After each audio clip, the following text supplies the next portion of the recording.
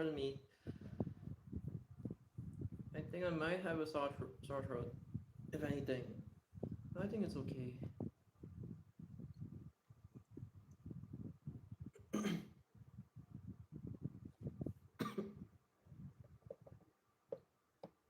least the weather is okay today.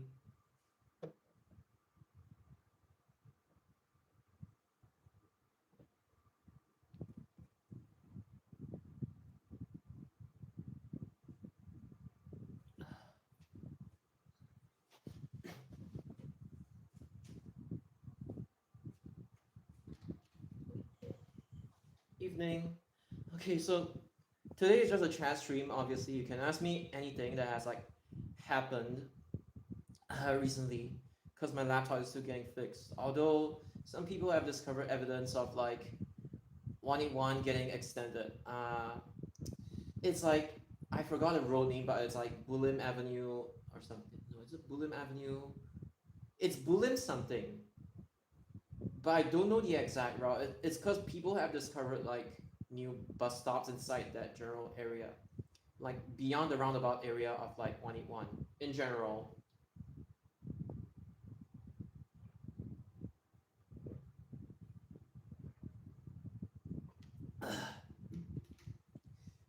So news wise, that's pretty much it, I guess.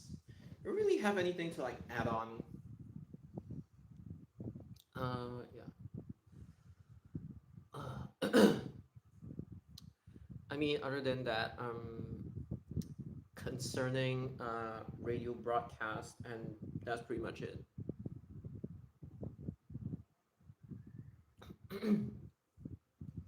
Yeah. So my voice is not the best today. I can still talk. It's just that like I have a little bit of like sore throat and a phlegm.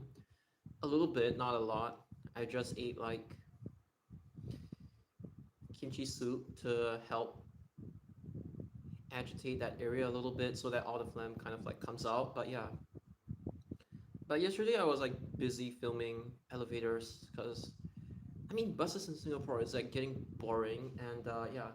I went to like Toa Payoh, I went to Bishan, and yeah. I think when it comes to like Fujitech Excel 2, there is like the 1 somethings, which is near Bishan Street 11. The 1 4 somethings, I don't know. So yeah, it's these. I don't know about like 510 Ang Mo Kio, and then Mayflower. There's like around Mayflower MRT station. It's like random blocks. They have like Excel as well, like the diamond window Fujitech. I mean the window with like a diamond pattern, and then 1 2 3 is Otis, but besides that one, I think the rest are like Fujitech. Don't know if it's the older one or the newer one, but they are Fujitechs.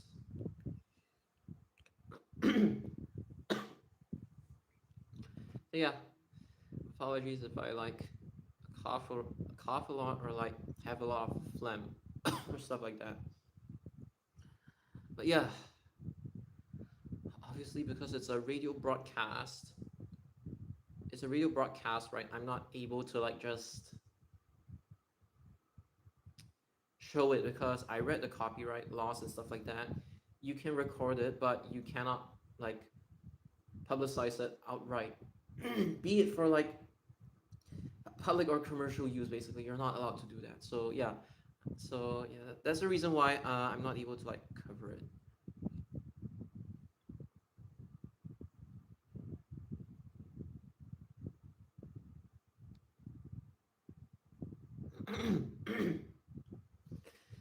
Oh my god. Yeah, it just sucks.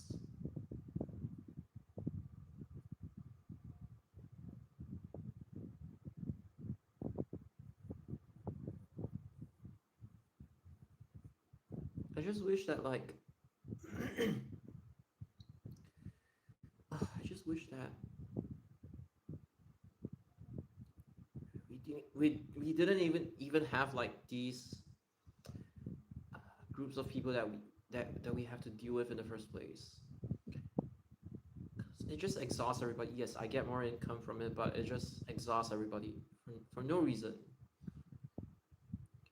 and the public may or may not see it. Oh, there was? Nobody told me about it, but I think it's pretty much because they were all they were all focused on school and stuff like that, so I'm not gonna bother them or anything along those lines. But yeah, interesting. Although I think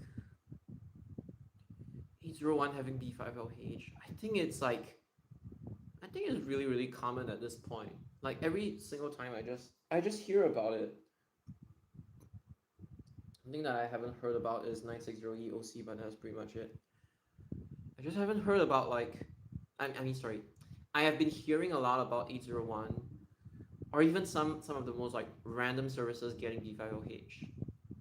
Because instead of like operating on 859, they got like clock mileage and stuff like that.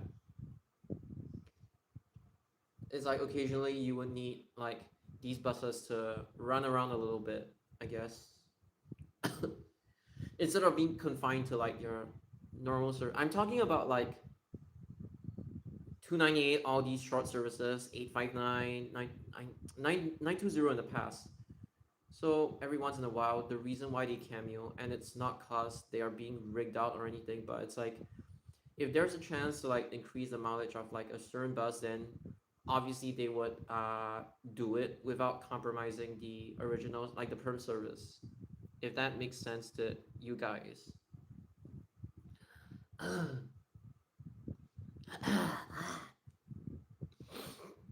the stupid phlegm.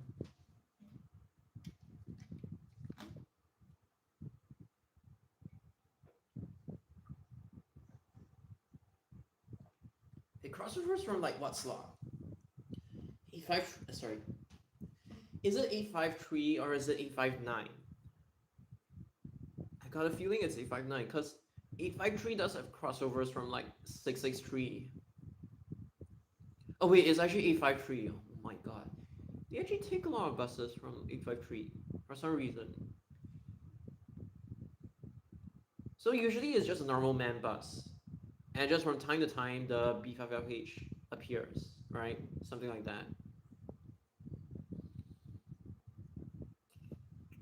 Then again, if you're not doing like 801, sometimes they might do like 861 and stuff like that.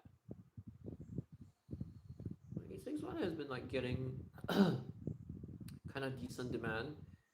When it first started, like a lot of people thought that 861 was gonna fail because it didn't go Yishun, but over time, the more publicity the service gets, then 861's demand pretty much improved, and then 883's decreased, if I'm not mistaken.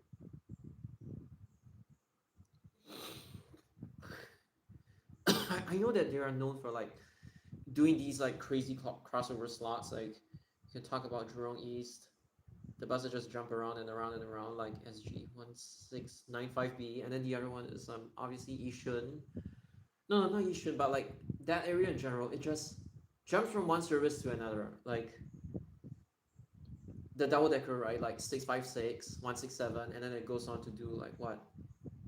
861M. No, I think it's 861M first, and then 656. Then 167, and then 82, or something along those lines.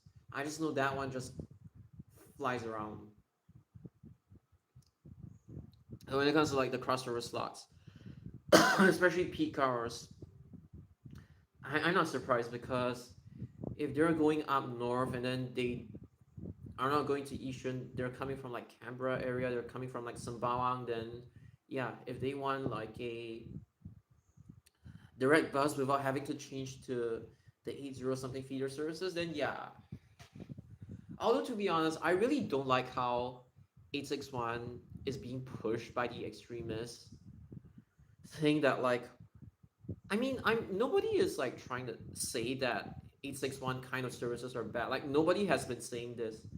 The reason why there's a recent trend of like these kind sorts of like short distance trunk services appearing, whether they're like bidirectional or loop service, you could say 104 as well, which is like 43M's renumber. It's because they cannot really introduce any more long trunks. and then they still prioritize like neighborhood connectivity, either within the neighborhood itself, like 967, or like inter neighborhood connectivity. That's why they even create on these services in the first place. It's 861 is pretty much designed to go to all the hard to reach areas. It's like Eastern Avenue 7, right? They and Avenue 6 as well. They only have 811. They don't have a bus to Canberra. So, and then the residents were like requesting or something. They found it that it was worth it to run a new service without touching the existing services. They found that it was like worth it to run 861 within the neighborhoods. I mean, sorry, to connect like Sembawang, Canberra, and Yishun, because it just happened to be like convenient to do so. These kinds of services that they wind a little bit in order to like bring catchment to the, and I mean, bring people from the not so connected areas outside town a little bit. Like in the case of service 28, yeah, it's good. And I see nothing wrong with like these bus services, but what really irritates, I think, all of you is that when people are trying to push 861 as a role model or something, even though it's literally just one concept, they're saying every single feeder service must be like 861, even though that's not even their original purpose in the first place. It's like if you're introducing new services that look like 861 or 104, then that's good. But if you're trying to like change existing services, it's just never good. Like you're not even quote unquote respecting the purposes of these services in the first place.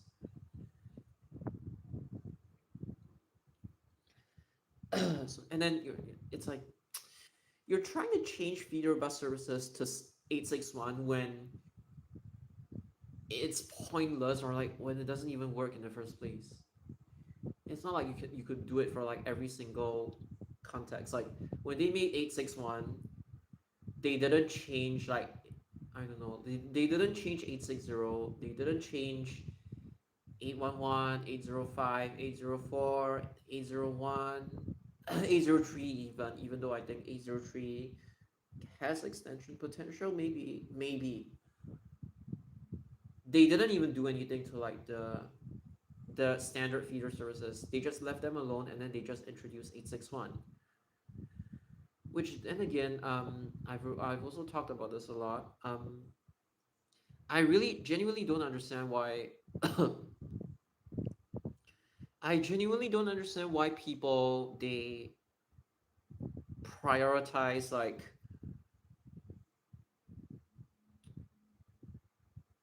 what was I trying to say? No, I literally forgot like what I wanted to say. Crap! I forgot what I wanted to say. Damn it. Oh. Mm. Let me think for a moment.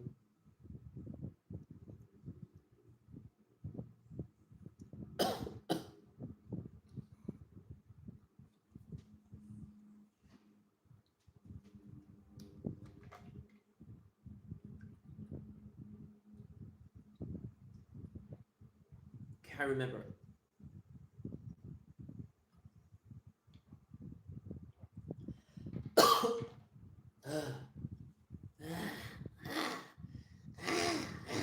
Oh my god, sorry. Okay, so it's like these people they keep hyping up the concept of like, okay, so it's like currently the way bus services are being planned, and even way back then, it even applies now as well.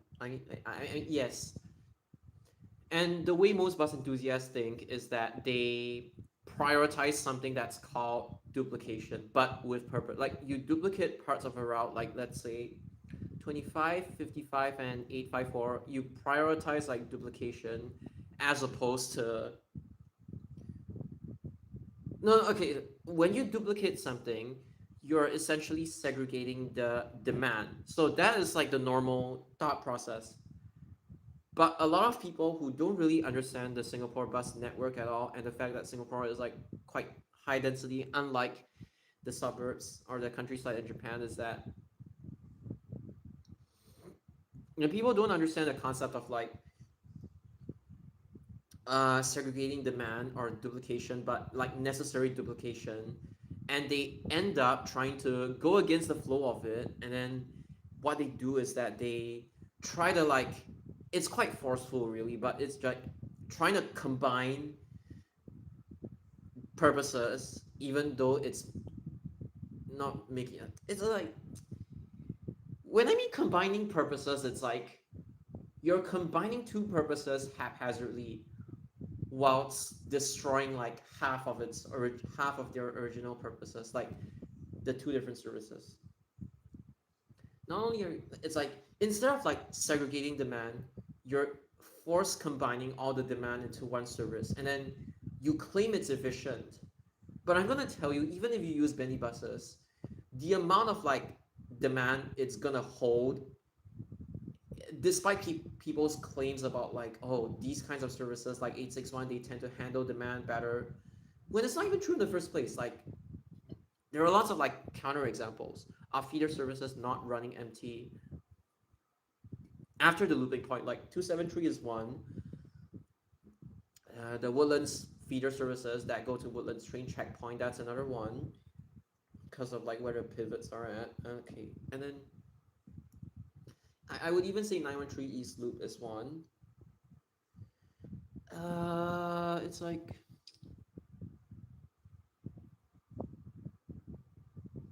how do I put it?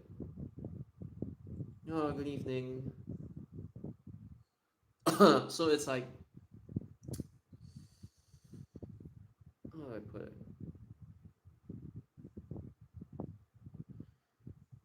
Oh yeah, okay. Well, yeah, like you're forcefully combining demand, and even if you run like Bendy buses on it, the amount of passengers alone, even when you have like fast boarding and lighting, it's still gonna get slowed down by the sheer number of like passengers at every bus stop. Especially when your intent is to quote unquote save resources, but then you decrease the frequency because of your logic that like, oh, now packs can choose to take the bus service in different directions, which again, this one is very context dependent. It's not really, oh, people want to go to like Kranji and then people want to go to Marsiling or Woodlands. It's not really like that all the time. It just depends on every single bus services, like just depends on every single bus services like actual demand pattern per se, or what it's like originally supposed to do. And some bus services are just not meant to be sent to certain places. Like, you wouldn't really want to send the wood you really sorry you wouldn't really want to send the Woodlands feeder buses like the East Loops to like Sembawang or Yishun without any real justification, right? Hello, hello. Hope you're having a good time. Okay, so basically, right? Okay. Let me just finish this part. So it's like, okay, don't worry, that was upstairs. Sorry, I have phlegm. Oh yeah, okay. I have a mild sore throat, but it's okay. I can still pull through this. So it's like, yeah, you should go hunting for OCs, really. So it's like, okay, so it's like the logic is like this. You claim that like a bus service, when you decrease of sorry, when you cut away connectivity and then you extend the bus route and then you try to decrease the frequency of the bus service, you claim that the demand is going to go down. Even though they stated this in the most haphazard way ever, I know what they're trying to say. They're trying to say it's that one bus service, you can pivot it to one MRT station on one side and then another MRT station on another side. Yes, I get that logic. But the thing is, not every time this is going to work, especially if there are already like existing options like 858. You could like, you're from Woodland Circle, right? There is no point amending 913 to Sembawang, especially because you could just literally walk outside from Woodland Circle to Woodlands Avenue 9 and you take 859. Or if you happen to be living near 912 East Loop, You wouldn't say, oh, I want 912 to go Sembawang when you literally have like 962 along the main roads. Some trunk bus services do go inside the smaller roads, sometimes out of necessity, like in the case of service 28. But again, right, there's this thing called main road and there's this thing called small road. When there is already a bus service that 858 and 962 that take you to Sembawang, you really don't need the feeder services to extend to Sembawang for no reason. Then there's also 964, which is like the way the bus stops are being uh, the bus stop placements within the industrial estate, that alone pretty much prevents 964 from extending. And in fact, what they would tell you is just go, like literally your industrial people, just go outside to the main roads and take like 858 instead of like making all these services extend for no reason. Even if it's not going to bring about any congestion, you shouldn't just extend stuff for the sake of extending it. It's really a case by case thing. So their generalization of like, oh, now you can go Kranji, Marsiling, Woodlands, Admiralty, Sembawang, you can reach a bigger plethora of like MRT stations now that, oh, the demand is like being spread apart to like directions. That's why we don't need to run as high of a frequency as currently. Doesn't make any sense. It's like you cut away bus services and you combine them, your demand will increase.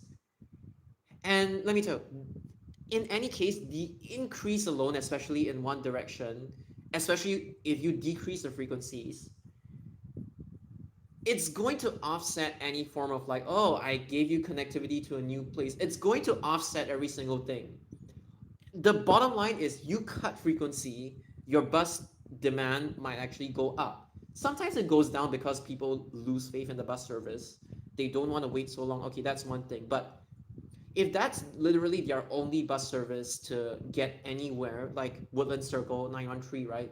You decrease the frequency of the service, it's going to get more crowded. It doesn't matter if you send 913 to Sembawang. No, people want to go to Admiralty. That's why they take 913 in the first place. And that's the reason why, regardless, you decrease frequency more often than not, it's quite logical. Like your demand will just go up. So I just don't get the whole point about like trying to force every single feeder service to take on the role of 861 in their different contexts when it's not even supposed to be like 861 in the first place. That's what really like weirds me out. Like I it just doesn't sit right with me basically. Trying to force every single service into 861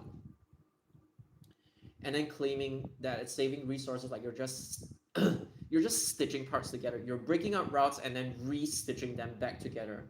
Yeah, that sometimes happens in bus planning, like 241, 242 at Boon Lay. Okay, fine, but it's like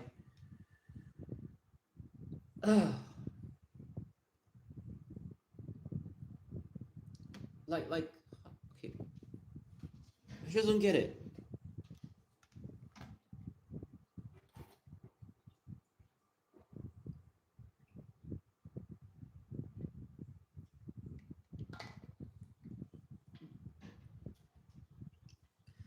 Okay, what I wanted to say is that like instead of learning how to effectively segregate demand like 25, 55, or 854, you decide to like combine demand and just squeeze all of them into this one corridor. You claim that Singapore is able to run 700 bendy buses, and then you use that as a justification to cram every single commuter onto one corridor.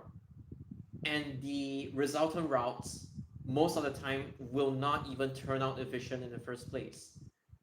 It just depends. It's like 913 already loops at like Woodlands Crescent.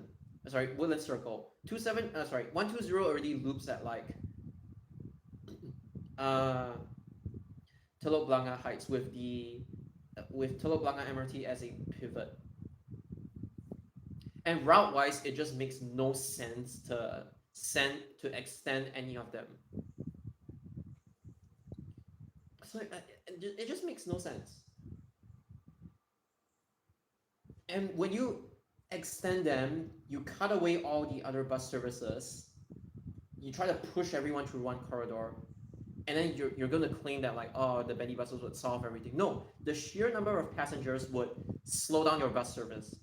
And the thing about outdoor boarding, like my friend touched on in the first place, is that if the bus driver doesn't check properly, they get, and then there's a ticket inspector, and then they find out that the bus captain didn't enforce properly.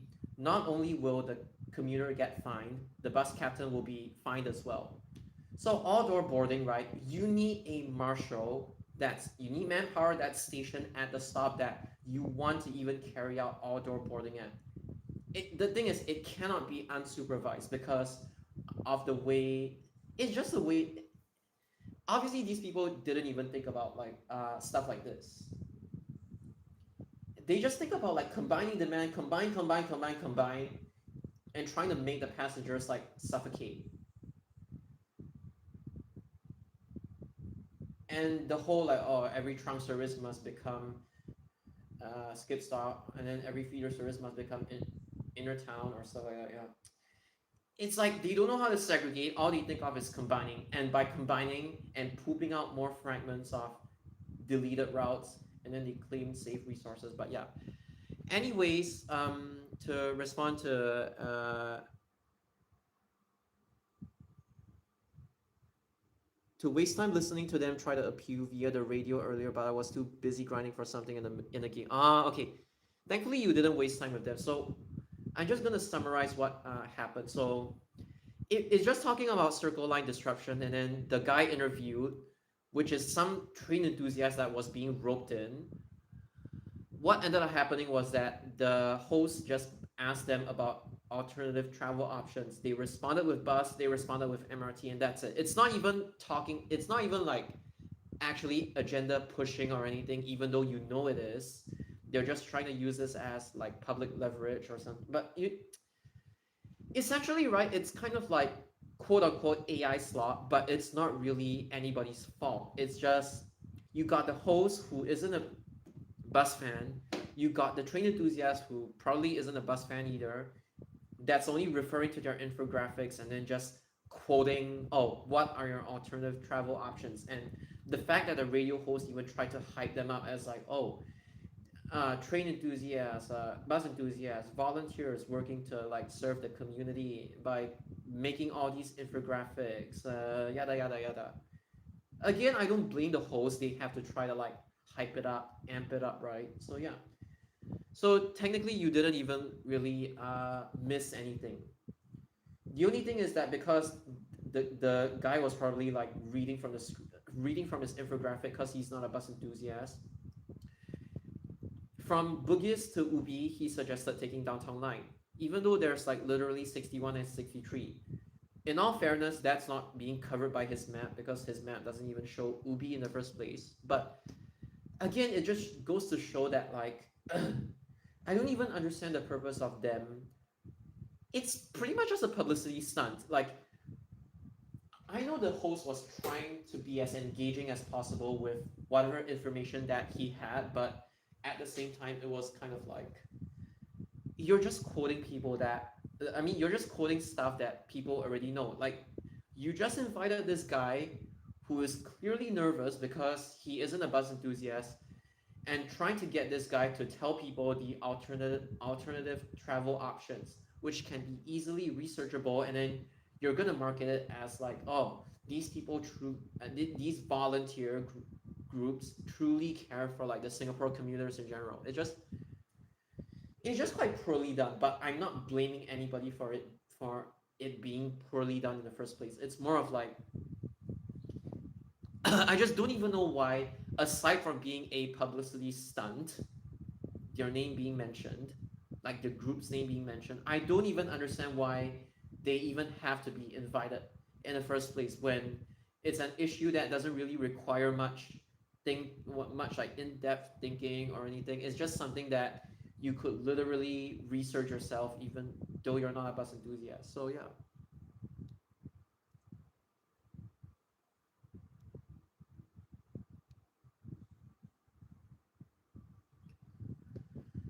Yeah, some QBs went to ECDP. B5LH also. The rest I'm not sure. The thing is, like, historically, there have been feeders that got integrated into trunk routes, but it's a historical thing, and they didn't go about doing it like haphazardly, like the way they have been doing. They quote unquote they have been doing. I'm only saying they because like the bigger they get, like as a brand of like elite bus enthusiasts or train enthusiasts, the more leverage they would have, even though they have no reason to. The more leverage that they would have to quote unquote bring people to court for it, because they cannot take criticism.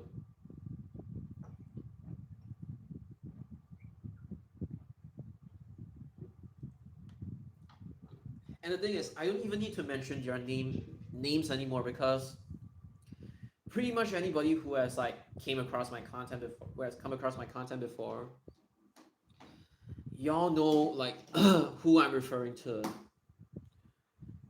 It's a group of people that preach loyalty to them, but then go around spreading narratives that like people are loyal to their enemies or something along those lines. It just doesn't add up. Sorry. But all in all, that radio show, by the way, it's not like a big deal that you missed it or anything.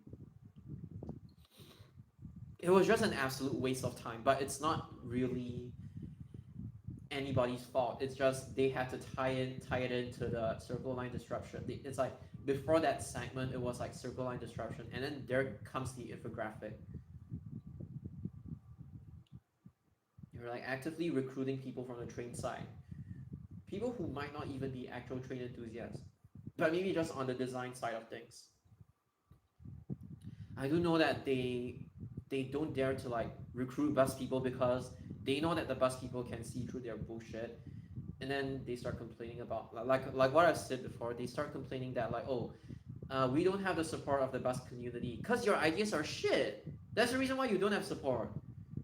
But the fact that these people actually say it out, it means that they are just desperate for like outreach and are not even really thinking about whether their suggestions are really are like objectively good or not in the first place, or whether Singaporeans would actually accept it or not.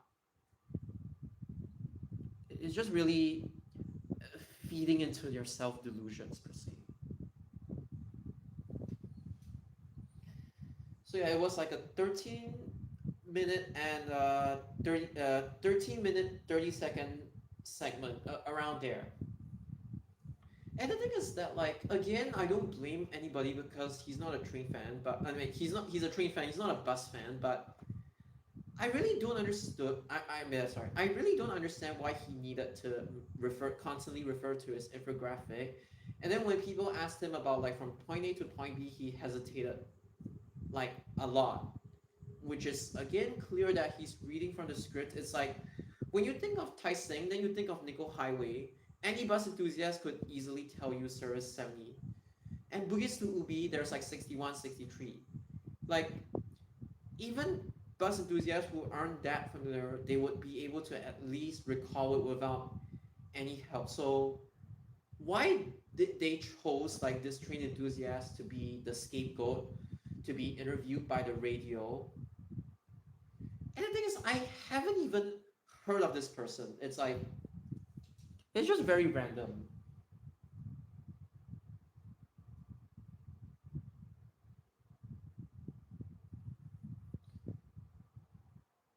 And it's just a bunch of regurgitation.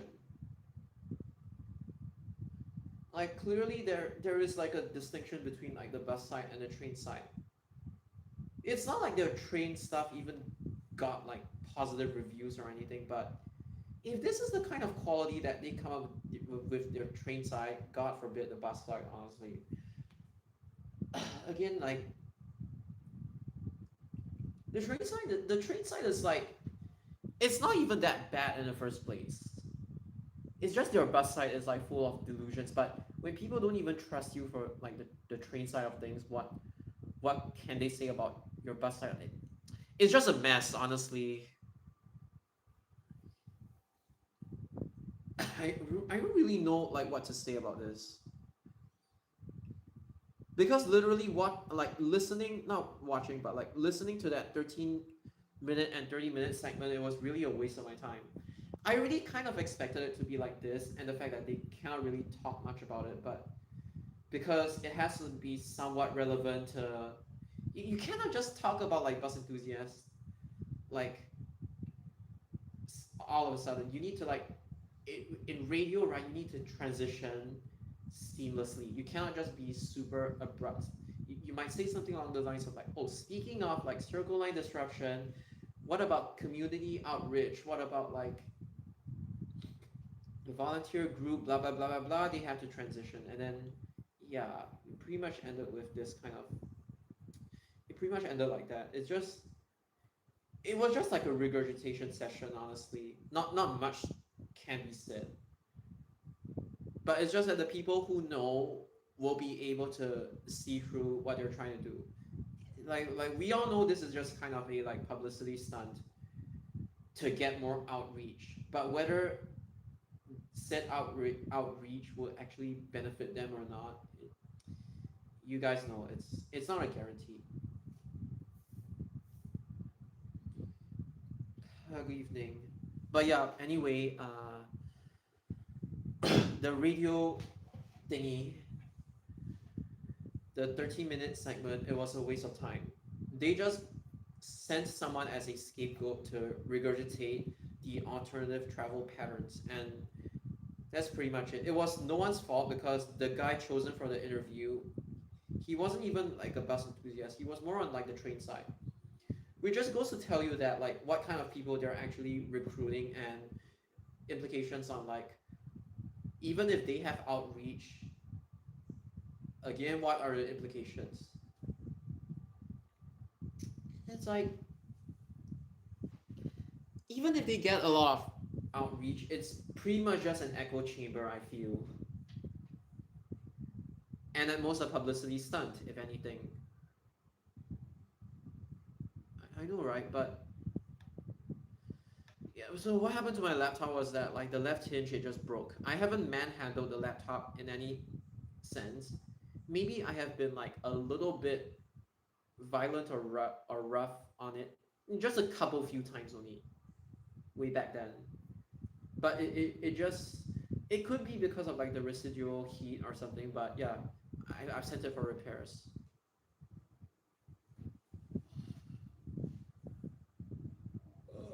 Ugh. So yeah, it's pretty much just a chat stream, but it's at least more chill. I don't really have to like, I just have to speak. I don't really have to like concentrate.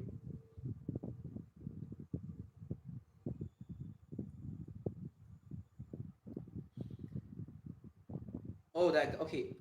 Regarding that guy, right?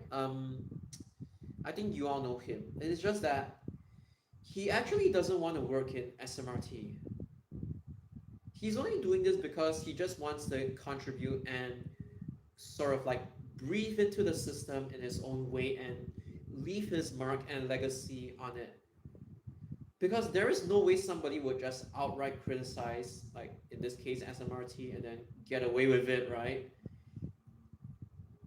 He has already charted his like own career, and he works at like some special needs center or something. I don't know what's it called, but basically his future isn't in transport. He's pretty much just like a broken record, if anything.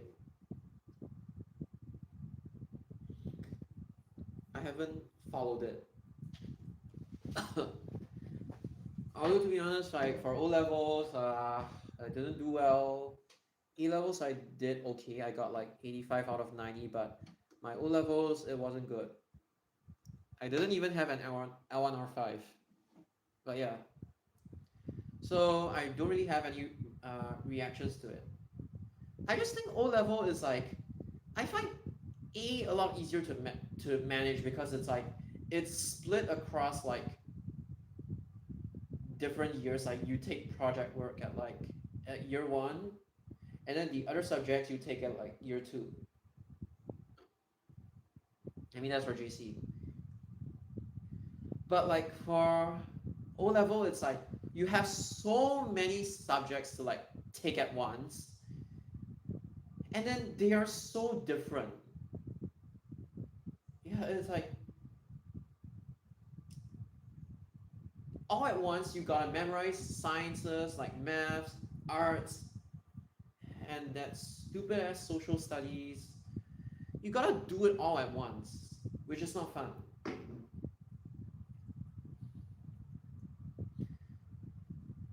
At least in like JC, you could focus on like oh H2, H1. Nowadays, you don't even have to focus on project work or like H1. You just have to like pass, and that's pretty much it. Like the H1 is only there for content knowledge nowadays. You don't really have to. It doesn't have to be included in your score if it doesn't like. It won't be included in your calculation if you didn't do well for it. It's only if you do well in it.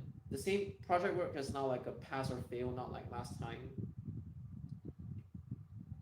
But yeah, at least in A levels, right, you could decide you want to focus on your H2 major subjects or you want to focus on H1 like minor subjects.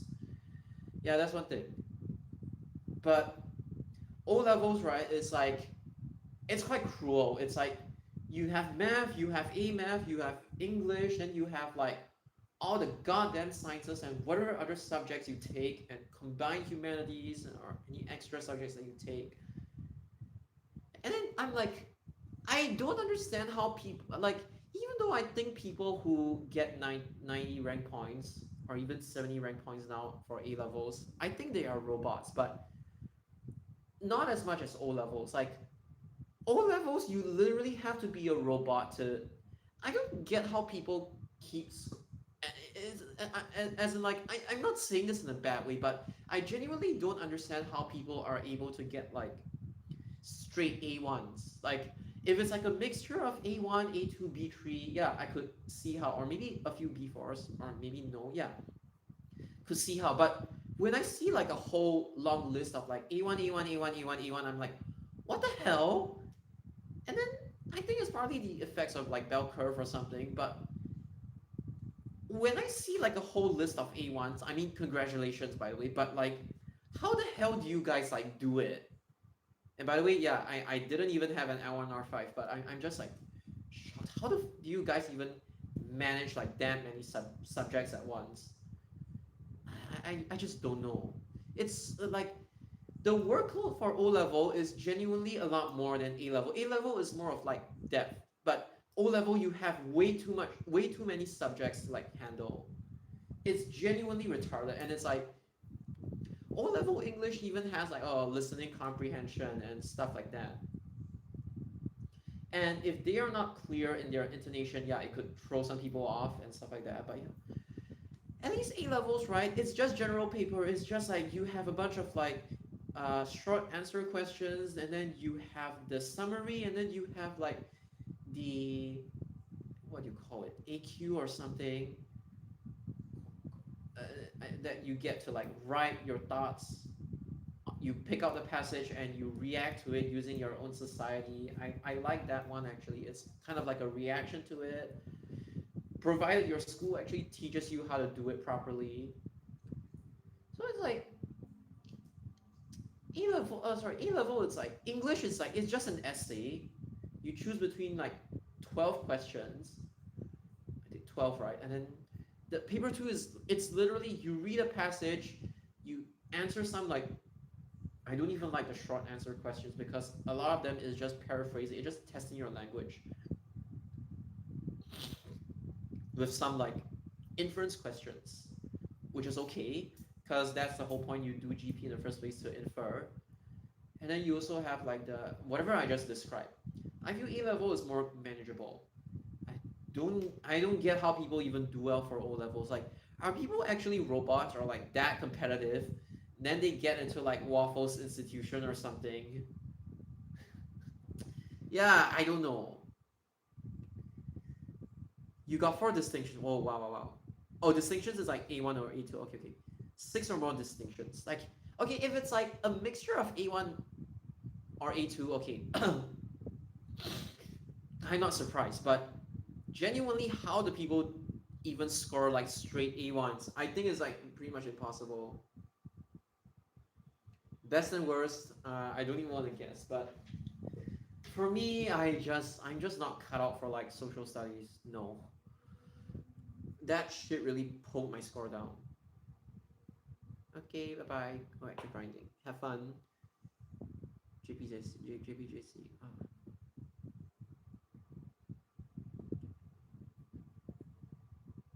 L1 or 5. I was from like that JC. That one. The one that you don't use L1 or 5 to get in. You use another one to get in. I think you guys get it. But it's still counted as a G. It's still A level. It's still counted as a GC, kind of. It's just an extra year.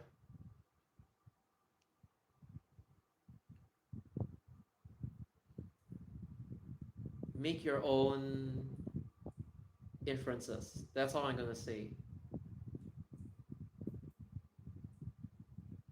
What? 3 passages?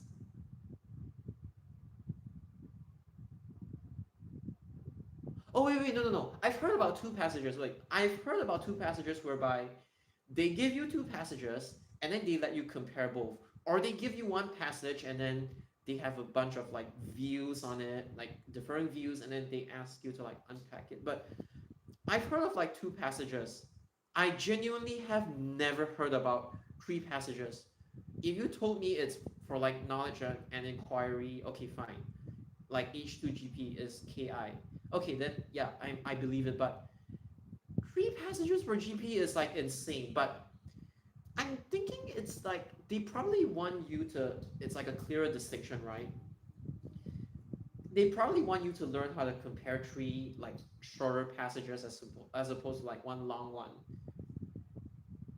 Maybe it's actually easier that way, but I'm surprised there's actually 3 of them now. I think the syllabus changed.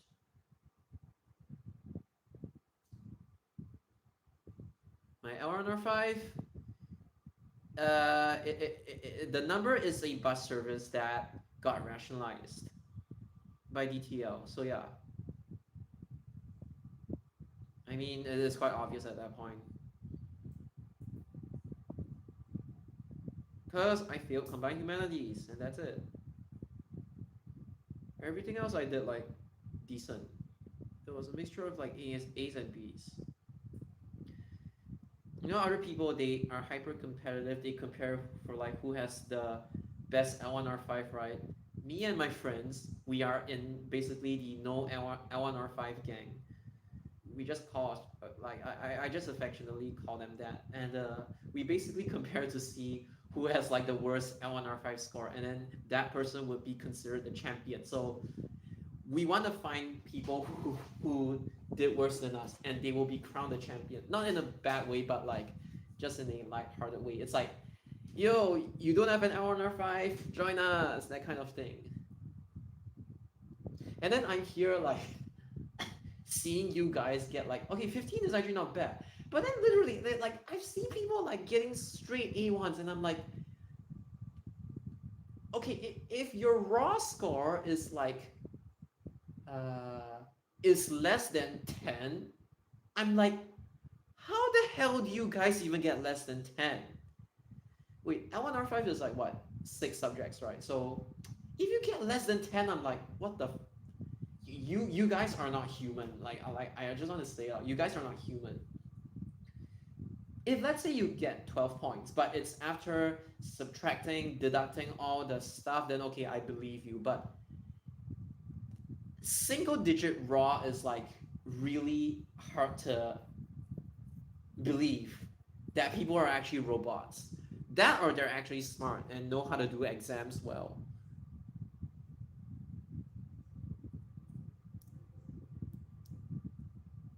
I wasn't the kind to attend CCA, so no, my CCA in like JC was actually okay. I actually enjoyed it. My CCA in secondary school, I disliked it, so I didn't even attend.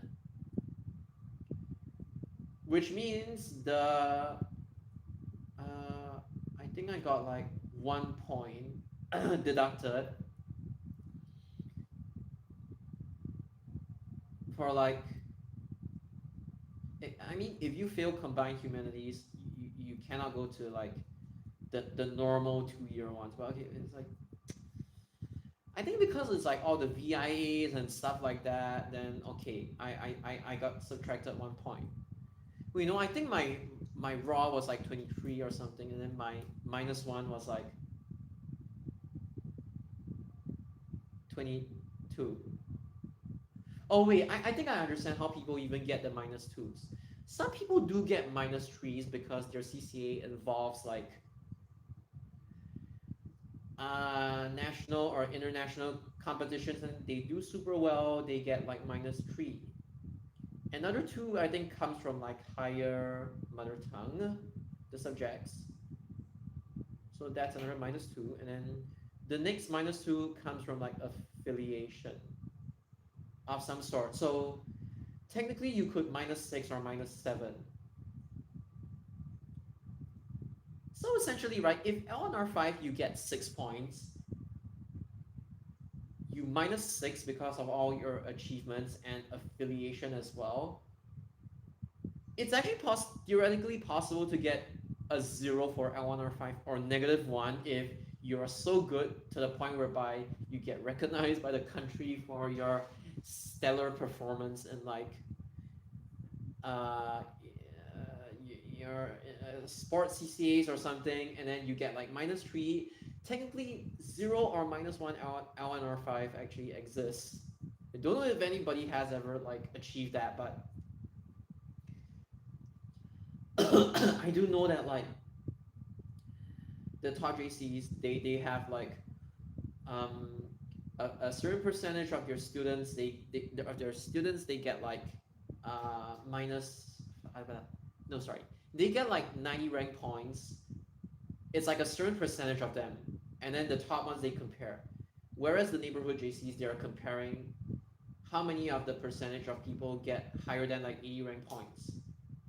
And if I'm not mistaken, my JC was so shit to the point whereby the number of people who got above 80 rank points using the old system was in 1 year maximum it was like 23. Whereas in normal JCs the number would be like double, triple, quadruple of that. That just shows how suckish my JC was. L1R5 was 0. If you get L1R5 0 or -1, you are a robot. Oh, what is Leaps 2.0? 3100M. Is it 976? CCA choir.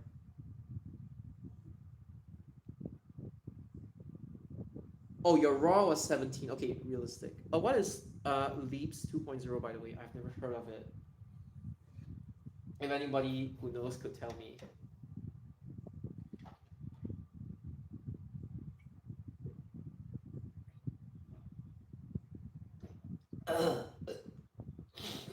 And then I've also heard that like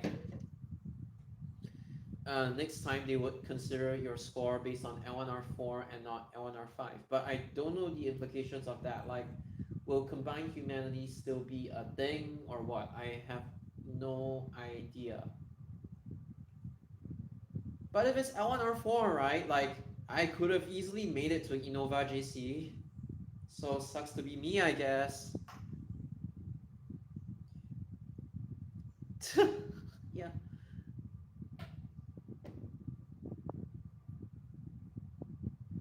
No, like one thing I dislike about like SATB choirs is that they literally judge you based on your gender. It's like, even though you're a guy and you can clearly hit the high notes, but they're like, no, I'm gonna put you to tenor, I'm gonna put you to bass instead. I want you to sound like a toad. And me being the complete opposite of that, obviously I rebelled against it. So I don't know, it's like my normal like singing voice. Obviously I cannot do it now because I have a mild sore throat, but you guys have heard me before. It's like my normal like talking or singing range is like pretty much alto. It's not even like tenor, high tenor or what. No, it's alto. And basically you just don't fit anywhere. Because I find it really stupid that like traditional SATB choirs they need like all the boys to like hit this kind of notes, right? And then we need all the females to hit like do re mi fa sol la ti do. And then if you're a guy, you'll be like we want you to sound like that. This is the reason why I personally dislike SCTV choirs because the thing is like I in my secondary school I wanted clubs and societies. I would thrive there, but then they're like, no, clubs and societies could only be for like a second CCA. Although some people exploit it by saying that like because of stress or something, they take up two CCAs and then they quit their main CCA, and what's left is their clubs and societies CCA, which they could only subtract 1 point out of. But at the very least, they still have like some form of like achievement, right? But genuinely, it's so stupid to like force people into CCAs that they aren't even interested in the first place. It's like what the fuck? You got like sports, uniform groups, and then aesthetic, wait, what's it called? Aesthetic groups, like basically your band, your choir, your cultural dances, and there's even modern dance for some schools. But like, it's like you're forcing all of us into this bubble when some of us like truly thrive in like the clubs and societies, like media, infocom, or whatever other clubs there are, environmental and sustainability club or something, green club, like what, chess club, or any of its equivalents, or like art club. At JC, I was from art club. I actually loved that CCA. It was pretty chill. Like they are not a slack CCA. They actually do stuff. They actually give back to the community and stuff like that. But it's like, oh my god, I just again I have no beef with my secondary school, but the fact that they force people into these three big categories is it's fucked up. I should have rebelled, honestly. Changi Business Park. Okay, probably 118. It's quite normal. Oh, okay. At the very least, your school, I mean, the school that you graduated from, they were quite understanding about it. New Vocaloid? Nah. No, because it's like, you know why you know why like the country that we are all in right now, you know why it sucks?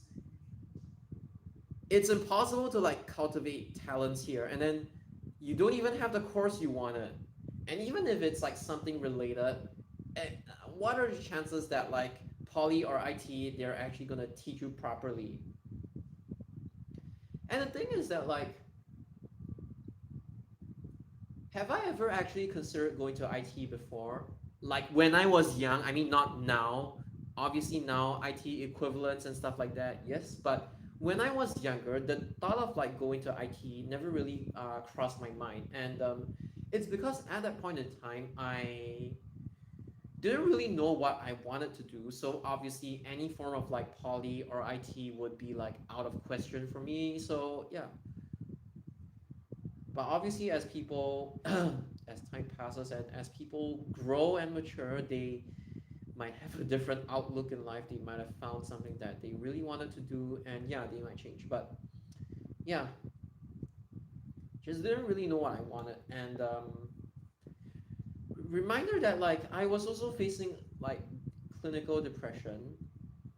Like I was crippled. I i just wanted something that was easier to study than having to constantly like, you know, poly and IT, you have to maintain your GPA, right? It's all about consistency regardless of like course. I wasn't ready for that, and I just wanted time to like rest and recover, and I just take like one final examination. that determines my future basically. Okay, again, I got 85 out of 90. Okay, good for me. But again, there was a reason why I just didn't really want the pressure of like maintaining a GPA at that point in time yet. Because like O and A levels and PSLE, it's like one sorry, one final exam pretty much determines your fate, right? I would have preferred that during my worst years, by the way.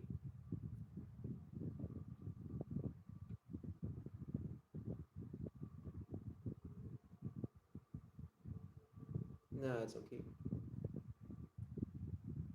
Correct. Many people like unfairly hate on JC. Yeah, I know. I know JCs do have this stereotype that people who come out from JC are like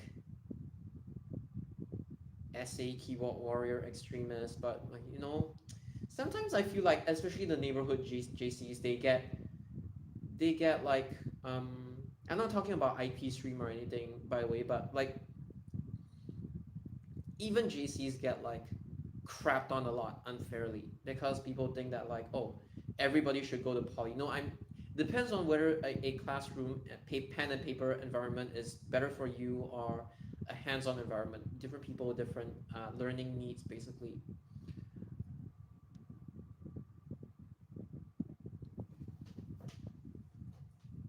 Wait, where was I?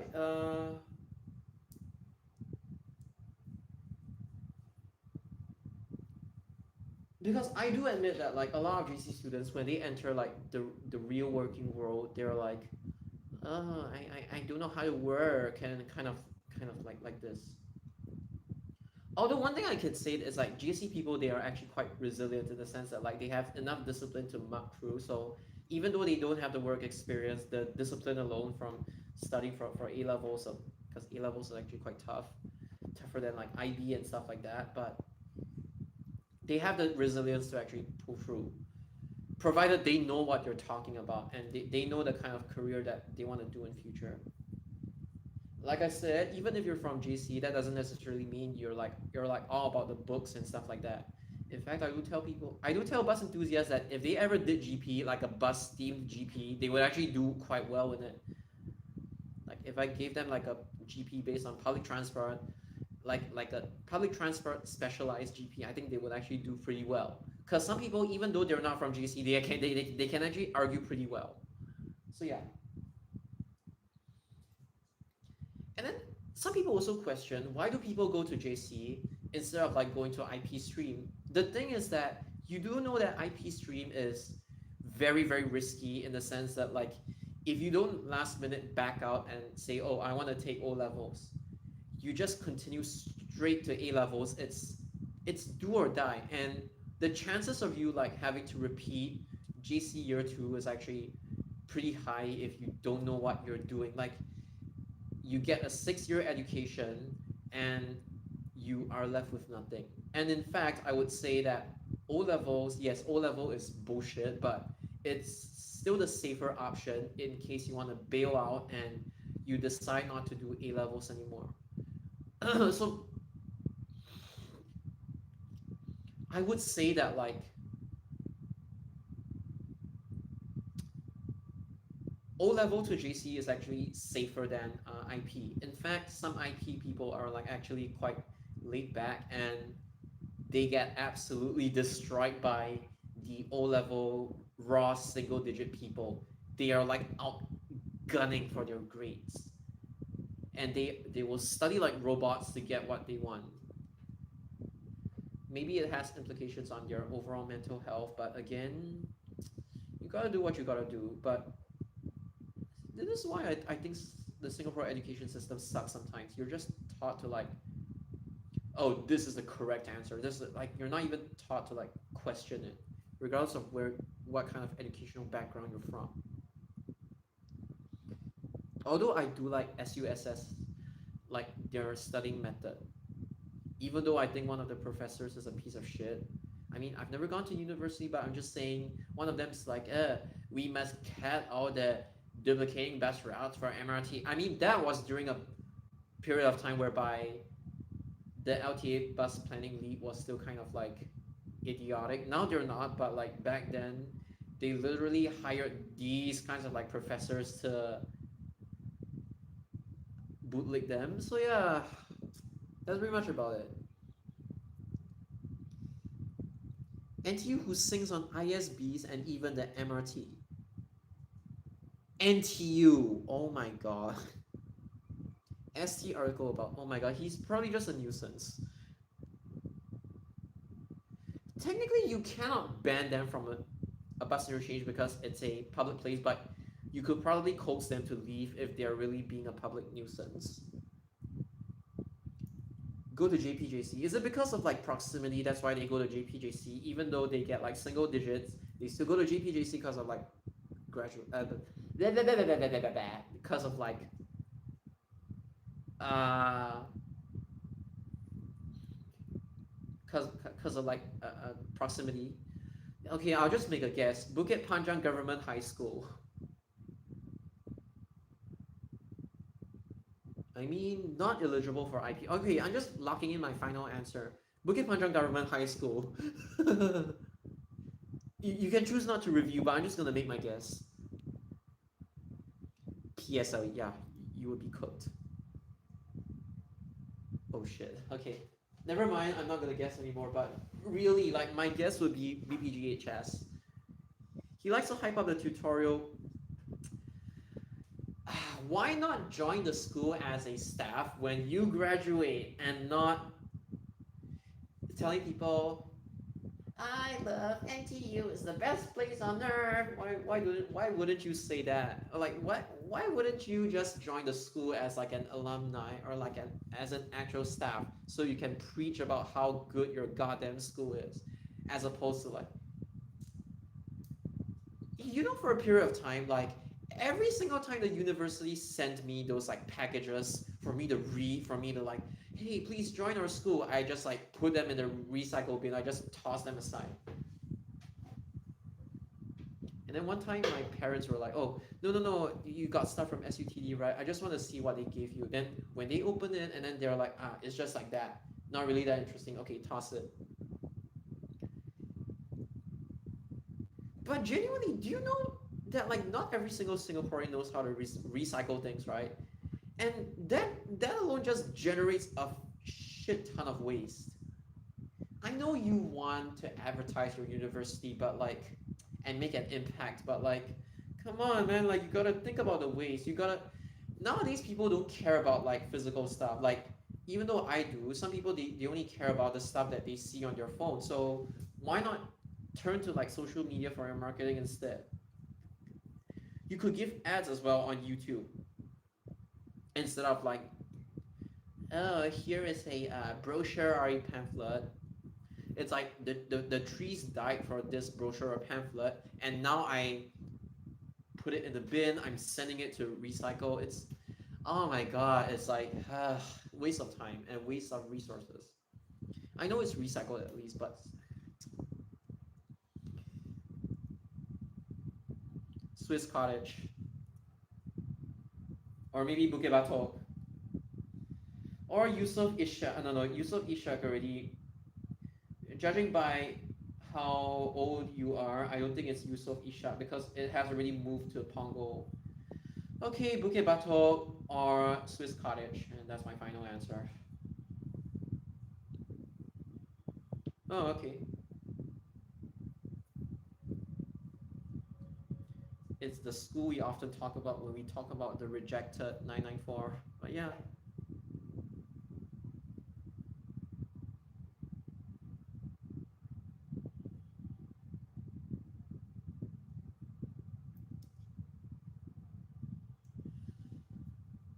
But it has such a fancy name, like Swiss Cottage. Like, what does Swiss Cottage even refer to? Or is it just like some fancy name that they decided to come up with? I probably has got something to do with like the school's history and stuff like that. But Swiss Cottage, the only thing I can think of is probably, nearby. Assuming the school never moved. At Bukit Batok Road, there is like private. It's like Bukit Batok Road, Choa Chu Kang Road. There is like an entire row of like private housing, and maybe that private housing has got something to do with like Swiss Cottage, and that's pretty much it. But otherwise, I don't know why that school is named Swiss Cottage. SCF. Oh, okay, okay. Now it makes sense. Hey, at least you know your school's history. I don't even know my school's goddamn history because I don't care. I just wanted my grades. That's all. That's all I cared about. I didn't even care about like making friends inside of there. I just wanted my grades and get out. That's all. Oh, okay. They actually moved, so it's not like the original campus or anything. Ah, interesting.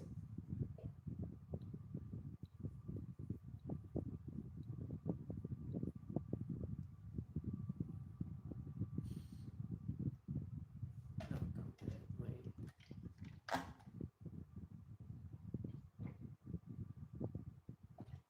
ah.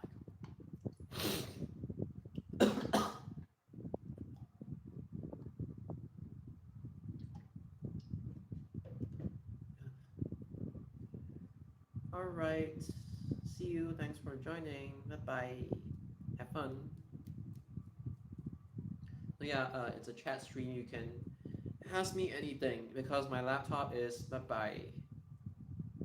I mean, it's for it's. I'm sending it for repairs, and that's pretty much it. So that's the reason why you don't see like a laptop screen in front of me right now. Huh? What? Is it like an ad hoc thing? Like it's not an official service, but every now and then they kind of like revive. Oh yeah, like they revive it whenever like it's not scheduled anymore, but they do bring it back, or they bring it back in some way in the form of like down routes when the checkpoint gets badly congested, right? Is it something along those lines? Ah, okay, okay, I got it. I'm not surprised because, yeah. But did the EDS actually show 912M? Oh, by the way, I filmed 912M before, the full route on the Bendy bus. So yeah. So it doesn't matter, but like I'm just like, whoa, they actually brought it back. They didn't operating at this time. Oh yeah, 903 extending its operating hours. I'm not surprised, but again, like 912M, right? How do they actually? They just ran it with the 912M EDS, right? I think the residents already know what 912M is. They just ran it with the EDS, or did they run it with like a piece of paper or something? Like, how did they do it? I'm pretty sure it was like more than one trip for sure. Yeah, I do know that they keep the defunct EDS, but again, like, do they actually put 912M there? And then the passengers would be like, hey, I thought this service has already been withdrawn. Why is it back? That kind of thing. Like, wouldn't they actually question? But okay, maybe this is one of the things whereby they just bring it back like silently. Again, nothing wrong with it. I'm just curious as to like how they actually did it now that there is like officially no more 912M. So how did they actually go about doing it? Like, did people actually take photos of it or something of like the 912M? Like, have you actually seen the photos, or is it just people reporting as is without like any photos? But in any case, I believe it because yeah. Like, have you actually seen the photos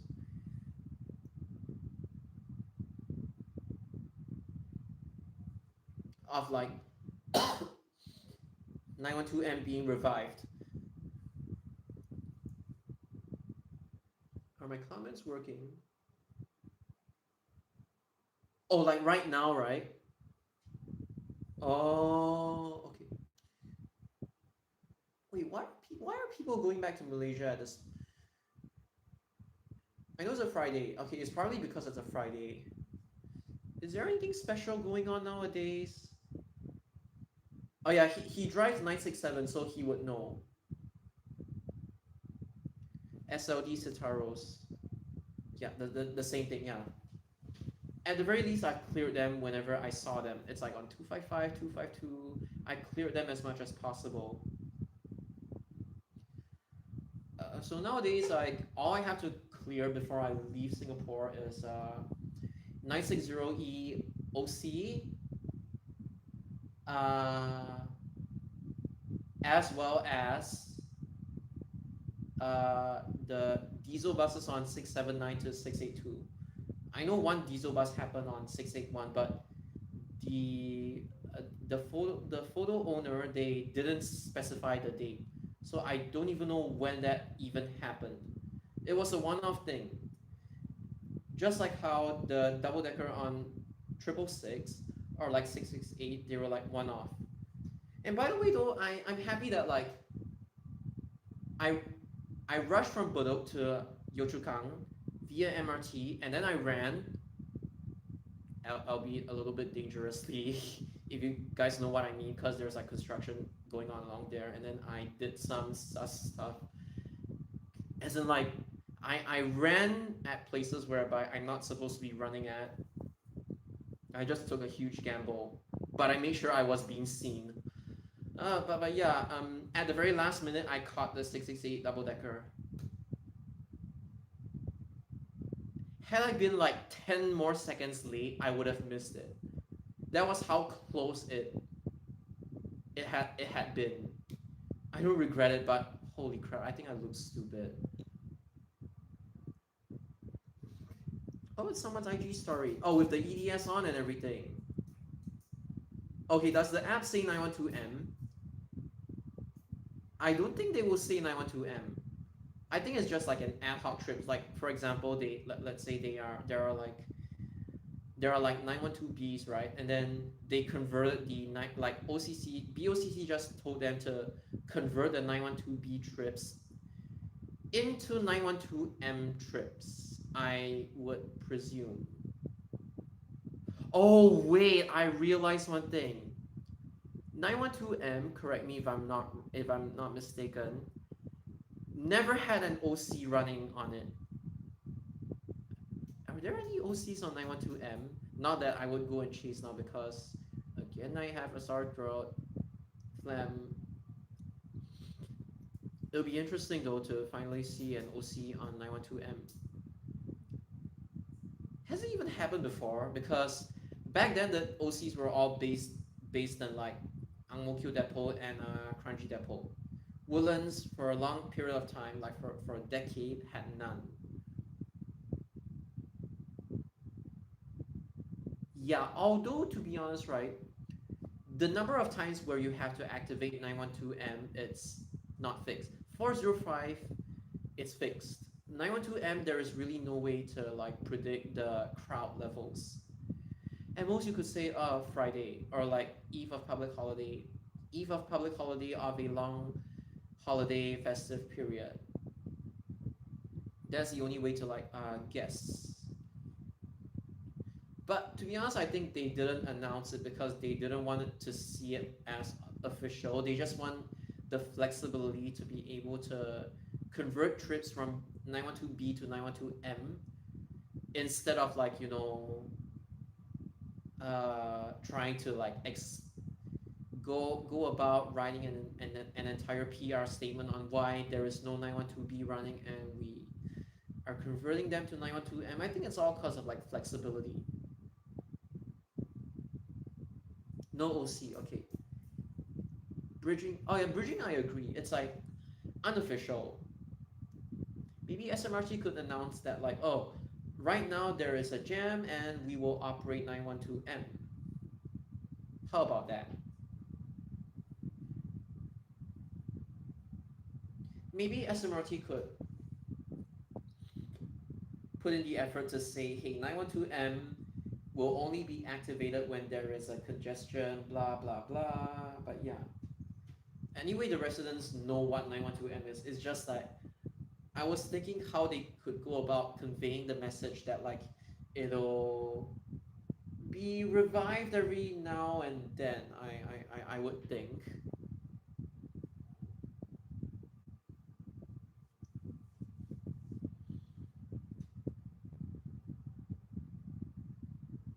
Okay, I need a short toilet break. You guys can chat or ask me questions while I go to the toilet.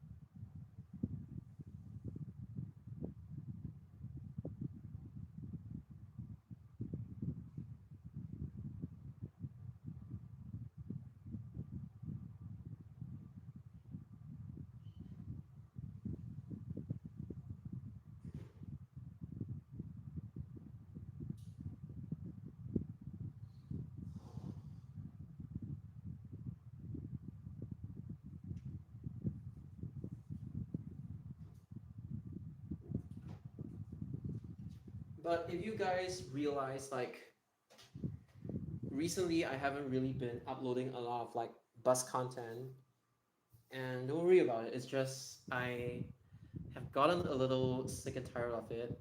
I mean, if it's still like a QB or an OC or a ZF Citaro or whatever, then I would, if it's convenient, my phone still has battery left, I would try my best to like film it and stuff like that. Even if it's like a joyride video, I will still try. It's just that I'm focusing on like elevators or stuff like that. I'm gonna clear as much as I can before I leave this country for good. But then again, it's like, actually, like, I find nowadays a lot more peaceful in the sense that, like, nobody's really like gunning at each other for like the quote unquote rare can. I mean, the last occurrence of something that was like exotic was probably the double decker on 668, which has happened before. But prior to me putting out on YouTube, that stuff has been like gate capped. Aside from one of my commenters, like, thank you by the way, like telling me that 668 double deckers have happened before, stuff like that. But yeah, at the very least, people depend on me. I produce. I go for the 668 double decker. Even though I was at Budok, I made the effort to rush there to at least get the thing on camera. I mean, this has implications on like how passionate bus enthusiasts are, but again, like at the very least, like I did my best. I got it on camera at the very last second, and yeah.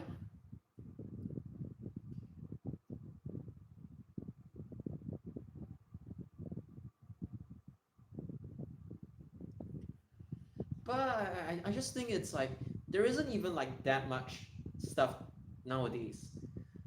The less stuff there is, whenever like said cameo even happens, there is no use gatekeeping, because if these things don't even happen that frequently, everybody would be recently, right? Everybody would be talking about this one thing because it's the only thing of like significance to the cameo chasing community, I would say. So it'll keep getting talked about. So there is actually no real way to quote unquote gatekeep it, even though these people want to gatekeep it. But yeah, but for me, trying to combat these like gatekeeping nonsense, I just put in effort and it paid off. There's there's only so much we can do, but yeah.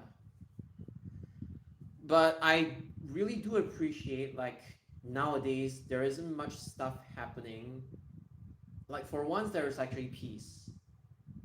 And the thing is that, like, at the very least, like, they don't go around like, oh, stunting the B5LH every day, every week or so. At least they don't do that anymore. In fact, there have been so many times whereby they wanted it to stunt it on 222, but ended up not stunting on it. And if not, they just the slots that they wanted to stunt it on, they actually push out the Green Man A9, the Green Man A22 Euro 5s as well, which is also good. Like, I would rather have these than every single time they just start playing around with the B5LHs. The last appearance, it was rigged again. But yeah, when you usually see a plushie on board, you more or less, it's like an enthusiast driving or something, or like a planned rig or something. But yeah, I actually do appreciate a piece now, because the lesser cameos that there are running around, the lesser chances there are that people would actually fight over it. I would say so. I do enjoy the piece right now. That usually doesn't occur because prior to like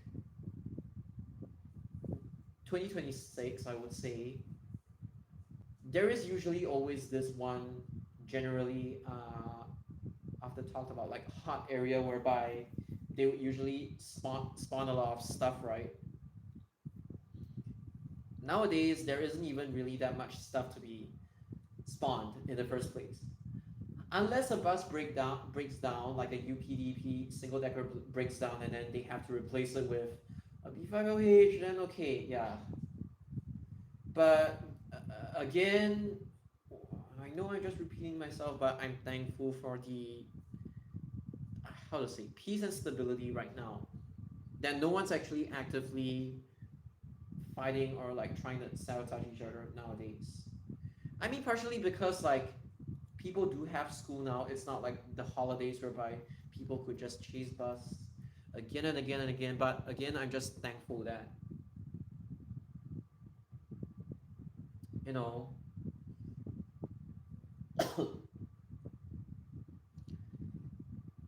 I'm just thankful that like I can finally sit back and relax. Okay, not the 668 DD though. Like that one, I actually have to like, I was like mad rushing for it. That one was not fun. I will say. Yes, it's rewarding, but the process of it, it's not fun at all. Like having to rush from Bedok all the way to like Yochukang, and then your train transfers have to be like immediate. If it wasn't immediate, I pretty much would have missed it. Besides that, what else was there? I mean, the fish tank on 188, which never ran the PM trip, and when it ran the AM trip, everybody was pretty much in school. I was like spotting CDS, so I didn't have time to actually hunt that one. But yeah, again, it's a disappointment. But usually for AM peak runs, safe to say, not many people would even be able to like catch it in the first place. Not even me if I wake up late. But yeah.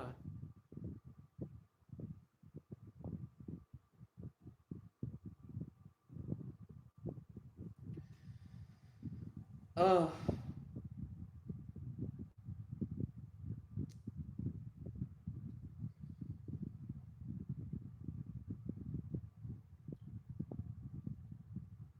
it's actually a lot more peaceful than you think, because I do want to finish like when my laptop is like being repaired, when my laptop has repaired, provided they haven't wiped out like factory reset. I don't think there's any reason to, because it's just physical damage. I've clarified with them. They actually said, okay, we'll try our best not to touch whatever. We'll try our best not to factory reset if everything is like okay, because it's just physical damage and not really a hardware or a software issue. So yeah, they did like say that to me, which is kind of like comforting. Again, yeah, please back up your stuff. But it's like, I actually want to finish my like historical bus route recreation series. It's like I don't want to be doing that. I'm not saying people watch them a lot. I'm just saying I just do it for my own enjoyment. I want to like at least devote some time to that, as opposed to like having to hunt rare buses every, quote unquote, rare buses every single day. See, I don't even give a crap about rarity, but I do know that people will never ever ever put their documentation publicly. So I'm like, okay, I need to do something about this. I need to put in my effort to at least ensure that there is some form of like public documentation that's like easily accessible. Just search my videos and you can take all you want from there. It's like I don't want to keep continuing this like life of like every single day I'm just awaiting something exotic to spawn, or like even when nothing exotic spawns, I also do film the normal stuff, because it's very weird to call yourself a bus enthusiast but all you go for is like the exotic stuff, right? So I do film normal stuff, unlike most other bus enthusiasts that take everything for granted, or they just entirely focus on cameos. But yeah, it's like I sometimes you think chasing buses is fun. Actually, it's not. Specifically when like people are trying to sabotage you or trying to hide stuff, gatekeep stuff, fake stuff, and you don't even know which one is real. Yeah. So that's why I'm enjoying like the peace and quiet there is for now. Correct. People have like other priorities in life, and yeah, that's the thing. But even I am enjoying this kind of like quiet period. It allows me to like finally take a mental break, just film what I love to film. I want to film all the Fujitech XL Dyne tubes and stuff like that. Yeah, it's a good time to like rest, I will say.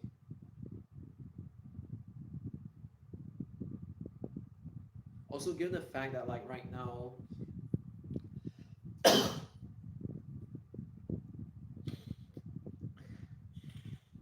obviously my voice isn't the best, but yeah, just enjoying this like peace and comfort that is really needed, especially when there was a period of time everybody kept trying to sabotage me when I called out their nonsense.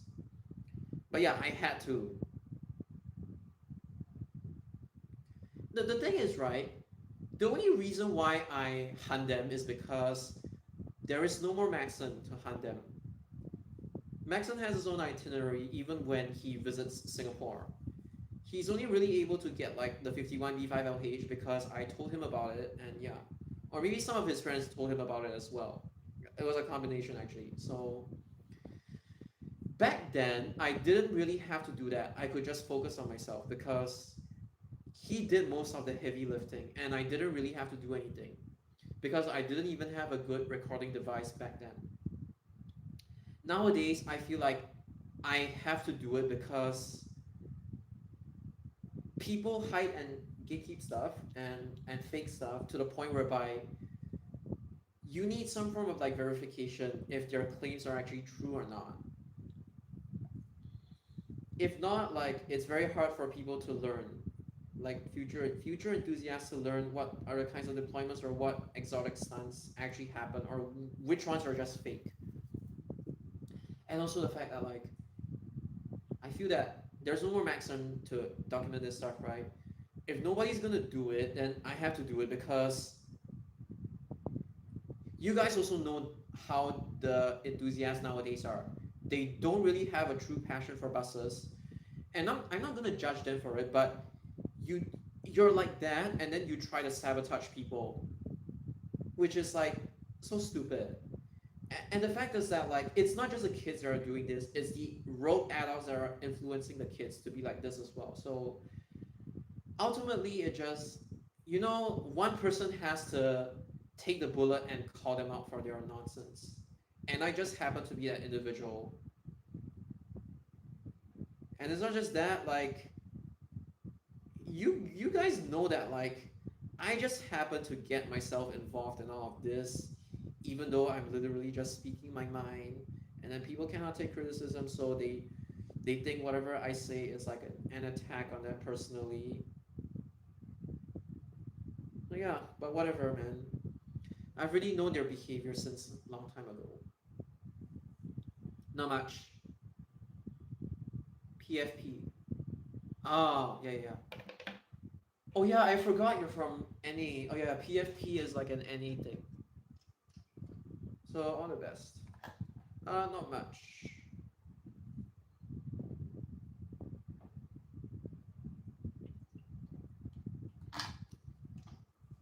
Okay, so like in short, right?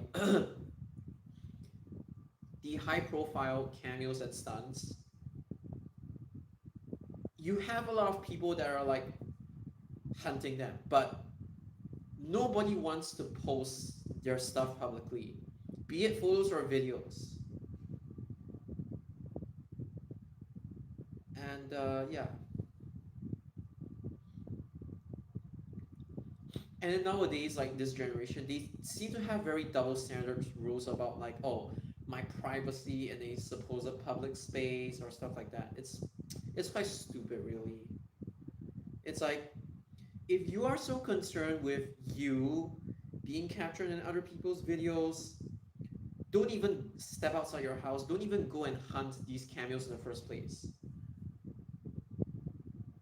I will never understand that. Like, the whole reason why I film in front is because if I film from the back, these enthusiasts would cry foul on me saying that, like, oh, I exposed your face.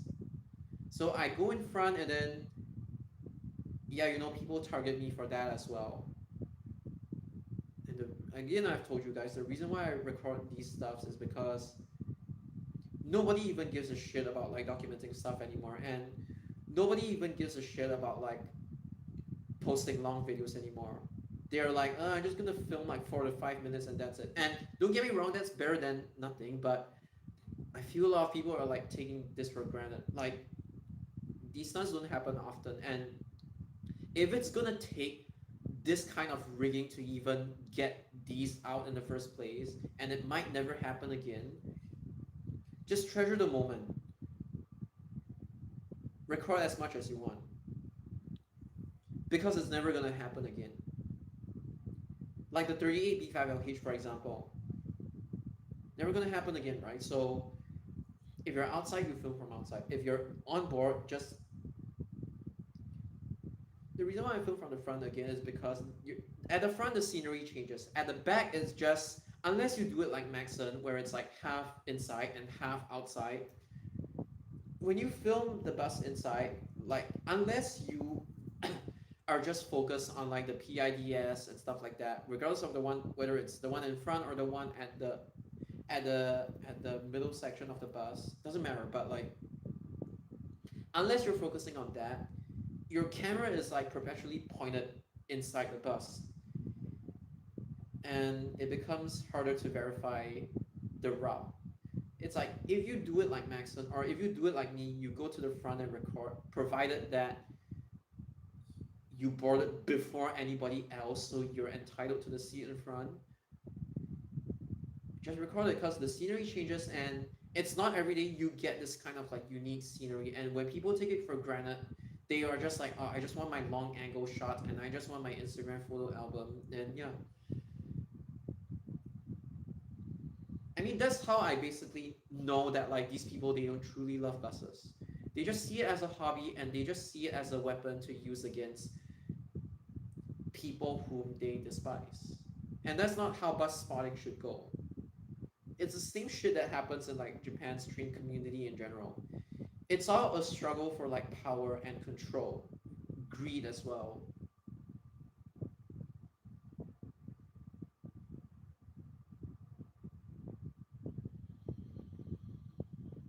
12 and below for EMB3. Ah, okay.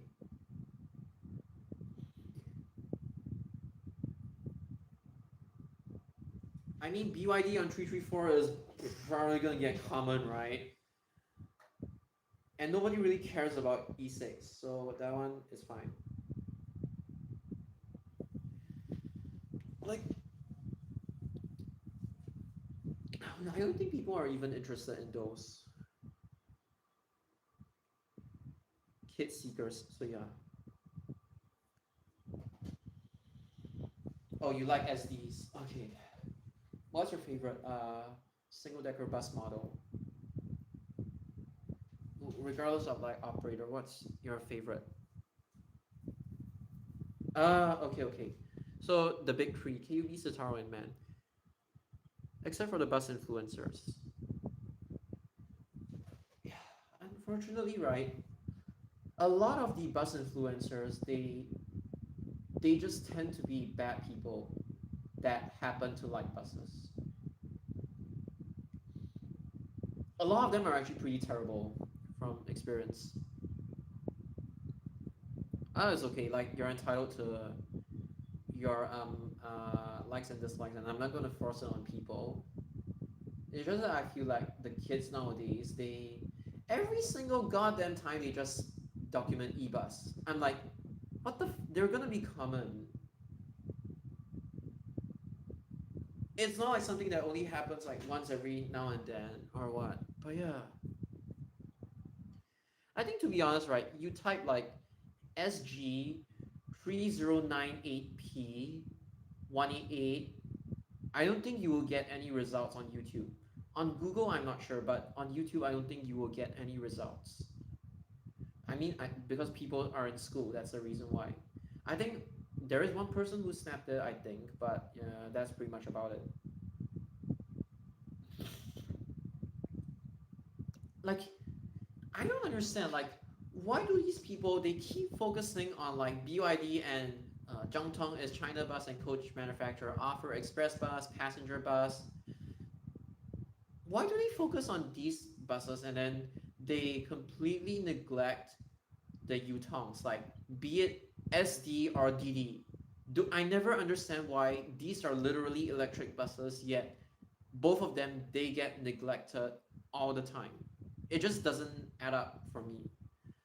Like they perpetually spend time hunting BYDs and Zhongtongs, but when it comes to like the actual Yutong, either debuts or whatever, they just don't care for some reason. And it's unexplainable. Even though Yutong is technically the superior model in terms of everything.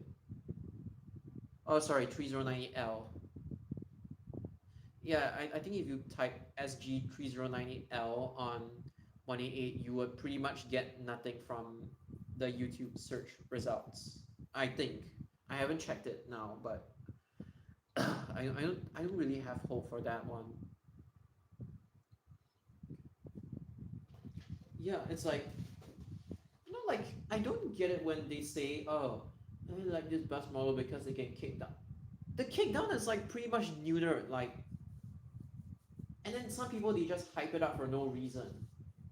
Even though objectively speaking, the Euro 5s can, not that I'm a kick down fan or anything, but I'm just saying objectively, Euro 5s can kick down better than Euro 6s because Euro 5s are not. I think only the batch 3s were like down tuned a little bit. Batch 1 and batch 2 were like, it's like all natural with just a speed limiter and that's it. So I don't even get where these enthusiasts are like coming from. Maybe because they come from a different generation, so all they see is like, man E6, man E6. But this is why, like, I just think they don't have good taste in buses. Not saying you, but like them, their reasoning and everything. 85, I don't think so. DD, SD, I think neither have appeared on 85.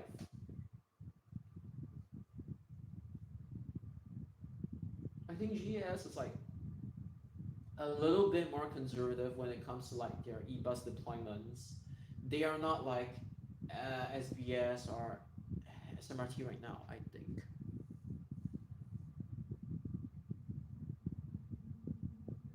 Same. It's like, by the way, in case you guys don't know, I have never ridden on Euro 6 man A95. A22 I have, A95 never. I have never ridden on any of Ricardo One's toys, except like a few of them. The ones without the digital mirrors, maybe some of them I have tried, but that's pretty much it. Like I've tried Linker, I've tried 4013, and that's pretty much it. The BYD and Zhongtong, I don't bother. Like the Zhongtong, right? I have tried it on internal shuttle buses, so it's not like I've never ridden that kind of Zhongtong. What N12 is it? I have ridden N12s before, but it's the university shuttle internal shuttle buses. I have never ridden them on like norm, and I don't want to ride them because they're crap. It's not like the BYDs are any better, but like, nah, I just don't. I mean, I've only BYDs, right? I've only ridden 4013. I've only ridden the internal shuttle buses, which are essentially clones of 4013. That and 4001. That one is like, it's okay. It wasn't the worst or anything. It was actually kind of a decent bus. I do miss it sometimes. I've ridden on it before. 4014. Yeah, it's a Zhongtong SD being converted into a DD and it sucks. I'm even surprised, right? People actually filmed that bus on 96. When on 992, none of them bothered to video it. But on 96, apparently they bothered to video it. It's so weird because I thought those people chase electric buses, right? So I was expecting 4014. Not that I like the bus, but I was expecting like people to actively chase it on like, I mean 657, 674 there is footage, but I was surprised that on 992 you type in like SG4014Y on 992. I mean SG4014Y992, you just type it in YouTube. I don't think you will be able to get any results. Although I believe LTG does have a photo on it of it. But it's very ironic. I thought these people genuinely chase electric buses, right? E5. I like the ZF. You stay lower deck. For me, it depends. If it's less than 10 stops, I will stay lower deck. Ugh. Yeah, it's like when people say they do have like that Hong Kong feel to it, I get what they mean. Because the ZF is like, it's quite unique in a way. I don't think any other bus model has it. By the way, the newer Enviros, they are absolute dog shit. Like they are just, it's like noisy for no reason. I don't know. The Mercedes engine, like it's just noisy for no reason. If it's noisy with reason, okay. But this one is like, it's not supposed to be that noisy. And it's like, if you thought listening to 0405Gs was noisy, wait till you hear the those Enviros. They make your ears bleed, by the way. And that's the reason why I prefer the 2014 Enviros instead. Those are actually, yeah, with even with its flaws, it's still enjoyable for the most part. Minus the plastic creaking sounds. Every bus except 5001 has it because it's cheaply built. KL, yeah, I know Rapid KL, they are notorious for it.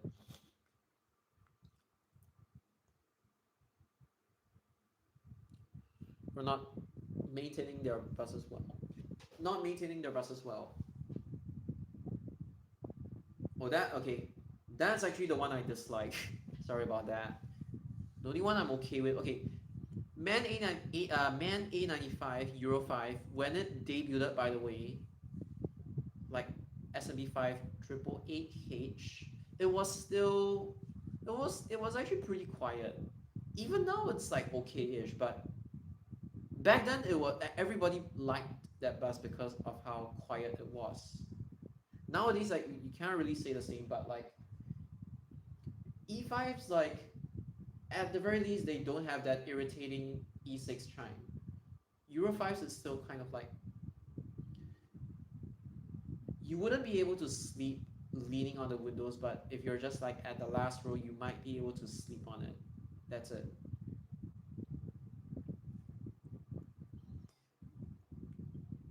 The newer Enviro 500s, I rather ride those in Hong Kong.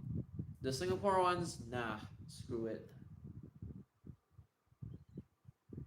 Shitty lower deck seating. Oh, the configuration or something. It's like the longitudinal seats. I think I get what you mean. Euro, no, A22 Euro 5, that one I don't know. May have happened before, but I don't know. Plus, yeah, oh, even 5001 is not safe from it, even though it's like better than the rest.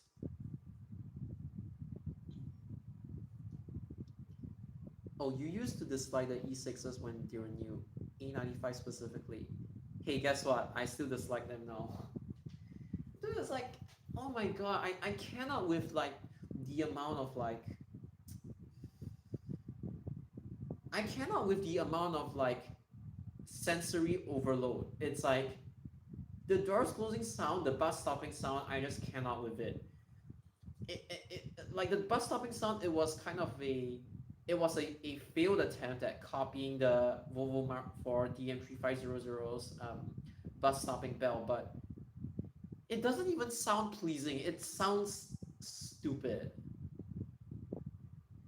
It's like it just sounds incredibly annoying and piercing. I know that's probably the point, it's to make it audible, but I just don't like how the thing is it's a rounded off sound, but it's rounded off and piercing at the same time. It just doesn't sit. It's just not pleasing at all. Genshin. Somehow you can sleep through. Maybe you're really tired, but yeah. The only way you could ever convince me to write an A95 Euro 6, other than SG 2017C, that one I've written on it before, but that one's pretty much an E5, just that it has E6 specifications. But the only way you're able to ever convince me to write on one of those is that you disable the bus stopping sound, or at least replace it with the standard SBS Transit one, and you disable the doors closing chime on both the front and the back door, the middle door, because technically it's the middle door. But yeah, but otherwise I wouldn't write it. It's annoying, and I couldn't even stand writing E6 A22s because of like the same reason. It's like it's neuter, it's underpowered, and then it's not as smooth as the E5s, and obviously like I don't even care what people say about the kickdowns. They're just exaggerating, and obviously the doors closing sound as well. It's really irritating. Bye.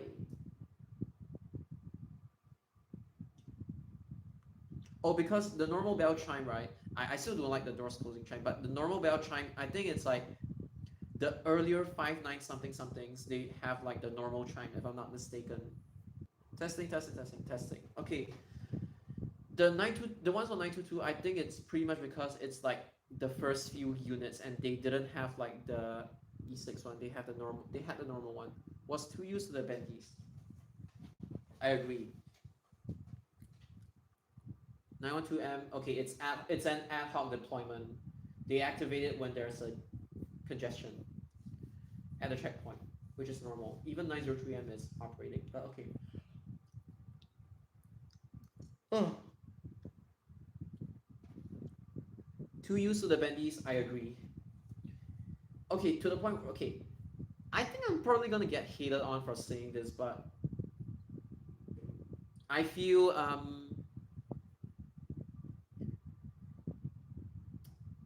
SMRT's 0405s were goddamn overrated.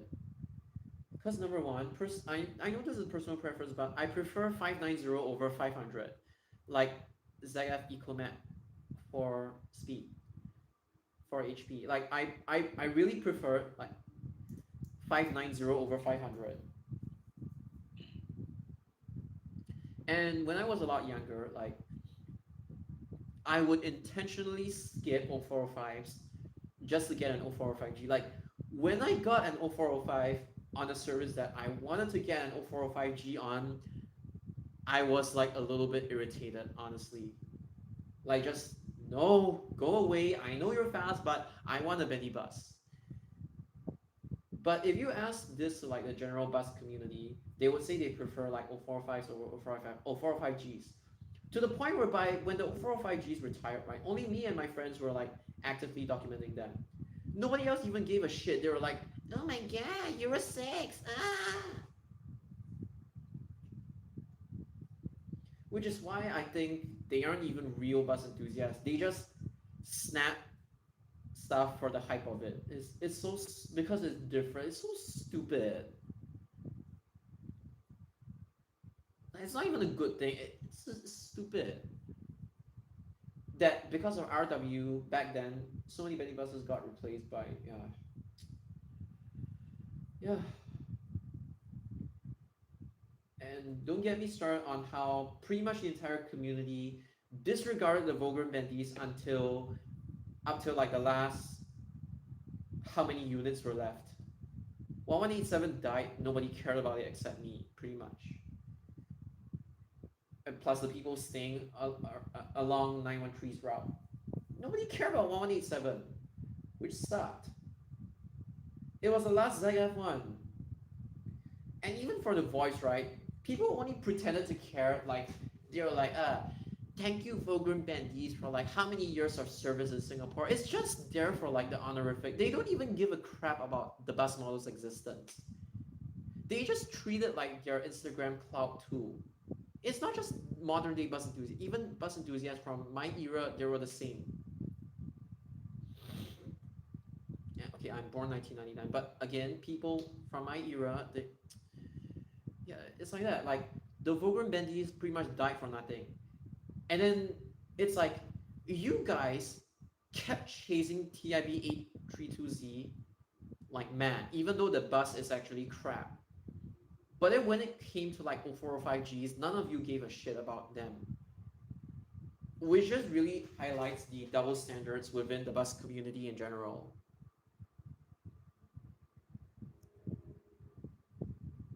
Well, 188, yeah. You have to wait for the electric Bendy buses. You cannot just say, I want them to appear and then they will appear. Because you know why? Like, right now they deploy the Bendys based on like allocation. It's not a fixed deployment anymore. It's kind of flexy. You have to wait for the electric Bendy buses then. But again, like, not putting Bendys on 911 and 913 is criminal. 912B only really needs bendy. 912A doesn't need bendies. 912B only needs bendies during school hours. So you run it till the end of PM peak and then they can just OS already. You don't really need them full day.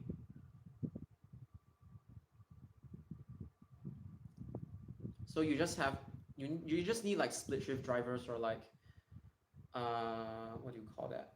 Is it TQ shift? Yeah, TQ shift drivers or even E shift drivers to drive it. You don't need like AP for 912 because 967 already took quite a bit of the demand from 912B. There's a reason why 912B recently got downsized because of the existence of 967. People could just board 967 at Woodlands South. They no longer had to go to Woodlands to take 912B. But yeah, all in all, 911, 913, and 903 as well, they really need more bendies. 901M isn't the biggest priority, but again, the top priority would be 913, followed by 911, even though I would say they are equal, and then followed by 903.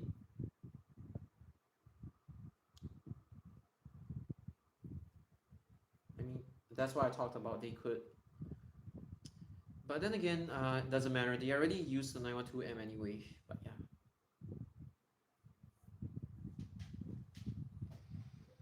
Oh. But yeah, speaking about this is the reason why even after Singapore gets like the electric bendy buses, bus spotting in general would just pretty much die off because there's just not any. At most, you get new MRT lines opening, but the public transport scene in Singapore will pretty much be like dead in like the next decade or so.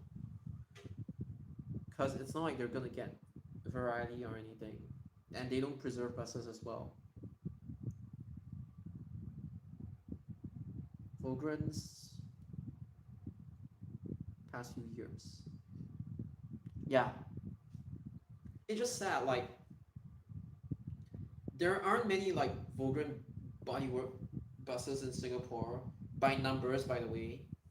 It's not rare, but like by numbers there aren't a lot. There's like Hino, Dennis Lance, Vagrant, those two, Vagrant 045s, Vagrant 045Gs, and then there's like VSOs, including SBS 9888Y.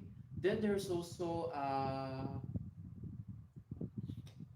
SBS 1688K, SBS 2888T as well. But by numbers, there weren't many Vagrant body buses in Singapore. Which sucks. It's like, it's not even like that common of a bodywork, and then you guys just like ignore it. And what the fuck do you guys chase? Man, Euro 6. It's so stupid. As in like the bus community in like 2018, 2019, they were, God, I cannot stand them back then. yeah, they're still better than the kids nowadays, but god damn it, I couldn't stand that era. And it didn't help that like some people were rallying to not care about the minibuses because of what I said. I'm like, okay, fine.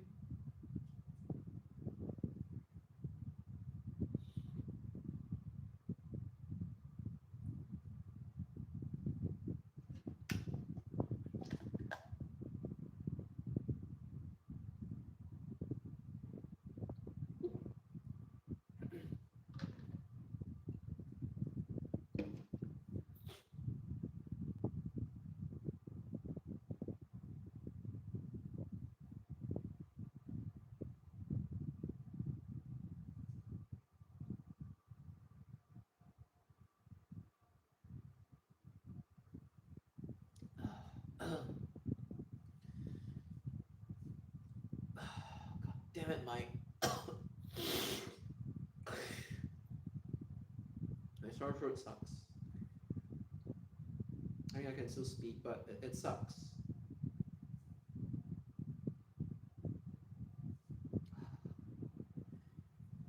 Oh my god.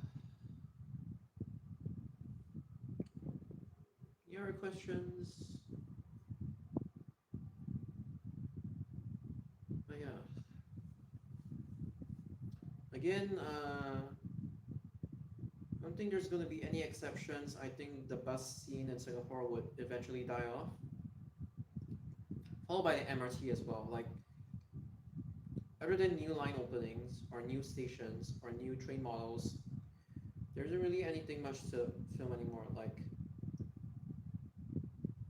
I think content creators in Singapore are actually gonna, regardless of like whether you're a bus enthusiast or train enthusiast or not, like you're probably gonna struggle big time because of how limited and how small like the country is.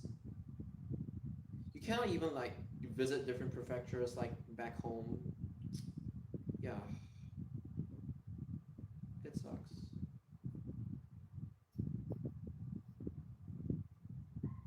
And recently I have been like kind of like bored, but it's a good break for me, I guess. Oh my god.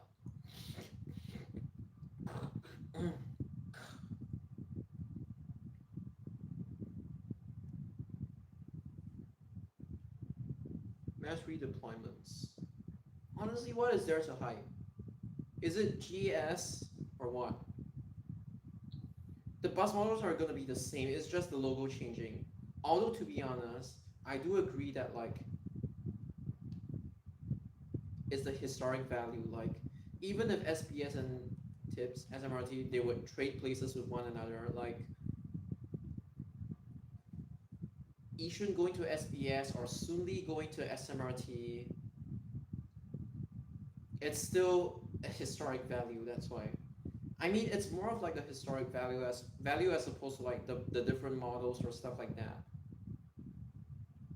Unless you're talking about mass redeployments, meaning like the diesel is getting kicked to Woodlands Depot and Sunli Bus Park, or like the KUBs, sorry, the Citaro's getting slowly transferred out of Sunli Bus Park in favor of MAN A22s. Or maybe you could be referring to the influx of KUBs inside Yishun right now. Because pretty much his SBS transits like territory right now. Minus 801, but pretty much SBS transits territory. I know it's mixed, but like I still see it as like SBS.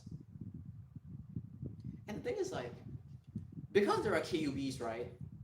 I don't really associate KUBs with SMRT, even though SMRT had that for a period of time, but I could see like Yishun being, even though I'm more familiar with like TIPS Yishun and SMRT Yishun, I don't mind having this kind of like alternate reality. I mean, it is reality, but it's like I don't mind recognizing Yishun as SBS. Why? Because their flagship buses, KUBs, are in Yishun.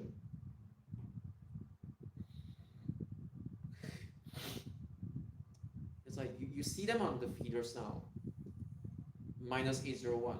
You even see them on 851 and 852 now, which is kind of like unbelievable if I were to say that to my old self.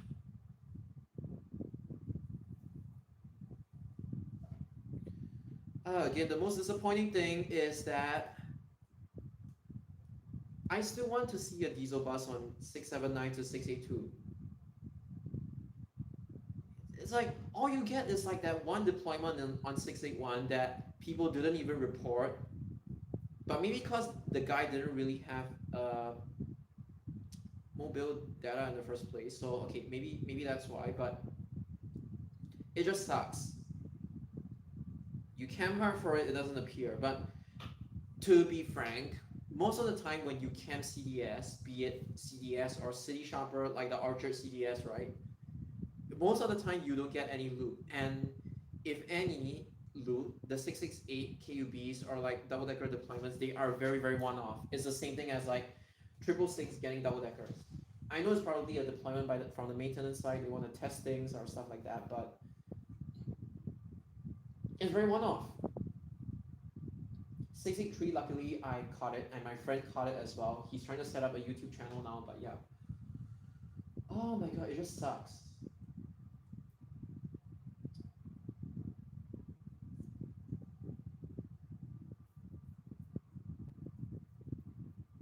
And the 666 double decker, right?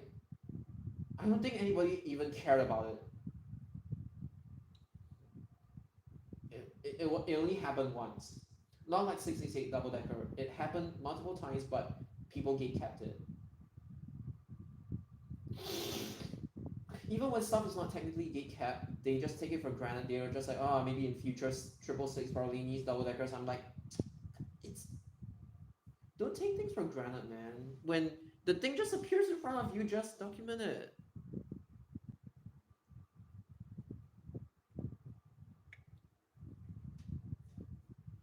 And then it doesn't help when like you have stupid commenters like constantly saying, "Oh, KUV sucks or OC sucks." I mean, that's your opinion, but the thing is, right? You say these buses suck, but what do you end up hyping? The modern buses.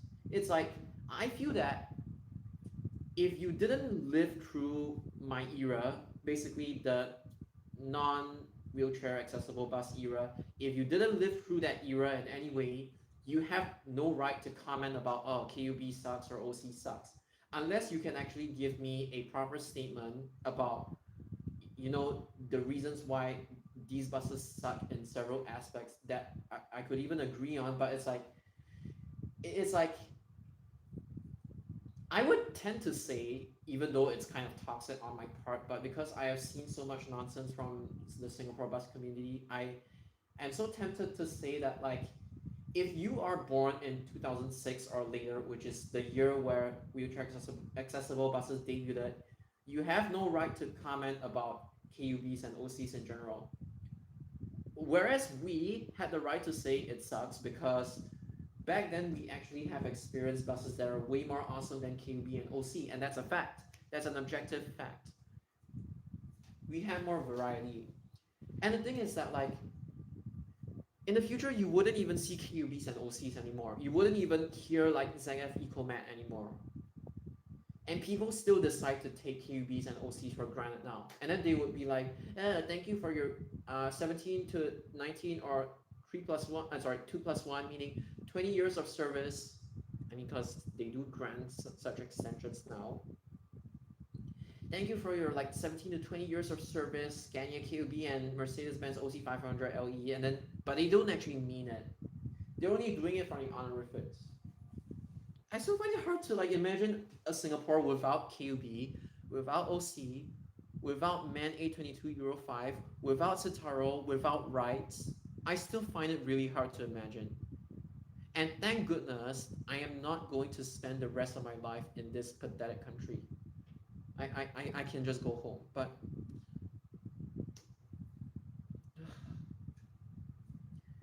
I'm starting to think like my destiny in life, it's that, like, let's say God appointed you as a missionary or a messenger, you know, that kind of thing, right?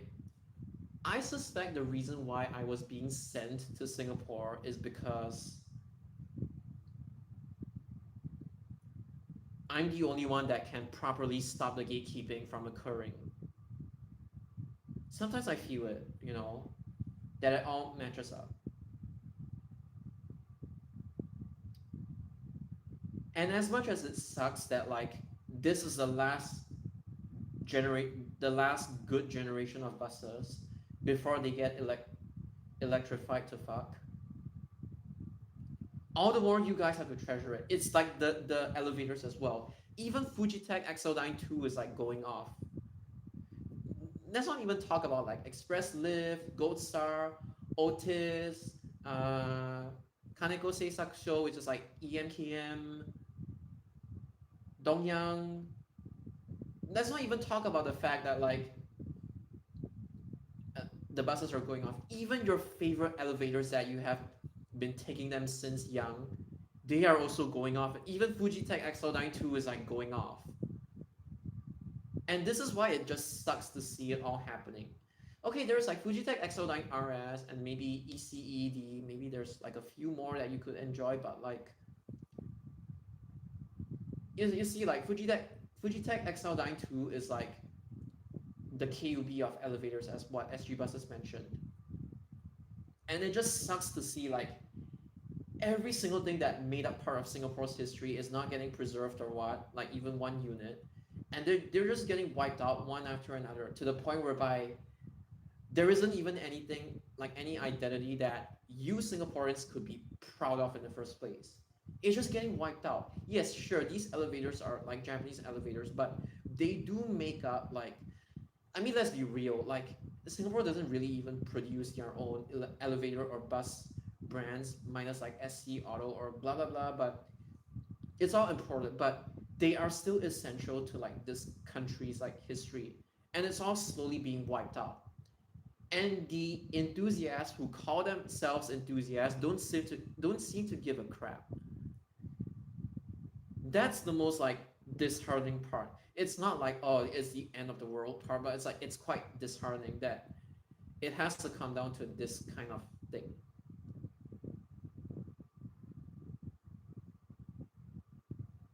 You say we, but unfortunately my experiences tell me otherwise.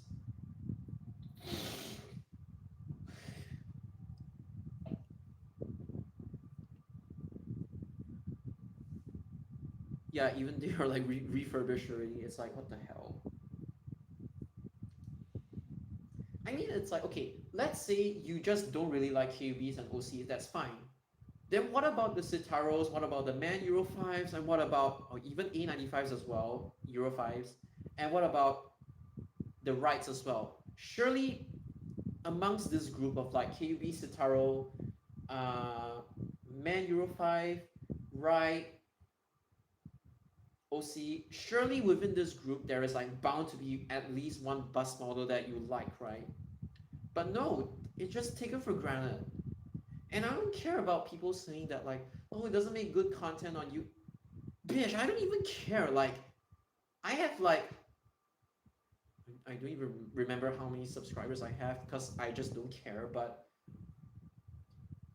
even for somebody that has more leverage on YouTube as compared to other people, I mean, technically I'm an outsider, but like, if I am giving a shit about even the perm buses, not just the cameos, why can't you people like? I am expecting myself to be outclassed by the actual locals, like the actual born and bred locals. But it turns out that like I have to do all the heavy lifting because Singapore bus enthusiasts just don't give a fuck about anything. They just want to hype their stupid ass e-buses and pretend to care when the buses actually die. It's like the last few units they will chase, and that's pretty much it. It's all stupid. Like, why couldn't you just document them when they are still common? And then you can't complain to us that why didn't no one tell me about this cameo? I mean, come on, man.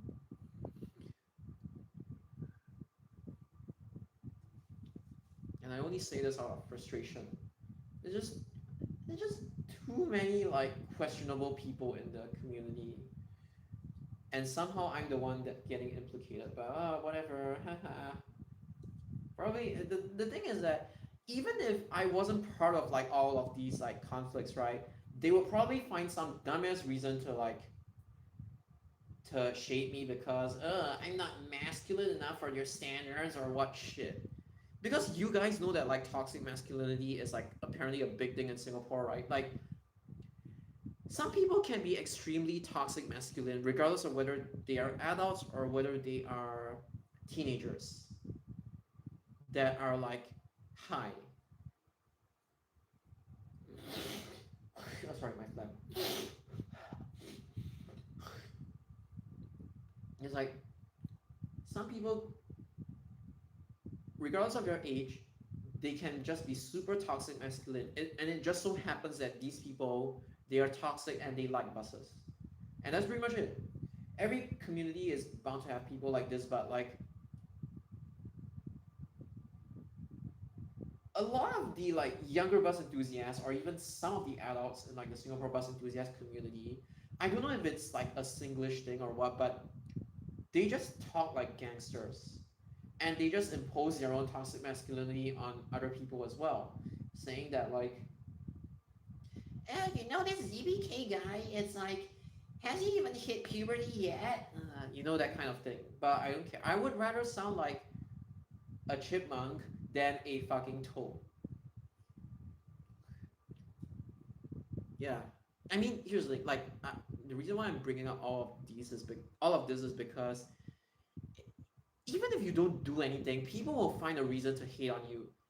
But at least I don't regret actually fighting back and proving a point because there are some people who eventually understand your message and the importance of like documentation in general. But you know, it's like, yeah,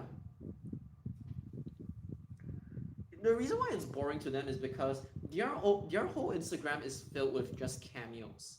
It's not even legitimate deployments, it's just cameos, and they don't give a proper or good representation of like the actual bus deployments in Singapore. So you open their accounts, it's just cameo, cameo, cameo, cameo, cameo.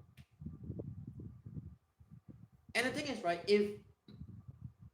if these people wanna actually compare with me when it comes to like, oh, if you catch more cameos, you are a good bus enthusiast. If you don't get cameos, you are not a real bus enthusiast. If they want to say stuff like this and use it against me, I'm like, bitch, I have I have the biggest fucking Volvo B5LH video collection when it comes to SBS Transit on YouTube.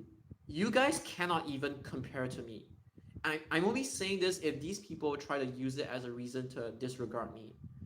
I'm not really disregard, but like they use it as a reason to attack me. I feel like you guys are stupid. Like objectively stupid.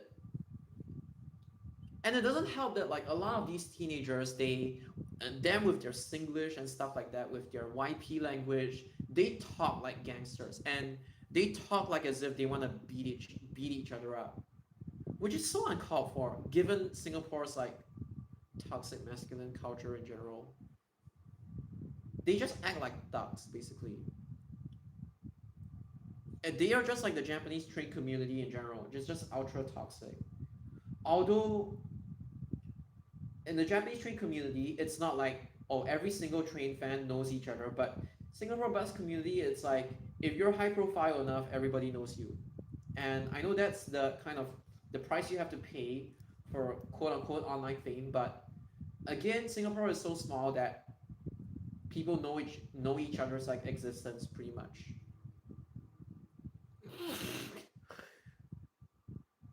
But I would say if it's boring to them, you've won because you put in the effort to document, and then those people are like, they just come out of their house to chase cameos.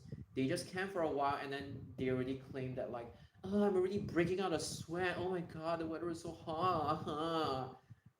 I'm breaking out a sweat by like camping for these cameos. I'm like, no, some people actually produce like full videos of them. We are breaking a sweat more than you guys have ever broken sweat, whatever you call it. But yeah,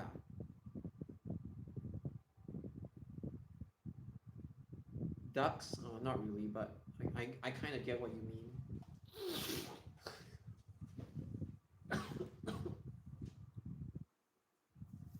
I just don't even know how this culture even came about in the first place. Like if it's because of conscription or what, but I feel like a lot of the Singapore bus community they act like ducks online. The ones nowadays especially. That or they comment stupid things on YouTube. It's like I don't know. It's like some of their comments when you read you just lose a few brain cells. It's like, what are you talking about? Like, why do you need to mention this when it's already so obvious? Is it just like starting a conversation for the sake of starting it or something? I know kids are like that, but you guys gotta do better, man. Like, I look at like comments from any other country, assuming they aren't like commenting just for the sake of it, like for the algorithm and just saying "Satsui otsukare sama deshita," as long as they're not like spamming this just to deliberately increase the videos uh, engagement, drive up engagement. As long as they're not actively saying this, I do feel that there is a tendency for like people from US, UK, Japan, South Korea, they actually comment like insightful stuff. It doesn't necessarily have to be insightful all the time, but it's like you can tell the difference between the quality of the enthusiasts in those places, like the bus enthusiasts, as compared to Singapore, where like I feel like 60 to 70% of them they are brain dead, like the way they talk and everything from experience. Like I just never understand them. East Asia, okay, I actually don't deny that, but why is it that I feel that like anyway, and another thing is that kind of like pisses me off is the fact that like you have somebody from a different country teaching Singaporeans how to speak English. It's like the word mention, right? It's mention, past tense it's ed. And for some reason, I have these people spelling it as mansioned. Like, who the fuck taught you that? It's not even the fact of like, oh, Singaporeans they just speak with a different accent or they have tendencies to like mix proper English or Singlish and stuff like. It's not even anything about that. People know how to code switch, but it's like, how do you not know the difference between the word mention and mansion? Didn't primary school teach you that? Like at the very least, upper primary school, like primary 5 and primary 6, you would know the difference between mansion, the house, and mention. Like me mentioning you, that kind of thing. I don't understand why they don't even get the difference. It's like I don't understand why these Singaporeans, regardless of their age, their command of English is so goddamn poor, even though the English education in Singapore is actually pretty decent. I don't get it. And they're not even willing to improve.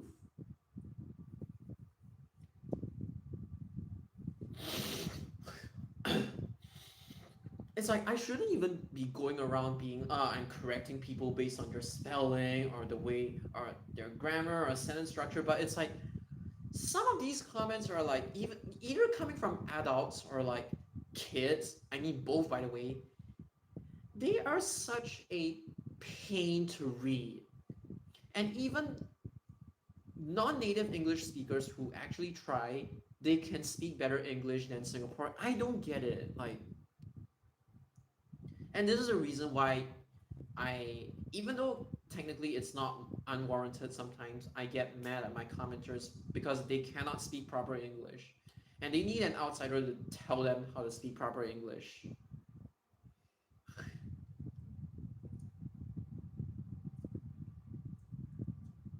No. Okay, learning English, I just want to say, has got nothing to do with obeying laws. Those are two different things. Okay, you could convey the laws in any other language. I'm learning English and obeying laws are two completely different, completely separate things, and you should never lump them together.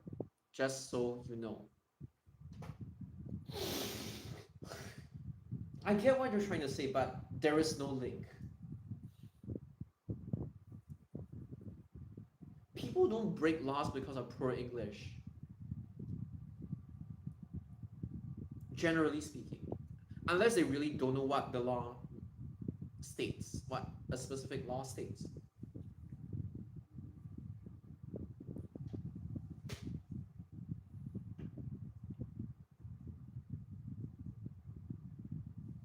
Spoon feeding culture, maybe like the fact that like attention spans are like decreasing, maybe that's one thing as well. It's like quote unquote ADHD. By the way, I sometimes I suspect I have ADHD as well, but it turns out that I just have OCD. But yeah, I mean I have a formal diagnosis, so yeah.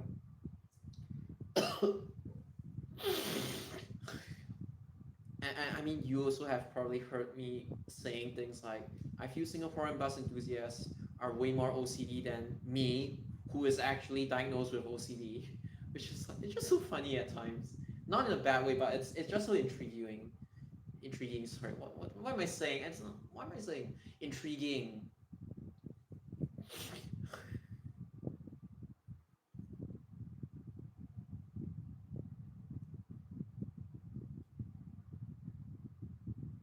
Okay, but that's not really related. It's like this only shows that you know how to follow deadlines. It has got nothing to do with like the conversation above. But okay, interesting point though.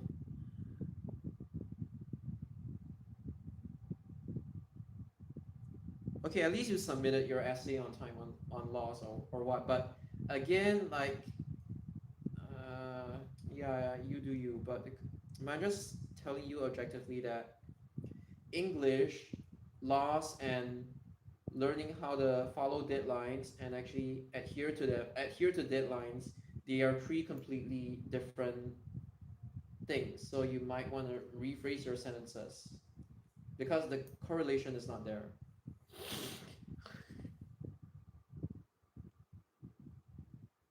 Yeah.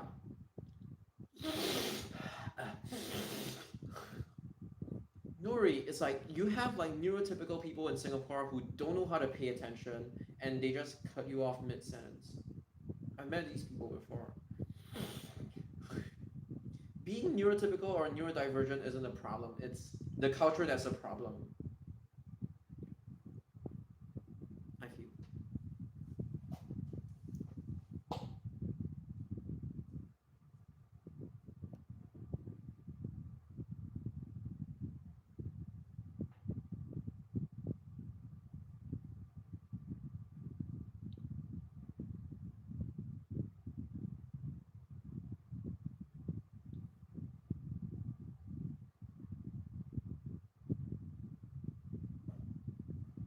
Oh, I got my phlegm.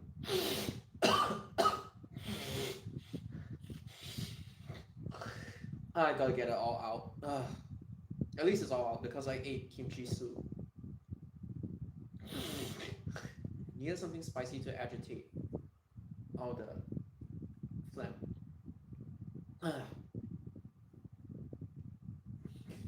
Less prevalent, yeah. The switch to like YouTube Shorts has really dumbed down people's attention spans.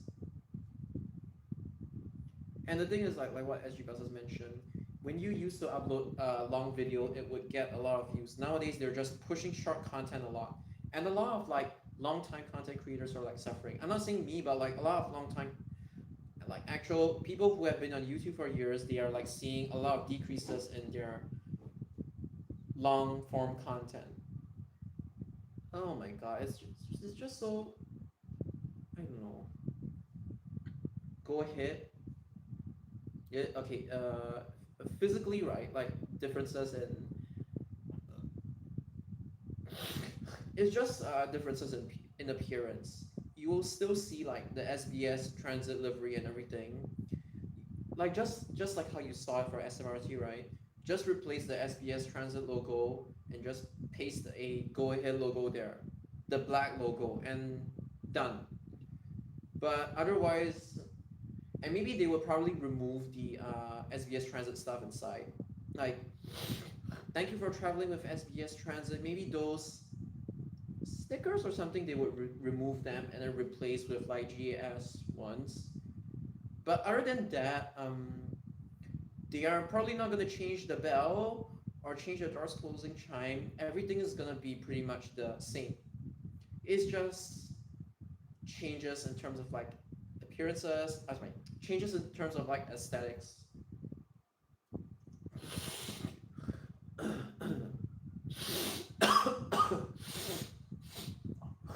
Okay, now it's coming out.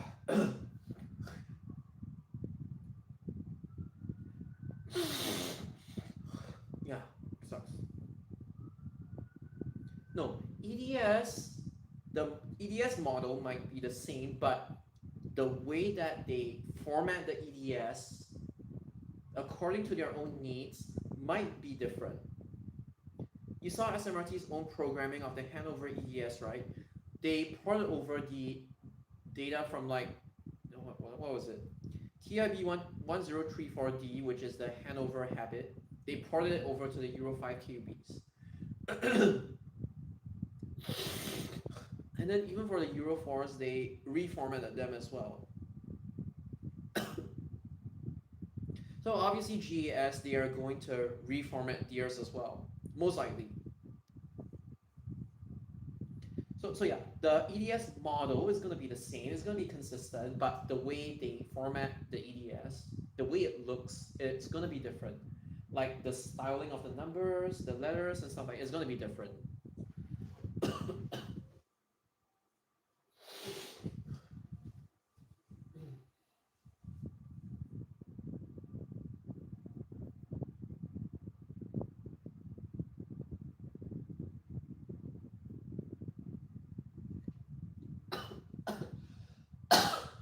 uh,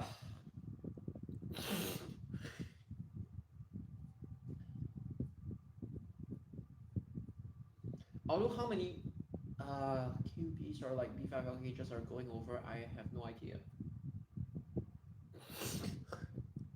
Photoshop buses? Vaguely. I mean, it's not just that one person. There are there are lots of like people in the bus community. They actually make edits, and some of them actually look really realistic. I actually like them.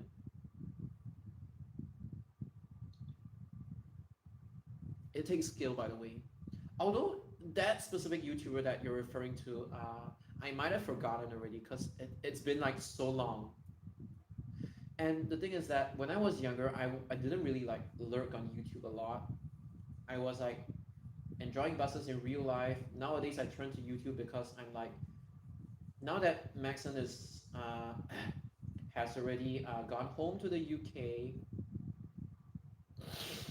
Now it's my job before I go home as well. Like, so that's why I'm on YouTube more often nowadays as compared to like when I was a kid. Like, you know, when I was like a kid in secondary school in like 2012 when I was Sec 1, I um I didn't know what the word meme was. I even pronounced it meme, and then some of my friends they were saying like, "Oh my gosh, you are so like you're living under a rock, like you're so outdated." And then I kind of agree as well, because it was actually pronounced meme. It's not meme. Yeah, so that was basically how primitive I was. I only got my first mobile data phone in like when I was 16 years old, but it was a crappy phone. My longest serving phone, like my actual legit phone, I got it at the end of like 2017. And yeah, that was my like first ever actual phone, like actual smartphone that wasn't crap. Because Lenovo pooped out on me, the Samsung older phone models, they pooped out on me as well. But yeah, they were second hand, by the way. But yeah, so yeah. I love the Pixel livery 0405Gs, by the way. 15 and 16. Oh, you want to know what I actually miss? You know, I've talked about how SMRT 0405s are overrated to shit, right?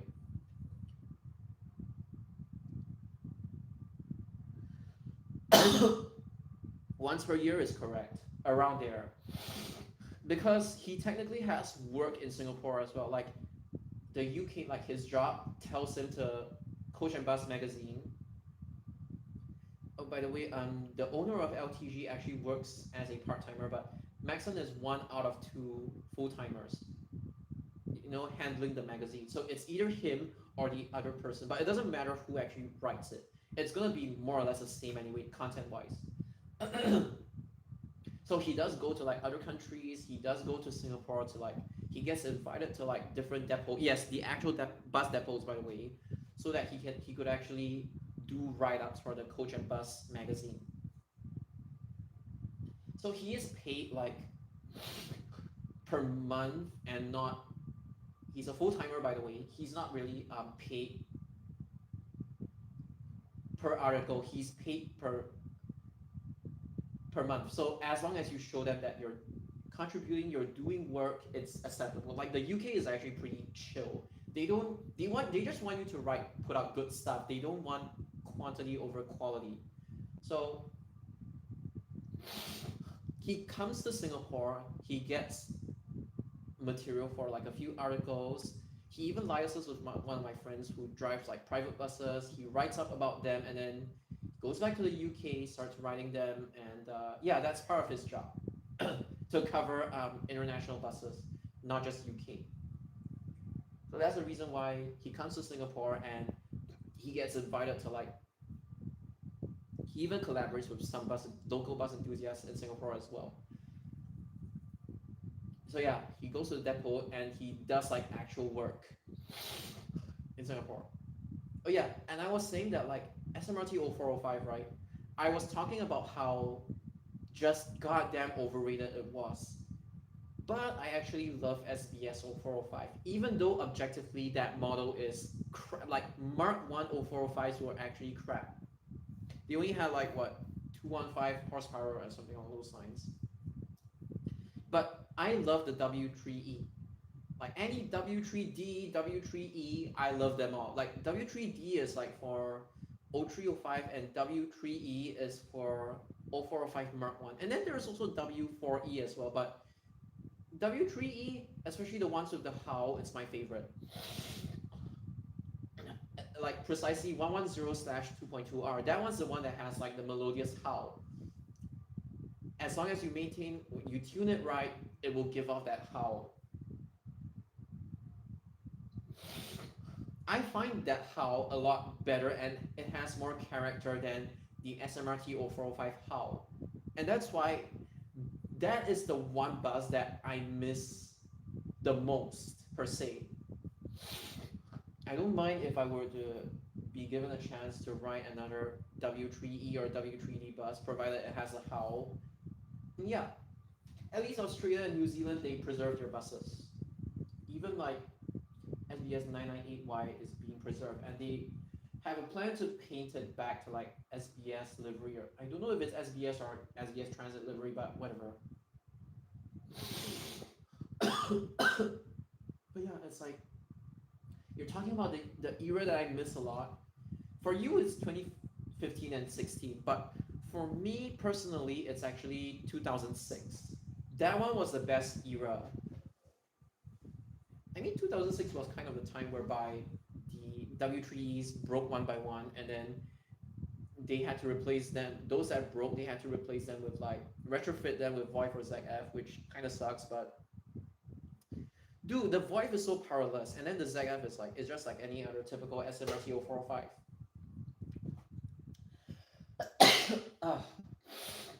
Okay, at least the phlegm is coming out slowly but surely. But yeah, 2006 was the best era for buses in my opinion. Nothing has been ruined yet. KL bus. Yeah, I'm glad as well. Ashley buses, Maxon, Tyson Da, which is like businterchange.net. I'm really thankful for them. They did the heavy lifting, and now the responsibilities get passed to me, and I will be passing my responsibilities to some of my friends as well. Like when I leave Singapore, they know how to like document stuff in general. I mean, obviously not when they have like their own life commitments, but when they're free, they know how to do it or get people to do it for them. Yeah. And it's also because like not many people in Singapore they like to like rock the boat or like openly talk about the issues that like the community is facing or stuff like that. I know Jarius he has done it before, but like I think it's usually me when it comes to like all the yapping and stuff. So yeah, I think I'm the last one. I don't think there would, objectively speaking, be any other like Singapore bus content creator like me. I think I will be the last one before this like passed down trend actually dies off for good. It sucks though, like I already have limited time and I just do whatever I can before I leave Singapore. You know, like when he was right about like you know that ANS bus driver, right? That infamous one. He was right about his toxicity from the get-go, and then recently he even brought a bunch of kids to trespass the train that is located in like some live firing area. A bunch of kids, by the way, under 18. And it was very recent. He didn't even learn from the Ama King trespassing incident. He just keeps abusing his privileges to drive his bus inside because they have like a legal permission to drop off construction workers, but they exploited it and took a bunch of kids to the deregistered train set inside the live firing area. So BIS, the one that you mentioned, he was spot on from the get-go. But back then, nobody believed him. I was neutral back then, but nobody believed him. And now he has been proven right. The adults cannot stand him, that like him, as in like the infamous BC. He is pretty much relying on his kid army to sustain him, pretty much. And a lot of like the kid bus enthusiasts, they hate on BIS for the stupidest reason, simply because he called out that infamous BC before, and not just that. And the fact that like he also reminded people not to control car, not to harass the BCs, bring their destos and put it on the front of the bus. He reminded people not to cross the line many times. And because you know teens, kids will always be kids, right? They ignored his advice and pretty much just went about their own ways. Like hiding cameos, faking cameos and stuff like that. And doing stupid things.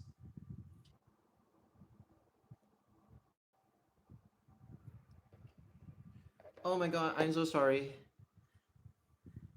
Testing.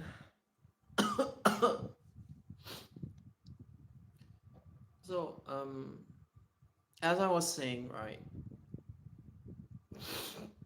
Oh my god.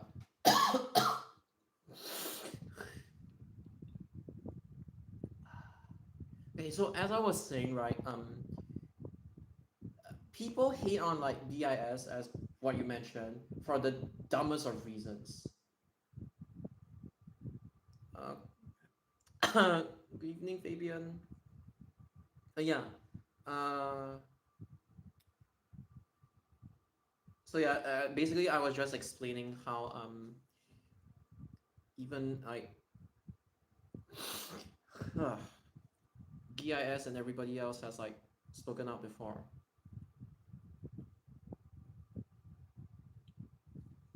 Yeah, but he got hated on for the dumbest reasons ever. Even though he was just trying to make sure that people didn't step out of line. And yeah, I pity him for the amount of crap he receives, honestly.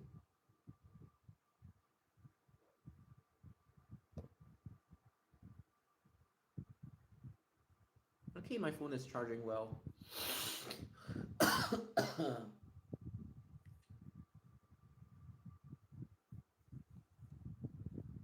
And my phone, like, I can charge and stream using my phone at the same time. Even though it's not recommended, but like, that's the reason why I use my other phone. But I can use Wi-Fi and upload a video whilst charging, but I cannot use data and upload while charging. My data actually consumes a lot of battery, more than Wi-Fi. My phone is my this phone, the 4K phone, isn't mobile data in general. It's not the most ideal. You should switch to Wi-Fi because it consumes less battery. For saying the truth, sometimes. I mean, yeah, there was a period of time whereby he like any other human being, he didn't react well to it, but obviously he was being pushed to the limit. But yeah.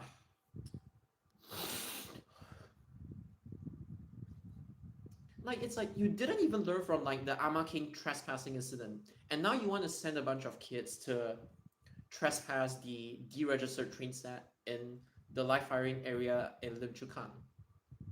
I'm like, what? It's like you're asking for trouble.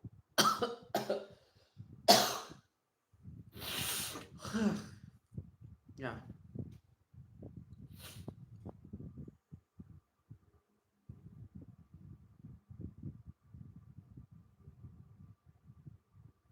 And the thing is that, like I've told my other viewers as well, even if you stay outside of the drama, they would find some way to like rope you inside, especially if you become too quote unquote famous. Even if you just catch your cameos normally, you would still get targeted by them for no reason. Out of jealousy, out of spite, out of yeah. I've already explained that like before.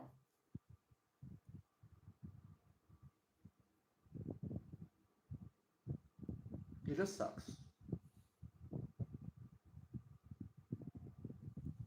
But as I've told people, like I'm actually appreciating the fact that like nowadays I could focus on elevators and uh, none of the exotic buses have been spawning aside from like the 668 double decker bus.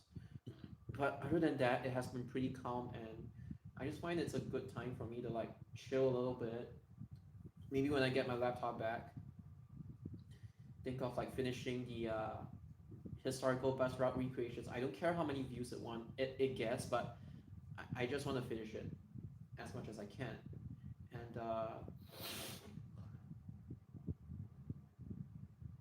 that's pretty much it. And yeah. I mean, my laptop, it's a physical damage. I've talked to them before. They said if there's no like hardware or software damage, I mean issues, they wouldn't need to factory reset it. So I think my stuff is still pretty much intact. It's just physical damage.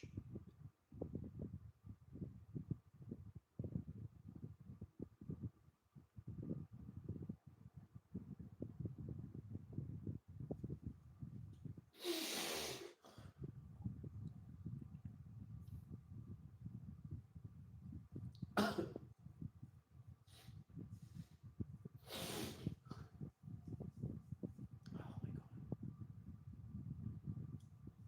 But yeah, why do I even have like a sore throat or like phlegm now? It's probably because of yesterday I ate the panang curry and then I ate the fried chicken as well. No matter how much water I drank, and then yeah, I think it just hit me.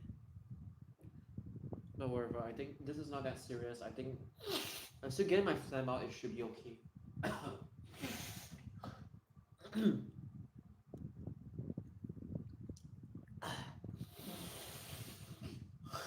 Yeah, pardon me.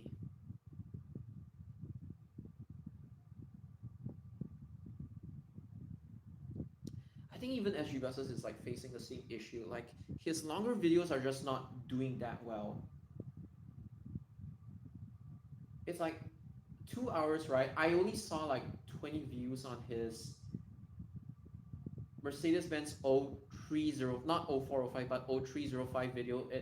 The first 2 hours, don't know if people are still at work or school, but it only had 20 views. And I was like, okay, this is getting a little bit concerning because usually even the top YouTubers don't even get this kind of like poll, viewership poll. Usually it's much more. I think YouTube recently they changed the algorithm so that the longer videos, yeah, you get what I mean. Mine's still doing okay. It's just that like I just started to like notice it a bit more. Yeah, it's like really feeding into people's decreased attention spans. Like I don't know if it's just to cut costs or what. It's not even about advertisements because advertisements happen in longer videos and not shorts. And on shorts, you only get like one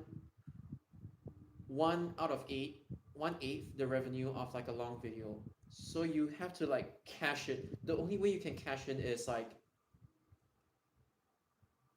you make a short that goes viral, millions of views. But yeah, it sucks.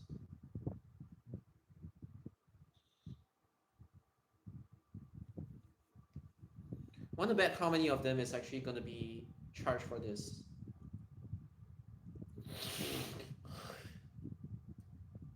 And the evidence is in your WhatsApp messages. People leaked it out. Left hinge, bye bye. There's a left hinge and there's a right hinge for my computer. It's laptop. It's not like the one with a central hinge. It's one left and one right. The one at the left pooped out and it caused like my frame, like the screen frame, to bend outwards as well. Partly from the residual heat as well. So it's a physical damage. Oh, very, very toxic, by the way. You have like Pang Suntan, people just nickname him Pang Saitan because Pang Sai apparently means poop in some dialect, I think. Some of the seniors were also pretty anti SMRT, anti Betty Bus as well. No, but like early SG Forums era, if you thought like the kids nowadays are bad, back then there was even the gatekeeping, the cameo hiding and faking as well. And also a lot of bullying happens there. Even Afiq Asman, he got bullied as well in SG forums, like when he was younger.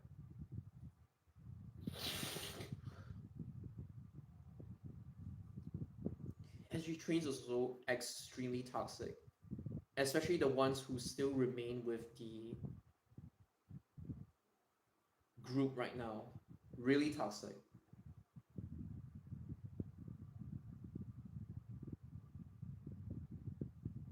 I have no idea. Like, don't ask me because they need to know if the parts can be obtained locally or not. So they will inform me through email or SMS. I don't know. They only inform me when it's done. Then I have to go back to Taising to collect it. Yeah, no, the SG Farms. The SG Farms one was like, you ever heard of this saying called like mean girls, right?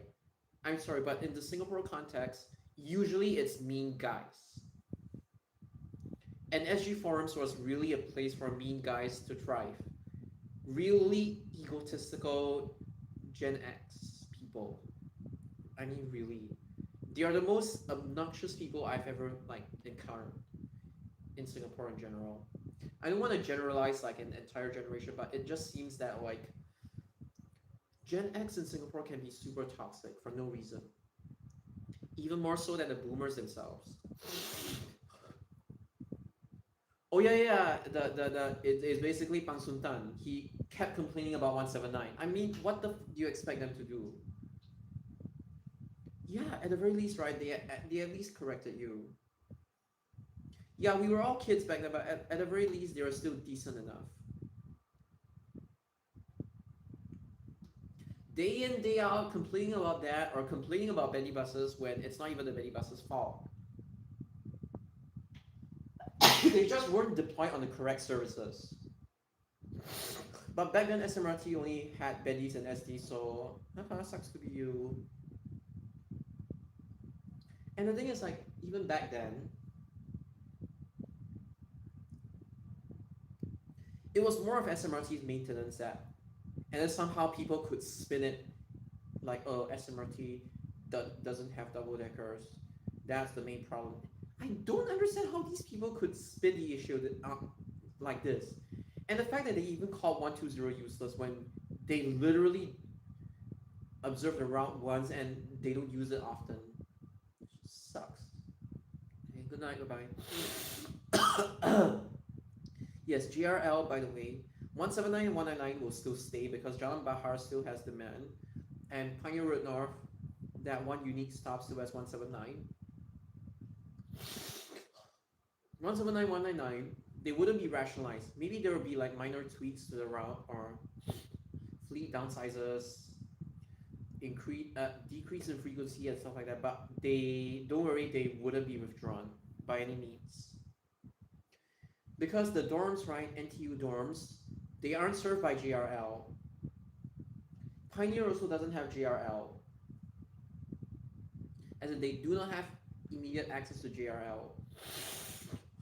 Especially on the 199 side, like deep into the dorm area.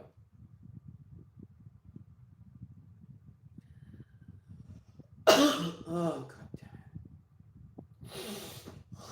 Oh sorry, the phlegm sucks.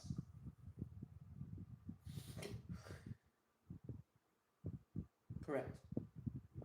But not in the case of those extremists that appeared on the radio today. It's for a different purpose. But yeah, I don't really want to talk about that anymore because I've already said like I've already said what I wanted to say in that 50-minute video of mine.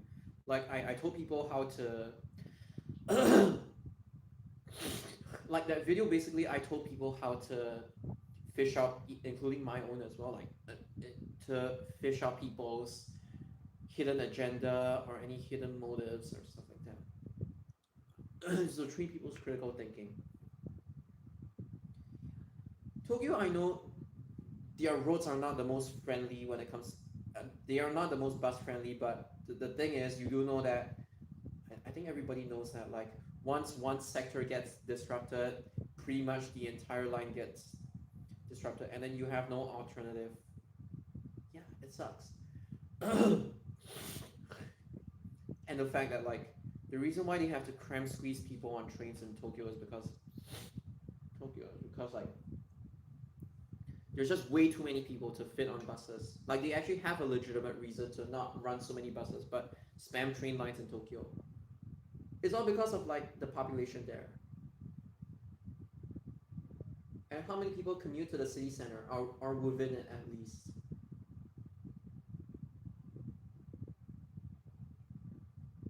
But somehow they want to bring that model to Singapore and say that like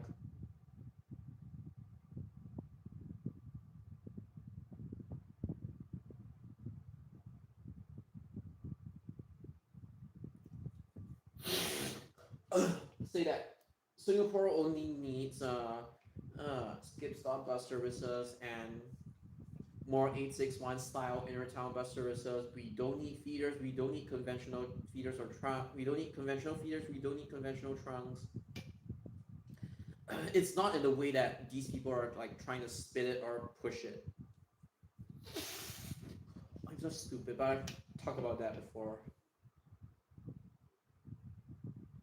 Tokyo station are not Betty friendly for the most part. I agree. RT, no, I don't think so. I think 950 is still gonna. I think 950 will still be a thing, especially if people don't take RTS link, they actually walk across the border. Then they might still take 950. Maybe you don't need to run 950 that intensively anymore, but you still need to keep it in case anything bad happens to RTS. You would at least have an alternative. Or even if like 950 does get withdrawn, they would probably pull off something like what they are doing with 912M not like today. They will be like 950 will be activated when see that's a reason to keep the temporary interchange alive and make it permanent so that in case RTS link something happens to it, or if people still want to walk across a causeway, maybe during crowded periods of time, we'll bring back 950 or something. But again, I don't think 950 is going anywhere. I don't think RTS link is gonna affect any bus service per se. 160, 170 they will stay, and I don't think 950 will be impacted because remember, 950 is all stop. It calls Marceling.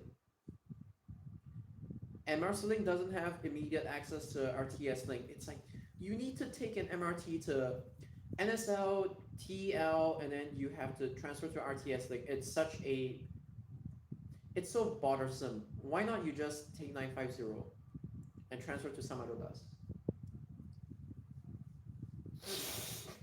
to go across a causeway? Doesn't make sense. Because remember 950 has Marceling. Sorry. Yeah, NYC doesn't have DDs, but they have bendies, low bridges and stuff. And it's not long distance, so bendies make more sense. It's a grid as well. Yeah. Beyond 100%, I agree. Shuttle Turbao, the brow will be discontinued. Oh yeah, so now that they cannot take a train to Malaysia anymore, right? Like the conventional train line, you would actually probably need to run 950 more often. Yeah, maybe that's a side effect. I think it's all in the name of like network resilience. You don't remove 950. Just like how you don't remove 179 and 199. Because the shuttle buses, the internal shuttle buses cannot solve everything. Just like NUS, there will still be people taking 95, and just like in the case of NTU, there will still be people taking 179 and 199.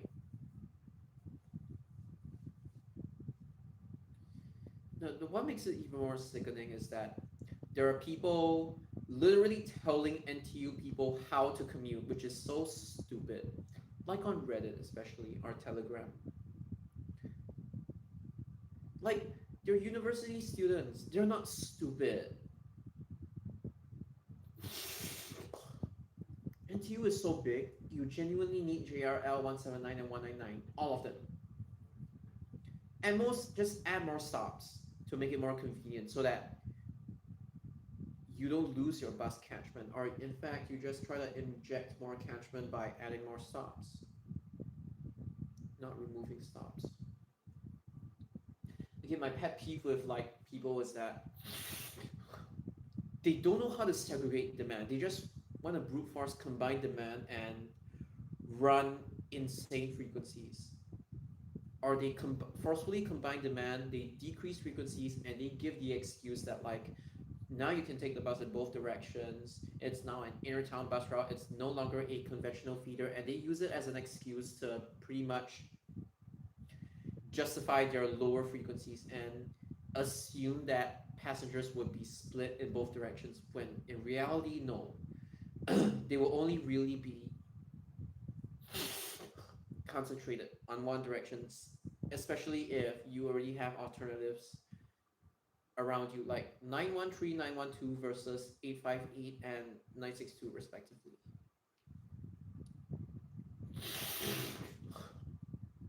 It's them assuming there will be people using the new connections that they are trying to offer. It's not the case. And US, yes.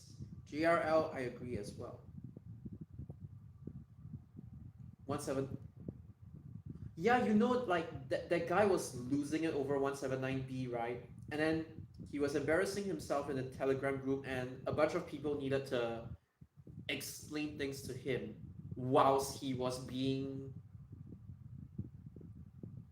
emotionally unstable over buses. Not even a real life matter, but over buses, he got so emotionally charged over the issue. It's it's really stupid. No, HCI. Then he's probably going into SMU, which is like nothing related to NUS or NTU. Yet he's inside those groups. And like, what the hell are you doing there? Just because ISB men let you in and you take advantage of the conversation, I mean, you take advantage of the space to try to promote yourselves. See, this is why I tell people to look out for people's hidden agendas. I mean, again, including mine as well, if I have any. But I've already, I have nothing to hide. Like, I already told you guys every single thing from top to bottom.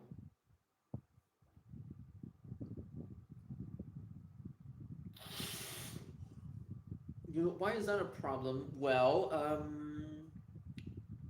he hates conventional feeders and bus services that act like conventional feeders.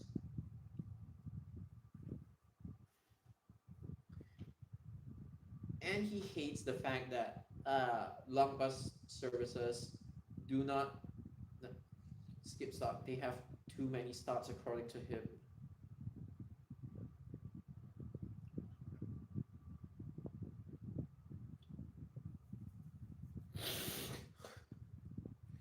It's like if you could introduce a fast forward variant of AE, why not you introduce a fast forward variant of 851 replacing 851E, as opposed to demanding that existing trunk services be converted to skip stop services with the stop pattern of like 30E. And 30E, I've confirmed with like senior bus enthusiasts, it never used any double deckers at any point in time, which tells you that the demand isn't even that high in the first place. And I even joked about the fact that even the Pongo autonomous shuttles would have more demand than an 851 skipping stops.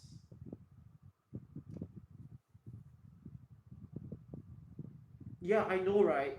Why do they have to mess with the parent service? Just mess with the variant that's not doing too well.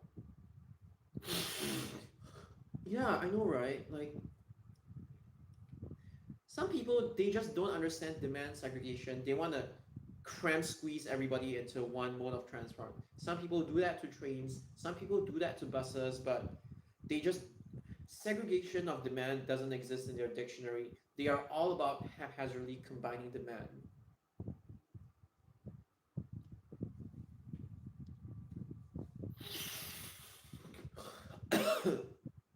All I gotta say is, oh, good luck with 317 or 315 because you're never ever gonna be able to extend those bus services.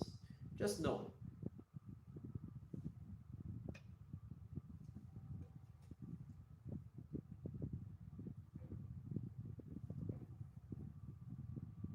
Duty slots are not planned well, but somehow they blame it on the fact that they are conventional feeder services. They come up with lies that, like, let's say for example, like 371, they would say that 371 actually runs empty for the second half, like after the loop. But when you actually take 371, you would know that that's not the case. Same goes for 273, 903, 911, 912, 913. 163 is just a disaster. I mean, oh, hello SG buses. Okay, so basically, like, 163 and 159, they effectively operate as loops, and that pretty much screws up the frequency. Again, it's just because Tophio has way too many bus services. But yeah, that's pretty much it. 851E pre-pandemic. Hate the EVs taking up the bulk of the fleet, even on PM peak. I agree. You know what? Let's try something different. I know I'm not best right now, but let me test something. Okay. Holy shit. Oh shit, this is my first time. Oh, this looks weird. Okay. Yeah, I knew you could do this, but I guess it's my first time like speaking without a mask. So yeah. Oh my god. So yeah. I mean, I've reviewed myself before, but yeah. How does this look? God, it looks so funny. I can look at comments like this. I know you cannot tell right now, but I actually have like a mild sore throat and a phlegm. I've coughed up some of it just now, but yeah, pretty much. So I am still the same guy that collabed with Max and Go last time, in case you forget. But yeah, this looks so weird.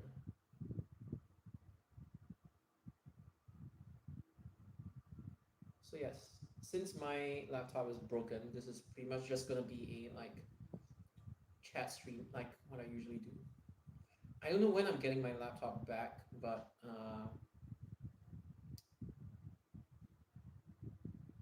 they will email me and they would either email or SMS me, like regarding when my laptop will be done, because they don't know if they're able to find parts locally or find parts like from overseas. And if they have to get it from overseas to repair my laptop, it's gonna take up quite some time. So yeah, I might spend like the next week or next 2 weeks without a laptop, and yeah, I have to resort to like this kind of content or what. But yeah, although I did tell people that I am sorry, I am glad that like nowadays the cameos haven't really been spawning that often, because it's also like a good mental break for me as well. Not really a break, but it's like it's not fun when you're out there like constantly having to hunt cameos. So in case anybody doesn't know, I've mentioned this before, but since new people join the live stream right now, uh, I was at Bedok just chilling because somebody told me that like there might be a B5LH appearance on like one of the Bedok services, but it turns out it didn't actually happen. So I was at Bedok. Then I got a report of like a 668 double decker bus, which usually doesn't happen. I don't know why 668 even had a double decker at that time. I took East West line to shit, I I took East West line from Bedok to Paya Lebar. My transfer was pretty much instant. I managed to get on the Circle Line train before the doors closed, and then I got into at Bishan, right? My transfer was also instant. I was getting pissed off because the people were like walking so slow. So I managed to like overtake some of them, and I managed to reach northbound north south line in time. So if I missed any of my transfers, I would have been screwed, and they were instant. I alighted at Yio Chu Kang, and then I ran to like the second last bus stop of Ang Mo Kio Avenue 5, but I didn't actually make it to the second last bus stop. The bus actually flew the stop. So I was like, okay, I need to. I saw a little opening, which was like an exit. Like, it was like a sealed off road because there was construction. So I I was at that spot, and I was like quick thinking, just get out your phone. And I mean, my phone was already out, but just quickly film the 668 double decker before it actually off services. And thankfully, the 668 EDS was still on after it flew past the second last stop. Had I missed that, the Singapore bus community wouldn't even have any proper documentation of the 668 double decker at all. It happened a few times, and even my commenters know about it as well. One of them who stays in that area, but unfortunately, that one got gate capped by the enthusiasts. There was an appearance of it the very first day SBS Transit took over the operations from the private operator. I think it was like the last one to be transferred over. The very first day, SBS actually put a double decker on 268 AMP, but it was being gate capped by people. Only a few of them like knew about it, and then they told me. And what else? It's like, pardon me.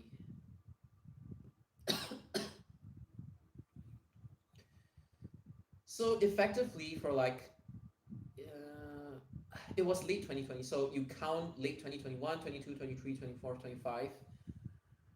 You count 5 years. It's slightly more than 5 years, but effectively, right, for 5 years, the 268 double decker, sorry, fuck, the 668 double decker has been gate capped by the Singapore bus community.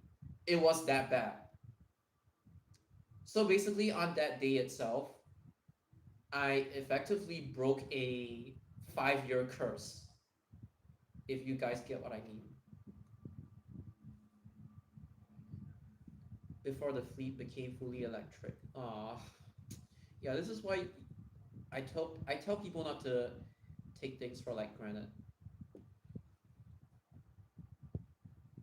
Oh, damn it. Oh my god, why is my touch screen so unresponsive? Oh my god. Okay, it works now. Yeah, that's yeah, that's pretty much the reason why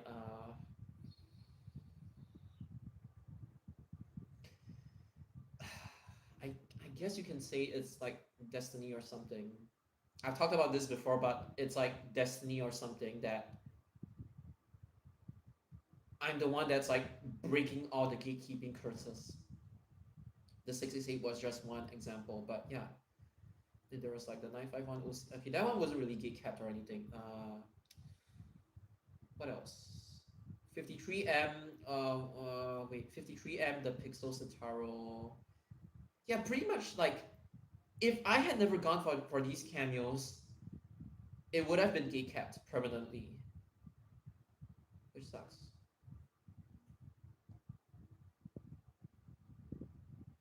Yeah. So, anyways, this is a chat stream. You can ask me any questions if you want. Hopefully, you guys can actually hear me because my screen is actually further away from what I'm used to usually. So yeah, hopefully you guys can still hear me. So yeah, can ask me anything because as long as I don't have my laptop, I have to do all these like chat streams. Oh my god, the phlegm. It's like killing me. But yeah. Yeah, that was just a test to see how I actually looked on. Oh my god, that was just a test to see how I actually looked on camera. But again, my viewers, you are free to ask me any questions that you want to ask. Oh.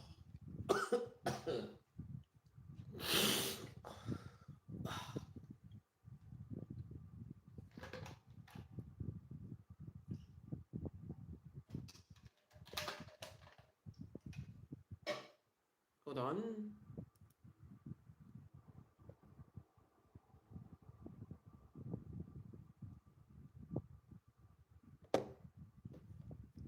Is my chat like glitching on me again?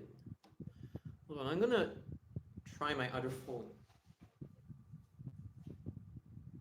to see if this issue persists.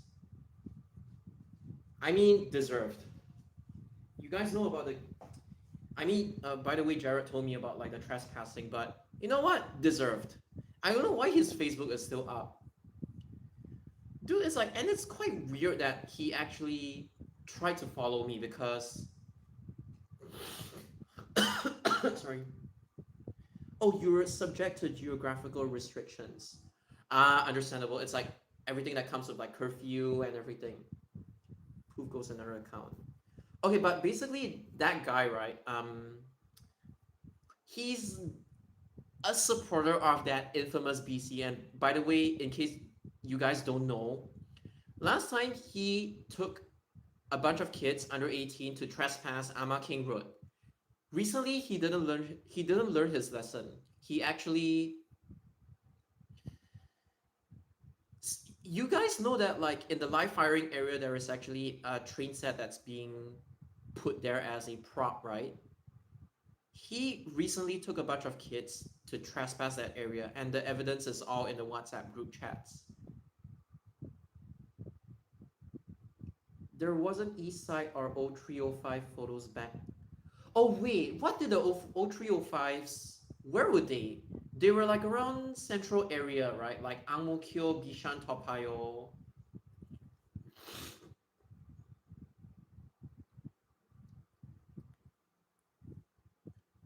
Yeah, and the thing is that he even tried to like bail himself out using his PWD card, which is really sickening. I hate it when like bus enthusiasts do this.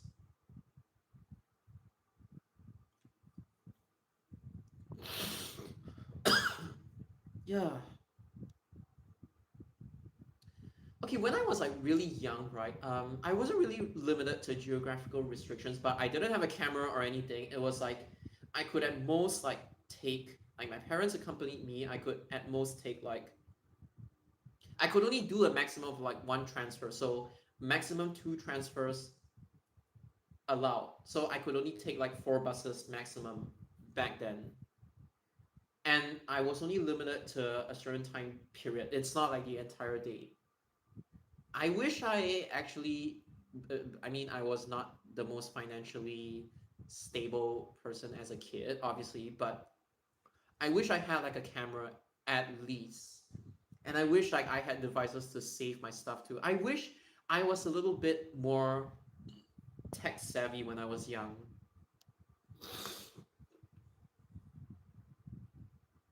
Operated long haul services. Ooh, are O305s better than LO2X?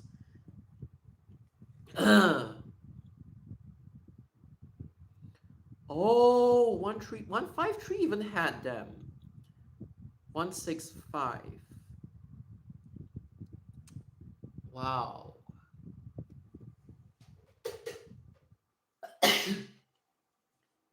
Okay, what about 74? Did it have any LO2X or O305? I was just wondering if anything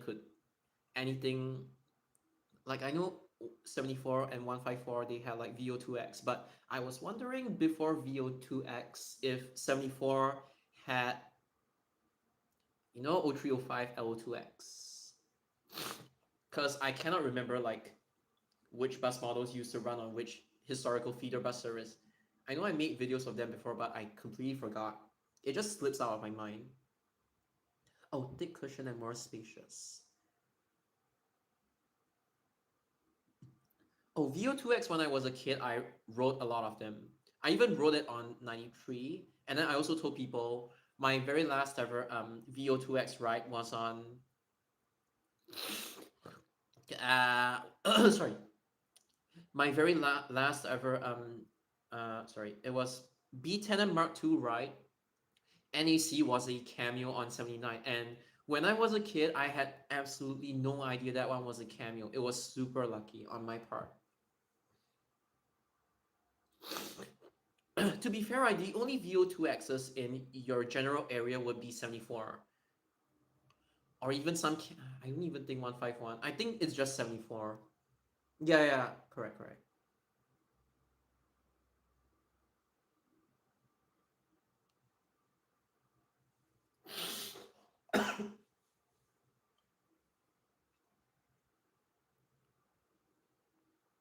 Yeah, it's like the buses, the old elevators, and stuff like that. I mean, recently when I was filming in Bishan, I ran into another elevator Karen, even though I wasn't pointing my camera at him, but he decided to confront me, and he was just one of those like, his English isn't really that good. He was more of the like YP type. He could have just shut up, but he just confronted me over the fact that I was pointing my camera at the lift indicator of all places. I wasn't even like filming him. I didn't even capture him in my video, and he started making noise. And when I tried to be civil with him, when I tried to have a conversation with him, he just kept interrupting me, cutting me off mid sentence. He didn't even try to hear from my perspective. He just wanted to say his point out. And the thing is that, like, okay, I do agree this is the thing, but my from my own experiences, most people don't even care that I'm like filming inside the lift or what. And even some of them, they even entertain me. Hey, are you a lift enthusiast or stuff like? I don't even point the camera at their face, unlike some other lift enthusiasts. Like, if you want to call me out, you should call them out as well. Like, fair game, right? But again, it's like he is more interested in like proving his own point as opposed to like trying to clarify with me why I'm even. And then he gave excuses such as like, this lift is so common. Why do you have to go all the way to Bishan just to document this lift? Every single block, the lift is the same. I'm like, I'm just doing documentation, you dumbass. Obviously, I didn't say that out, but like, I was trying to be civil with him, and he kept like interrupting me, kept cutting me off, and then tried starting all the privacy bullshit and what. I'm not even like exposing your. If I was exposing his face, obviously he had the right to get mad at me, but I was like, I already had limited time. It was already like near midnight. Sometimes I film near midnight because there's like less people. But then I'm like, you want to say what am I doing at your estate in at that time, right? Why not I say you're clearly drunk. I could smell alcohol coming out from his mouth. Why are you even going out late at night when you're clearly drunk at 11:30 p.m.? Isn't that even weirder? I'm like sober, I don't even drink at all. I have had I have tasted like non-alcoholic beer before, but I don't like it. I don't even like carbonated drinks in general, but like again, it's like you want to ask me for my intentions, right? Why not I ask you what the fuck are you doing at 11:30 p.m.? I know it's your house, it's your own estate, but what the hell are you doing when you're like clearly drunk? Yeah, I was already tired. I just wanted to get the filming done and done with. But he just had to come in at like 11:30 p.m., which was like really weird for me. That's why I mean going up, I usually wait for like a empty lift to go up. Coming down, right? At that timing, pretty much no one steps out of their house unless they like work night shift or something. But what the hell are you doing? Okay, and then I can admit that I could have handled the situation better. I could have not been greedy and I could have stopped my recording, but I was confident I wasn't even pointing the camera at him. And he could have just shut up, but he decided to confront me and he started acting like a douchebag. And I was civil with him all the time, and I only raised my voice to confront him. Like, actually, I only raised my voice because he kept interrupting me. And he never even tried to understand from my perspective why I do this or I do that. And the thing is that I'm not trying to state my point. I do agree that I could have handled the situation better. He was just like, oh, this is my variation. I'm sorry, this is how I think. This is how I think Singapore works. Privacy, privacy, privacy. And then he just wanted to like enforce his own point like the toxic masculine alpha person he is.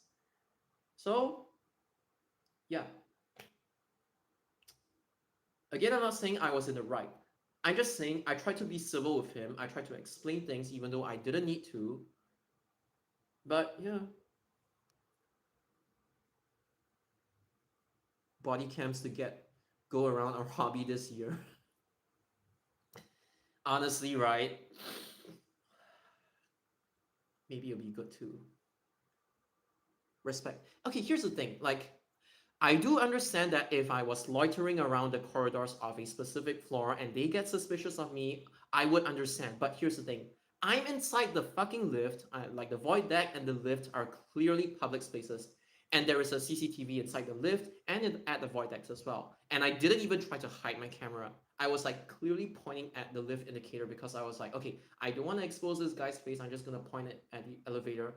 I know I got greedy, but it's like it's late at night. I just wanted to finish it. But he just had to like be a busybody and try to call me out for, oh my god, you should respect people's privacy. I'm not in like a private estate, man. I'm in the lift and the void deck, which is clearly public. The great okay, if they are inside your house and I film them, obviously that's wrong. If I'm at like the common corridor at a specific floor, okay, it's a gray area. I shouldn't even be there. I don't even exit the lift most of the time. Unless I just want to take a look at the view and then I just exit down. But oh my god, like what the hell, man? Like it's a public place. It's like why are people demanding privacy on a clearly public place? And the same thing goes for like the bus enthusiasts who are so concerned with their face being exposed on the rare cameos, but it's like you're so concerned, right? Just stay the fuck at home. Don't even go for the rare cameos. And the thing is, right, I try not to film from the back of the bus, especially when there are enthusiasts around. I go to the front. And when people try to cut my queue and steal the seat that I have queued for like 30 minutes, obviously I am going to confront them, right? Like I'm trying my best to protect people's privacy, but I keep getting implicated for no reason. And then you have all these people who get away scot free. So I was like, okay, you do you, you do you.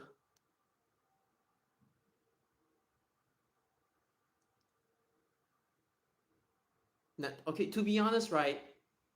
The guy is just he doesn't want to work in SMRT. He just wants to breathe into the system and leave his mark, and just wants to contribute in his own capacity, even though it's not the best way to do it. But he doesn't want to work in SMRT. Just to be clear, he has already charted his career path. But again, I just cannot stand it that he's constantly using his PWD card to bail himself out. The police cannot do anything to him because they know that he's on the spectrum. Very quick to avoid all these drama. Like, yeah. Although the reason why I do this is because the Fujitech XL9 2s, they are severely underfilmed. And I'm like, before I go back to Japan, I want to film as many of them as possible, including like Express Live, Gold Star, Otis, Tongyang, what else is there? But every single like deregistering model, you see my videos, right? Every single one of those like older lift model, I document all of them. I don't want to miss even one of them because I'm committed to what I do. But when I have Karen residents like this that make my job even tougher, then I'm like, okay, whatever, man. But at least elevators, I'm not really concerned because it's always there. It's not like a cameo whereby you have to nab it at that specific timing. So it's kind of skill issue on my part as well. So yeah. Yeah, KUB on elevators. Take my time on site. I also try to like uh do it as fast as possible unless it's like a special lift. I just make sure that like I'm not inconveniencing other people. Like I go late at night because I know there will be lesser people. And I'm not even trying to hide anything, but some people find it a problem and I'm like, okay, fine.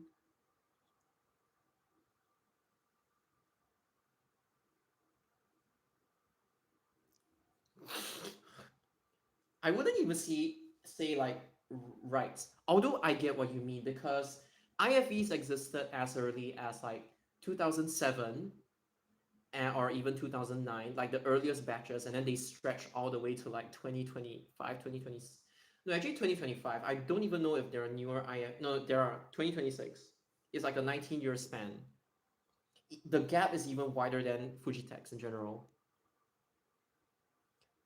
Private. That's why I really respect like lift enthusiasts who actually film private buildings. Like this one, obviously, you're not able to film outside. You just film inside and try to be as discreet as possible. But private places, I can fully understand. It's just when it's a public place, I'm like, what the hell? IFE, I'm not exactly sure because I do know that, like, as what Fabian mentioned to me earlier, like Mitsubishi's and sorry, even the newer Fujitex, is it ZEXIA or like uh wait Rexia then Zexia and then okay yeah Zexia and Hitachi's as well. It was Thai Hitachi and then China Hitachi. I don't know if like they will continue with this trend or they will just replace that with IFEs. I have no idea. But wait, is it LUP or LRP? I forgot. But oh, LEP, Lift Enhancement Program. Like even Pending Road has new Hitachis as well. Secure, yeah. The security. This one, yeah. I try my best to like. I just take the lift as per normal and I start filming inside. So my strategy is not to film from level 1. I start from level 2. I work my way up and then I work my way down and then I start recording. I don't record outside the lift or I be discreet at least. Ah, okay, thank you.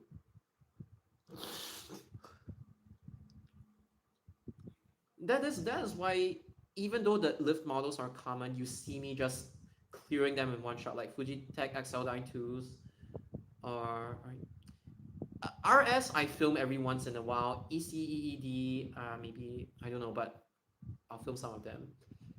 Wait, is it Express Lift, Gold Star, Otis, Tongyang? What else is outgoing? It's like all the elevators that we've grown up with, they're all gonna be wiped out. It's like Singapore's bus, train, and elevator scene is gonna be quite boring. So this is the last good generation of them. Treasure them. That's the reason why I filmed them.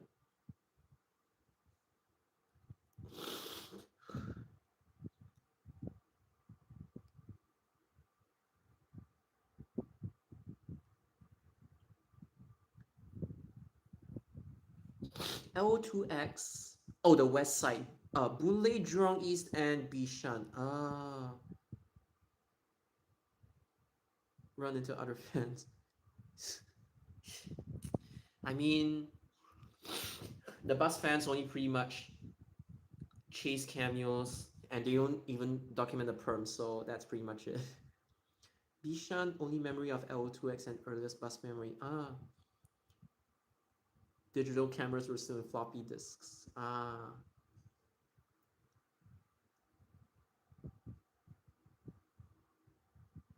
Oh, you always start inside. Once you start at the lobby, you will almost 99% attract unwanted attention. Yeah. Virtual museum. The same thing. I thought I was never crossing 100 subs. Not that I care about the number of subs I have, but like I was never expecting to get more than 4 digits, honestly. And still going on. Chasing is one thing, but like gatekeeping, hiding, faking, it's another thing. Oh my god. At least nowadays it has died down already.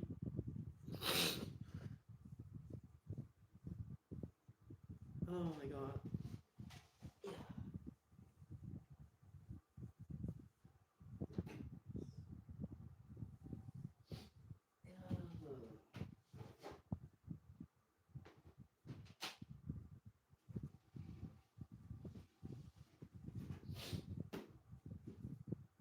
Anyway, since I don't have my laptop,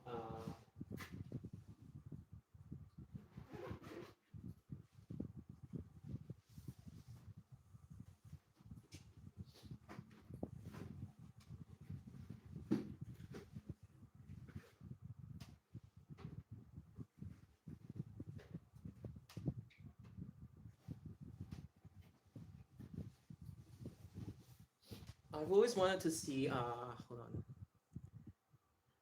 I've always wanted to see how I look on camera because I've never shown this before. Okay. Okay. Oh my god. How far do I have to like? Okay. Like this. Yeah. I just want to see how I look on camera because this is the first time I'm doing this. Also because like I have no laptop. Yeah. Just testing my camera as well. So this is kind of like the winter clothing. Actually, I think this will make me survive winter.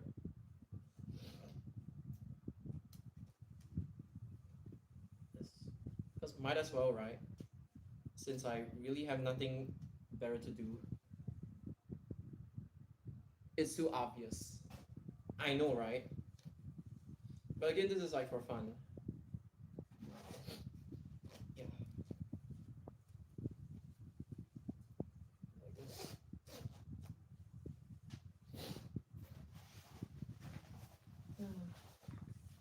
Oh gosh, where's the front? Okay, here's the front. It's yellow. Yeah. It's like lime green to be exact. Oh my god.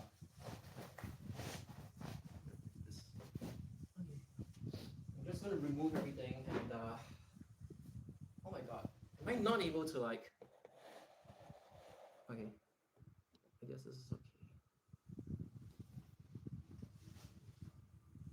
Do I have to stand up on my bed? No, I have to like I gotta like shift it down a little bit.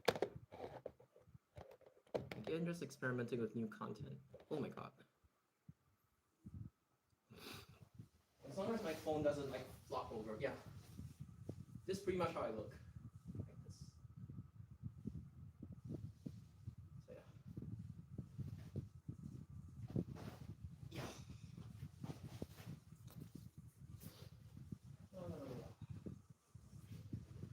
Usually when you have this on, I'm gonna have to turn my fan up so that I don't suffocate. Not suffocate, but like so that I don't feel like warm or anything.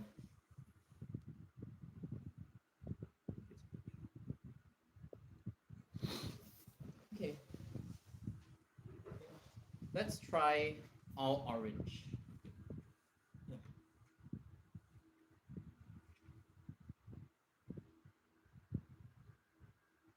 Yeah, this one is a rare one that is no longer in production.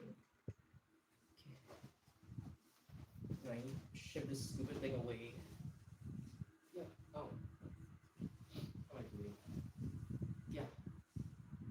Oh my god. What am I doing? I look so stupid, but yeah. This is me in all orange. Yeah.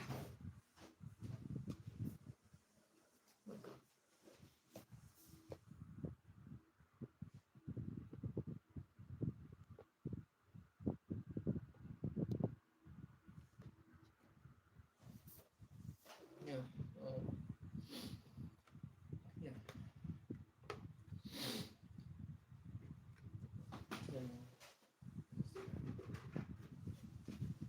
this one is the one from Aren't Worn by Train Crew usually. Ah. Although to be honest, there is this stereotype that like orange is for like train engineers in general, like just in general. And by the way, this one is from Australia. Just so you know, it's Pyramex. Yeah. This one is actually a little bit more comfortable, but yes. New train line construction. Yeah. I think honestly, I know the color doesn't really fit a lot, but yeah, I think I look okay in this.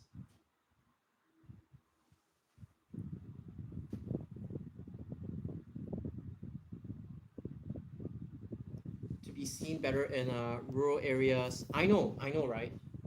You either wear orange or like lime green. They call it like yellow, luminous yellow, but the actual color is more of like lime green. Although some of them they really appear more yellow as opposed to like green. Quite big on health and safety. And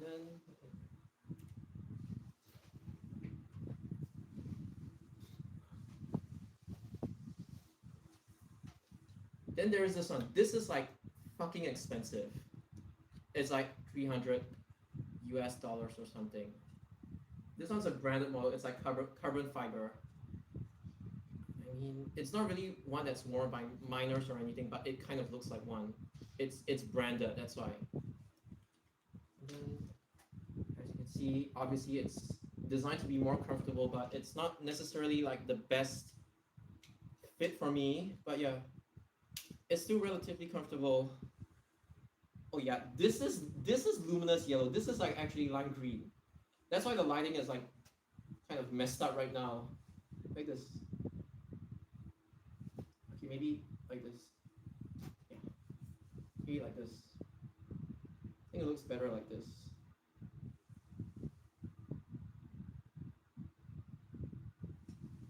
Yeah.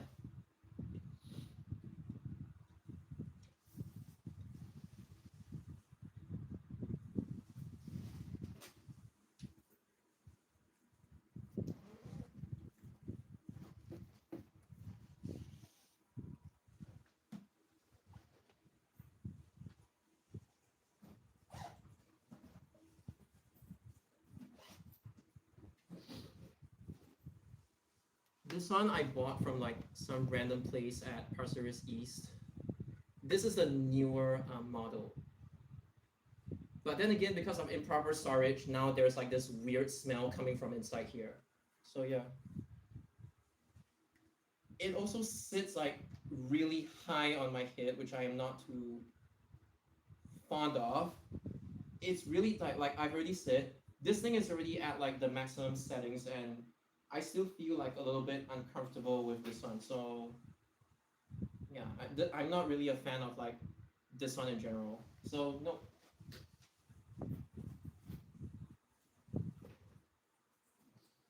Because when you're exposed to like heat and like improper storage or anything, it's yeah.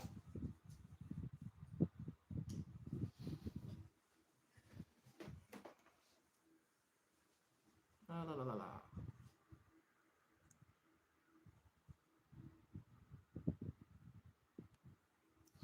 So it depends on what kind of reputation you want in town.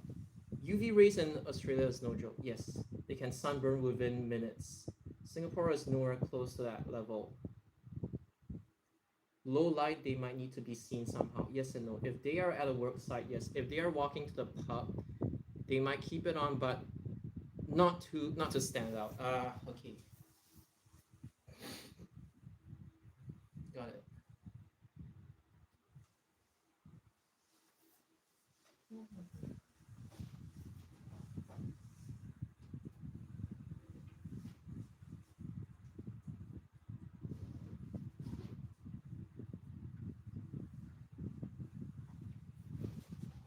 Yeah, just to test it out how I look on camera. Yeah.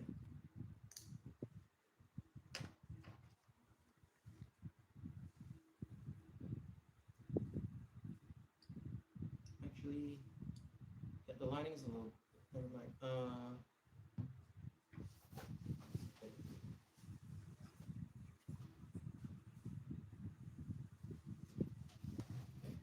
Actually, no. You're supposed to like wear this first. So like.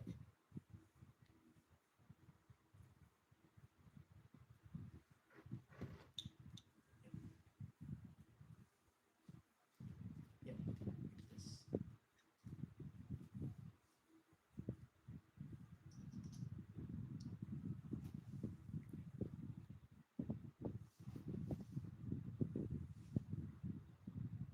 I'm surprised the lighting hasn't like messed this up too badly or anything.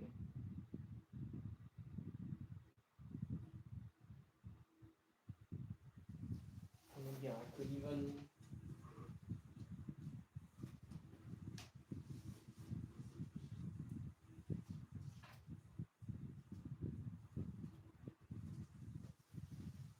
I have these, though I don't really use it a lot.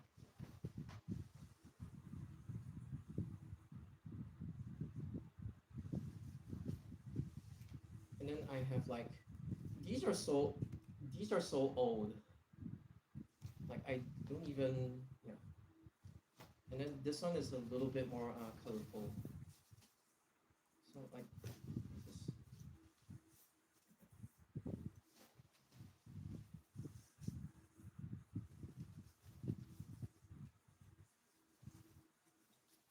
So obviously this is overkill, but just for the fun of it, why not?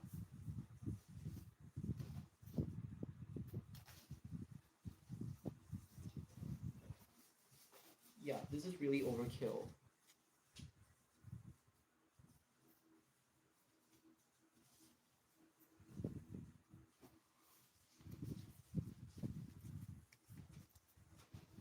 Yeah, something like this.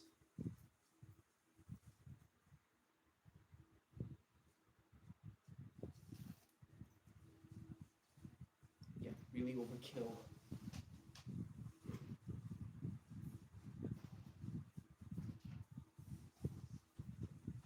Then I also have like a normal blue one as well, but yeah.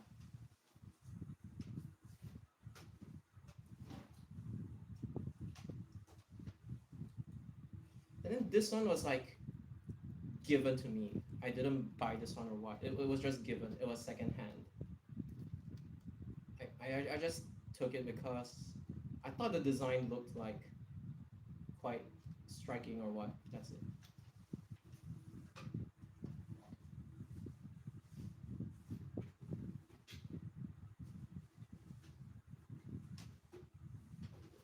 And then these as well, but I don't ever need this.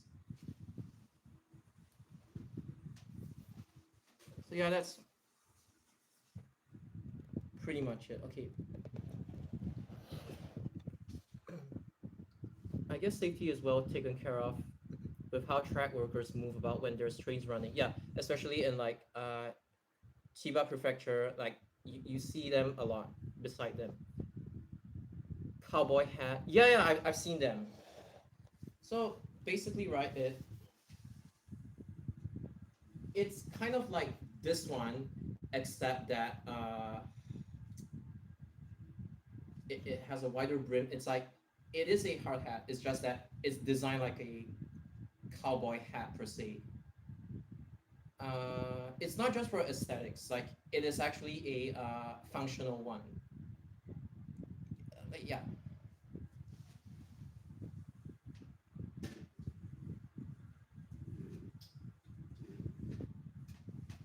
it's just like how people they find this ugly. Like they find this one looks like a mushroom or what or whatever, and then they actually like like the protective hat is still here, and then they cover it with like an actual straw hat or some not straw hat, but like they actually cover it up with like an actual hat per se. So it still retains like the functions of a protective hat. It's just aesthetically different, but it still does the job well.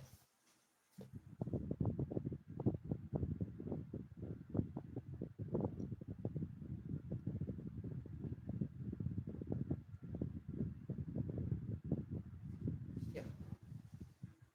So yeah. Why does this look oddly good? I don't know why. It's like even though nobody realistically would ever wear this, but somehow it looks okay. Like somehow this and this and this and this actually for some reason looks okay. But yeah.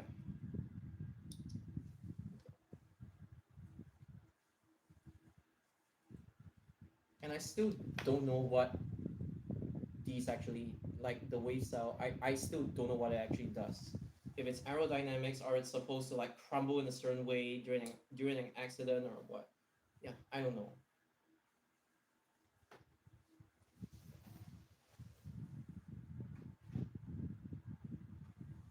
Yeah, I'm just gonna stick to wearing this, I guess, because it's my favorite. Because the history of this thing is that it got discontinued in like the late no, it got discontinued in the mid 2010s, and it was replaced by other brands that looked like this. Although I've already told people that like this suspension is not for this model, they just sheeped out, and yeah, but it still wears okay. It's just that this thing is expired already. Like this thing is from like 2014, so by 2019 this one would be unusable already, pretty much. Like just straight up unusable. It you can use it for 5 years, and for good brands like this one, you could probably keep it for 7 years. But normally it's like 5 years, and then you have to like replace. But yeah, this one is still my favorite one because I was super lucky to be able to find this in like some random builder smart at Tiongbaru. It's like the junction between like Tiongbaru Road and Outram Road. There is this hardware store that still had this one in stock. It was the very last one, and I bought it. So yeah, I was like super lucky in that sense. Yeah, it's like like the workwear brand called Bullard, right? They are actually on top of their like PR game. They even went to like market Santa, like Santa Claus, with their own equipment as well. Their PR game is actually really strong. So here's the thing, like whether you're a guy or a girl or whether you identify as non-binary, it doesn't matter. Like people, they have their own like what do you call it? They have their own like sense of fashion. People tend to spend their money on like branded clothes or like shoes, handbags, watches, sunglasses, whatever, caps or what. And then there is me like basically investing. I mean, not like going broke, but like investing on these shits. So yeah, I'm kind of like the weird one basically. Jackets with reflective strips worn outside of the work size. Even girls' generation, Catch Me If You Can, they actually stylize like they stylize this thing, but it becomes like a dance outfit for like the female K-pop singers, dancers. Yeah, so this one is kind of like a fashion statement as well, is what I would say. A difference is that like in Japan, right? Even common models across the world are like considered rare in Japan. And then in Japan, they usually come with a chin strap. This one doesn't come with a chin strap, but the ones in Japan, they're like somewhere in between a safety helmet and a hard hat. Some of them are closer to a safety helmet, some of them are closer to a hard hat, but they tend to come with chin straps. This one doesn't. But yeah, it's just fun facts, really.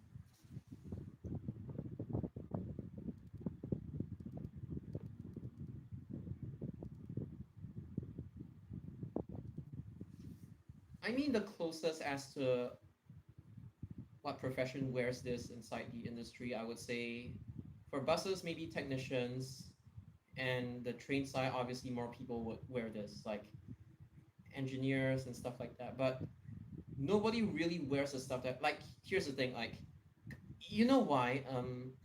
Nobody wears this color. Like, literally none of the ones that I own are yellow or white, like the most common colors. Like even my blue one, like this one, like the one from Australia, it's not even really that commonly used, like this color per se. It's like different countries, they have different regulations, even though white is usually seen as supervisor and then yellow is usually seen as like your ordinary worker. But nobody really wears orange, so that's kind of like special. And then gray, it's like orange, gray, lime green, and stuff like that. Nobody really wears them. I don't think anybody even wants to wear like my branded one because you cannot even tell like the color of it, and also because it probably gets dirty and yeah. Banned from business class lounges. Ah, damn it. Maybe this is why I wouldn't want to fly business class ever for whatever reason. But here's the thing, like in an airplane ride, why would I wear this? Like unless because even during your emergency landing or whatever, like you fall down the slide, you're technically not supposed to wear anything. But obviously, if you just wear this, it's fine. I don't know what I'm talking about, but yeah.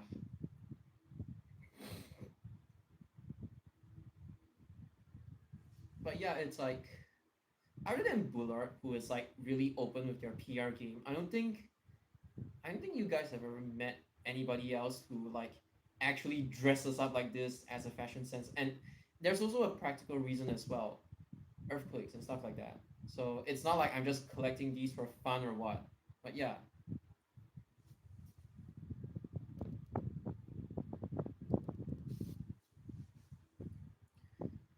banned from business class lounges. Oh, it's a lounge. Okay.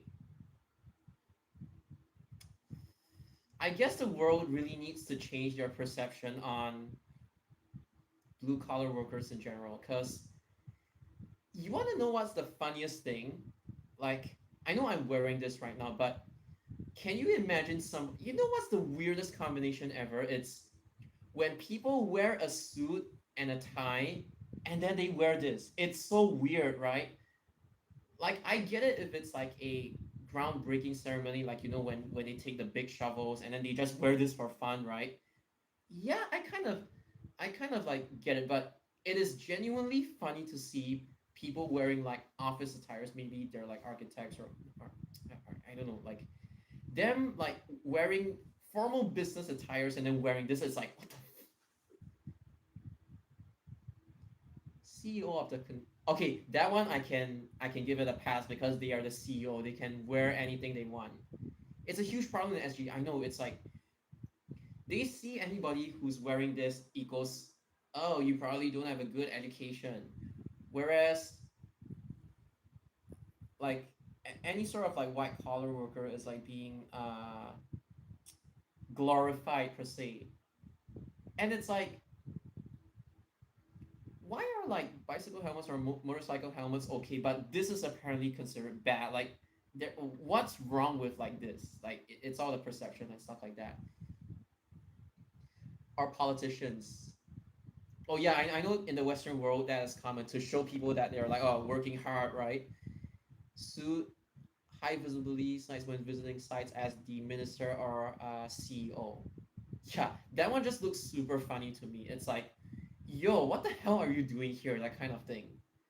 It's like, are you here to actually learn something, or is it just like a media publicity stunt, that kind of thing, right? So yeah. But if anybody's asking, do I have any experience working in like let's say construction or factories? Unfortunately, no, because in Singapore, right? If you're like educated enough, they typically reject you from these roles. It's like they think you're like overqualified for it. But then again, I call it bullshit because plumbing, by the way, it's so commonplace now because even though the university graduates they have their like degree and everything, but they actually go for the plumbing courses to like stay relevant in case like they ever get like job opportunities like whenever needed, blah blah blah blah blah. And yeah, but obviously plumbers do not wear this attire.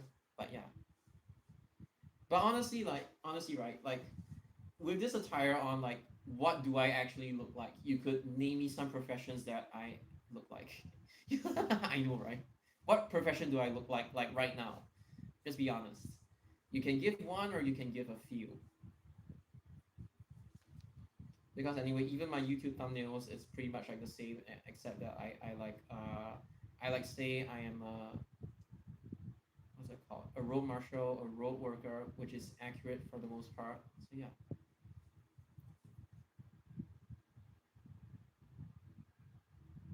Actually with the fan on, right?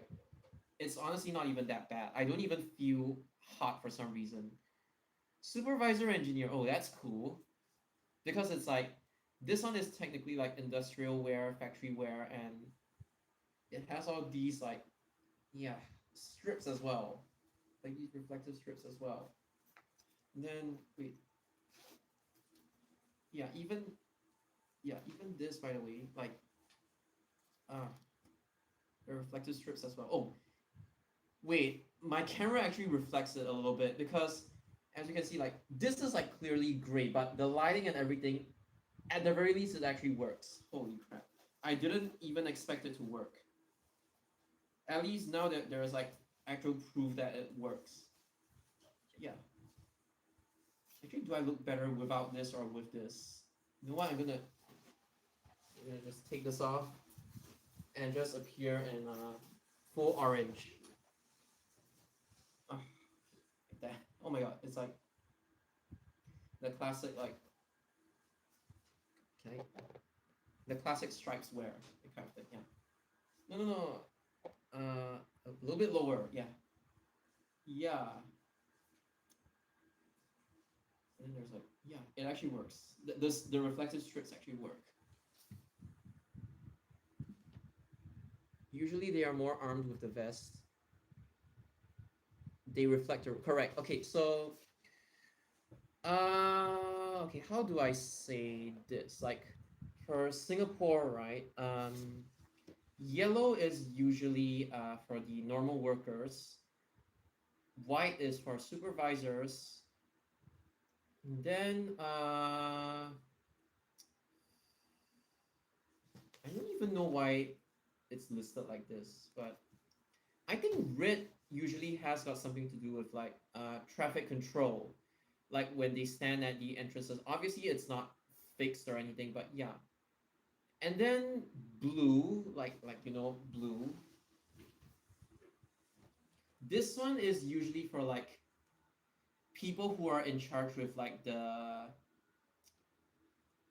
safety inspection of the site, or even the ones that clean like the toilets with the portable toilets within the site itself. Okay, I'm not too sure about that, but usually this color denotes like safety inspector or something along those lines.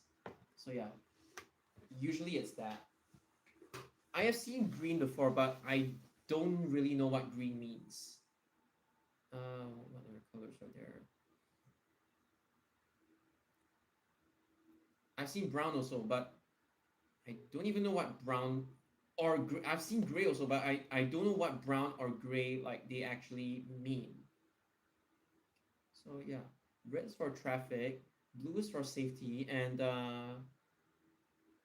orange, like the one I'm wearing like this, it's really not fixed. Although orange is probably more common with like factory workers, like it's probably a specific role when it comes to like the factories and stuff like that.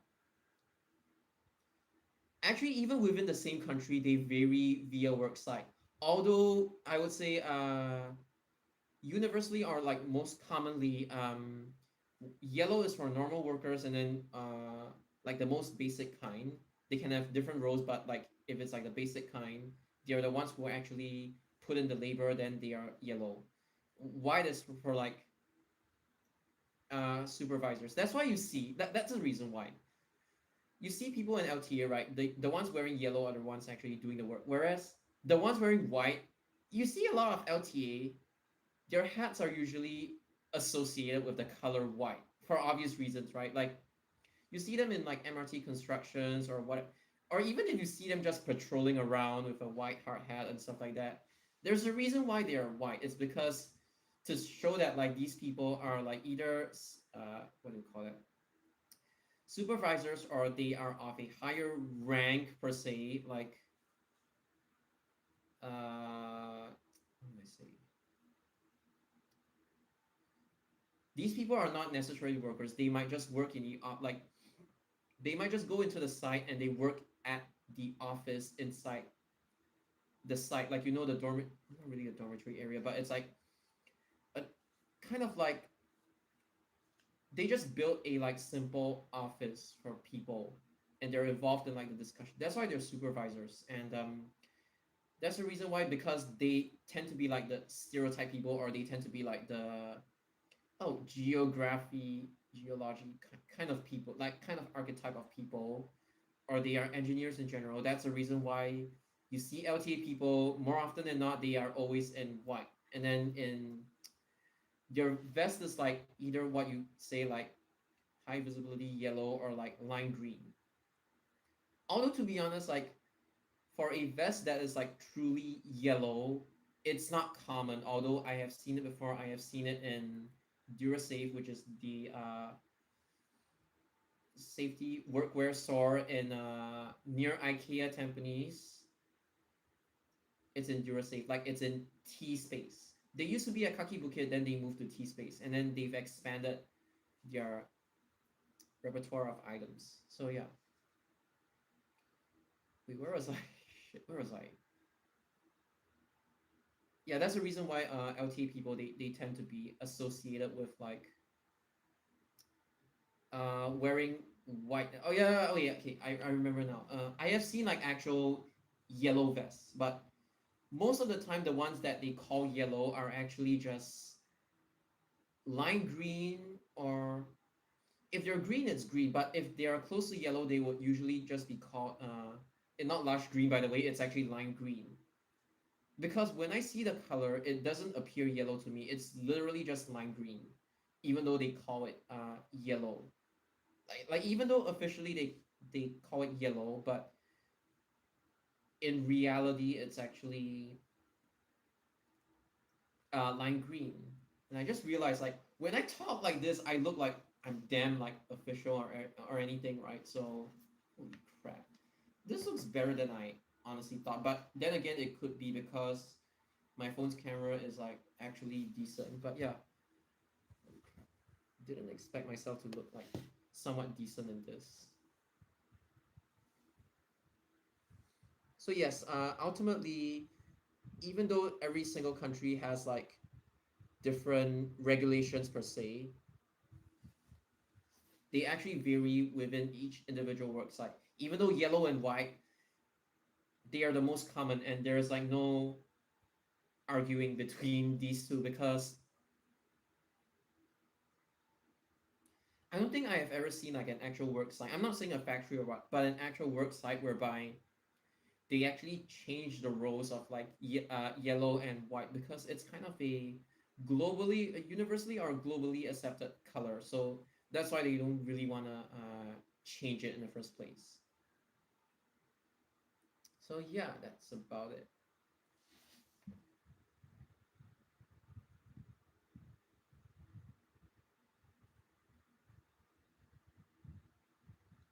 You guys have any more questions in general or like regarding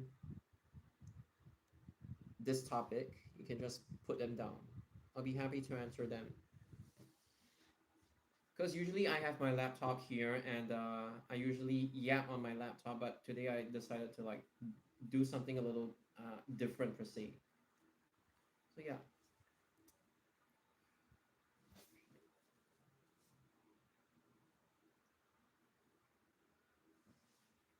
And the thing is that like this thing is not even vented, but because I have the fan blowing at me, it honestly feels okay. Like even though there are no vents on this one. By the way, I think I've said this before, but if a hard hat is vented, you cannot use it for any electrical works. Like you cannot use it for any areas whereby there is a risk of like electrical hazards because it has to be non-vented. Like even though this thing is expired already, if you don't actually show them the date or I mean no, the date can be you can tell the date by the imprints over here, like I've explained before, but assuming they actually don't care and like they're like okay at the very least you're like protected, right? Having one is better than wearing nothing at all, and they let it slide, then okay, you can actually wear this for like as an electrician you can actually wear this even though this one is expired already. This is like 7 years past its expiry date, so obviously I'm not able to like wear this into an actual site. I can still wear the blue one or like the lime green one, but this one it's nope, I cannot wear this because it's expired. Unless their safety standards are trash, then yeah. But yeah.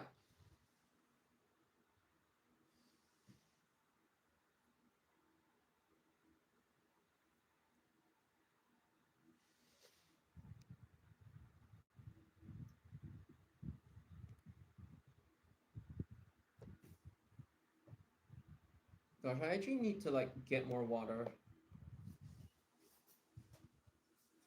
Be right back.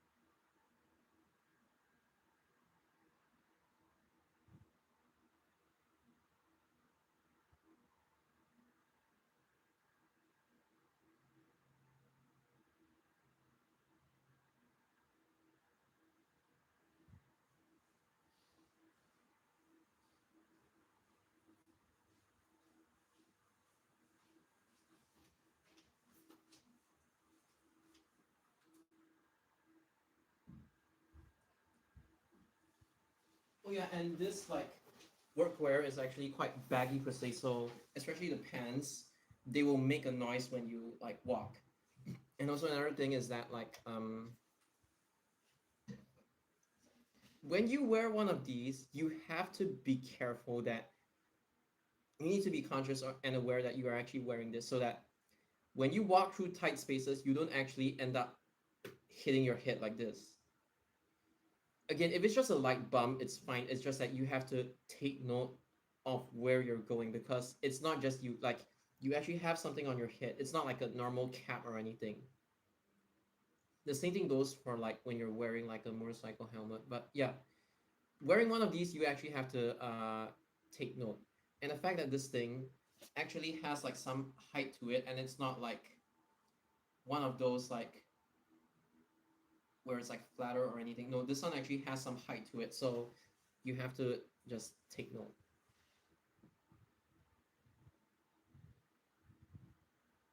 Okay, hold on. I think tomorrow or something I will focus on like coughing all my phlegm out. Cause yeah, like I told you guys, I have a kind of a sore throat and phlegm right now. I'm still able to talk normally, but yeah, I'm gonna have to drink lots of water and just cough it all out, I guess. Yeah.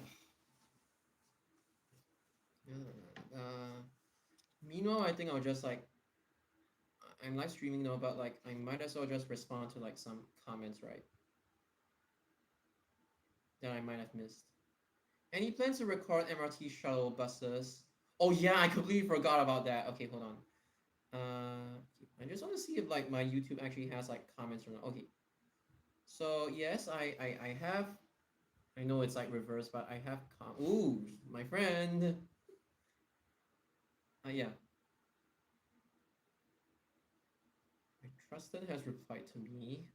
Uh, no, there is like Joel filming 665. Nice. And then SG Buses has Grand Park Hotel Singapore, Fujitech, XFSN traction elevator, the guest rooms.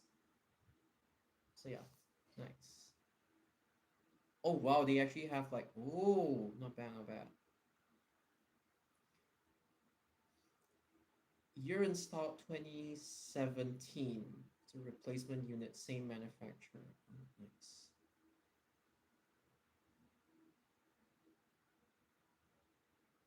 Oh yeah, you can actually see like the phone's reflection like this. I think it looks decent. Okay. All right. Oh yeah, so I think if I really have nothing to do, I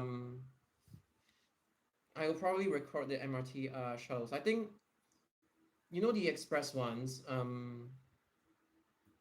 I think one of them. Wait, what was it? I think one of them, the express ones, they used to follow the parent route, which was dumb. And then when commuters like feedbacked, they actually changed the route to become Bishan Road, Braddow Road, Bartley Road. Yeah, pretty much like that. They actually changed it so that it takes a much more direct route instead of like just cloning the non-express variant of that service. I think it's more efficient as well, especially when you make it go underneath the Bartley Brattle underpass, as well as the like. Wait, is there even an underpass for CT? Yeah, the what you call that? Does Brattle Road even have an underpass below Lorong Chuan? I completely forgot about it. Yeah, assuming it actually uses these underpasses and the fact that like assuming that there's no traffic, I think it could actually work. It could actually work out. Yeah, but in case I really have nothing to do, I guess I'll just go and camp those shuttles. It's just that recently, okay, I'm not even mad about the fact that like uh I deleted the footage of 960E because the most of the footage was like just jam prone anyway. And if I really wanted to cheat, like I said, I could just take a 960 OC provided a 960 OC spawns, and then I transfer to like 187 OC. So yeah, there is technically a way to cheat, but I don't want to cheat. But then again, at least SG Buses has already gotten the screen cap of the SMB 77P on 960E. And that one was the last ever appearance of an OC on 960E for now. That one I'm pretty certain it was the last one, but because I've been camping and there hasn't been any reported ones thus far. The recent spawn on 9 sorry.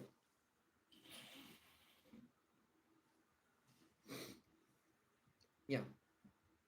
The recent spawn on 962, it wasn't from 960E. I'm pretty sure that one was a natural spawn because it only appears on like 4 p.m. And then the other thing that I got disappointed with is that I just didn't manage to get like the 681 diesel.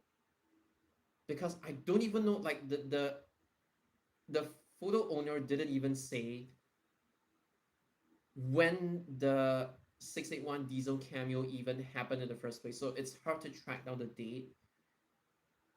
Yeah, pretty disappointing. But I just hope that one day they would eventually, at the very least, spawn one of the diesels on the City Shopper City Direct services.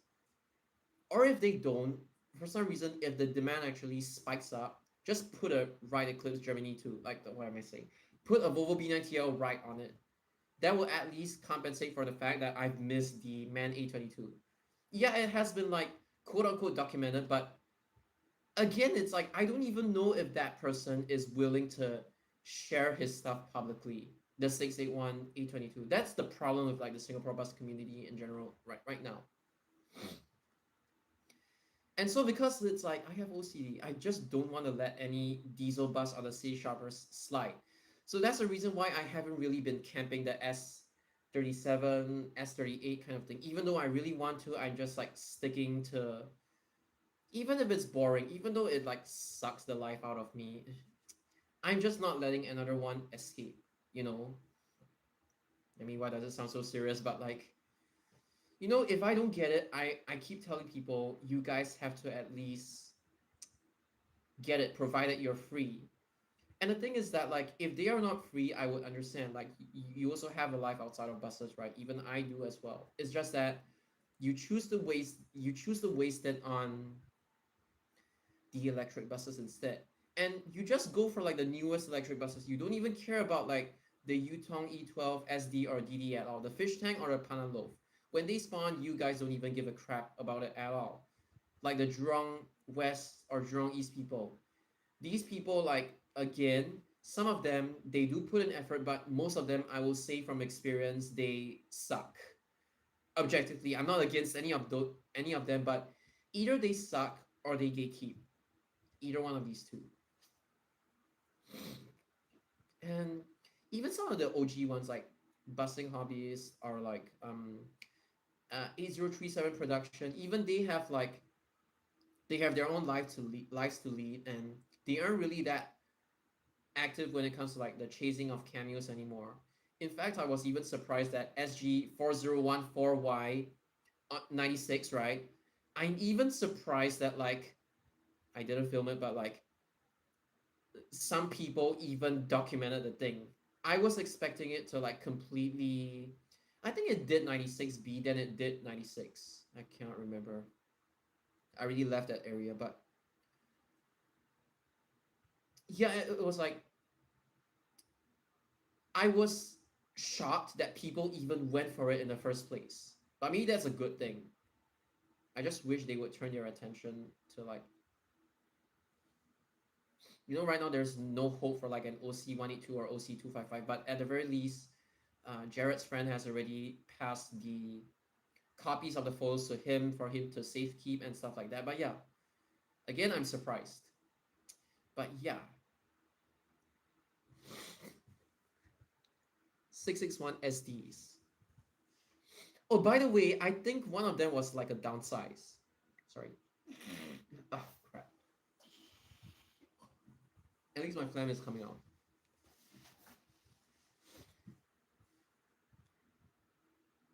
New ART. Oh, that is SMB 136C. Maybe I'll check it out. Wait, sorry, JB. Oh no, no, I don't know JB. I thought it was like no, but something is happening with SMB 136C before it gets like purchased by the US. Some people are like, some people in the US they are eyeing on SMB 136C. After it deregisters, it will be sent to the UK. Like that's what they want to do. But whether it succeeds or not, I have no idea. But Artbus and JB, I'm sorry, I have no idea.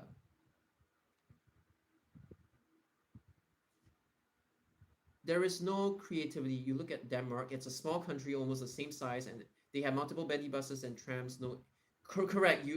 You're spot on this. I know SG has infrastructural constraints, but when it comes to like creativity in general, yeah,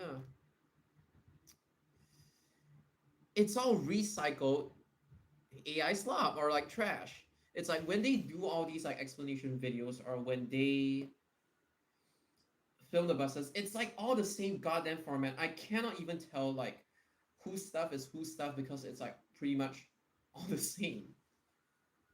Did it get the 8033D treatment?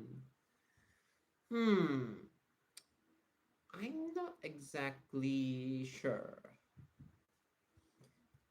Yeah, as a cameo chasing syndrome, and then they neglect all the perms.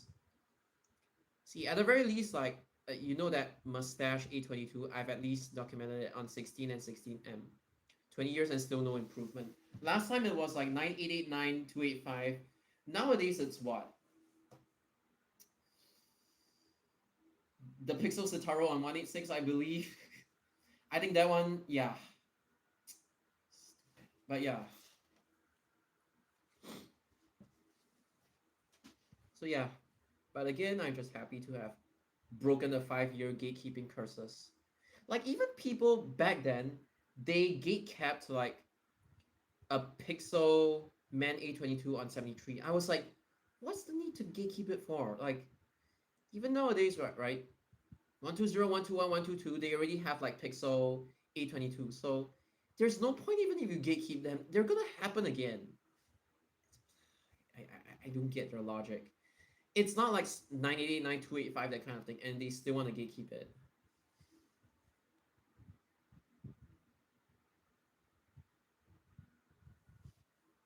But yeah, it's because like I just don't want to let all these like rare opportunities slide. Like I almost missed the 668 double decker, which I believe SG Buses has already screen capped. But I almost missed that one, and I don't want something similar like this to happen before. It's like I don't want to like CDS Orchard City Shopper CDS, right?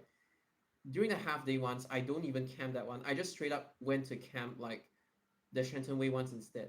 And at least it was like somewhat rewarding. I don't even think like the 681 diesel happened that day. I think it was some other day that I missed it or something. But yeah, it's just as long as I never get a diesel on 679 to 682, it's very hard for me to like actually commit to filming the shuttles. Although I promise you one day I will actually film the shuttles. At least before I go back home to Japan, I will at least I will target it. Even if I don't ride it, I will at least film the outside of it. Although Maxon, when he's like doing the S7 shuttles, even like the police were like, okay, you can film, but try not to. They were like, what the hell? It's a public place. But Maxon, at the very least, he's like well versed when it comes to like the laws or the limitations of like filming buses in general. Like he's very well versed like with the law in general because the police in Singapore are actually mostly chill, and then you're able to like reason with them. It's just like the security guards that tend to be really,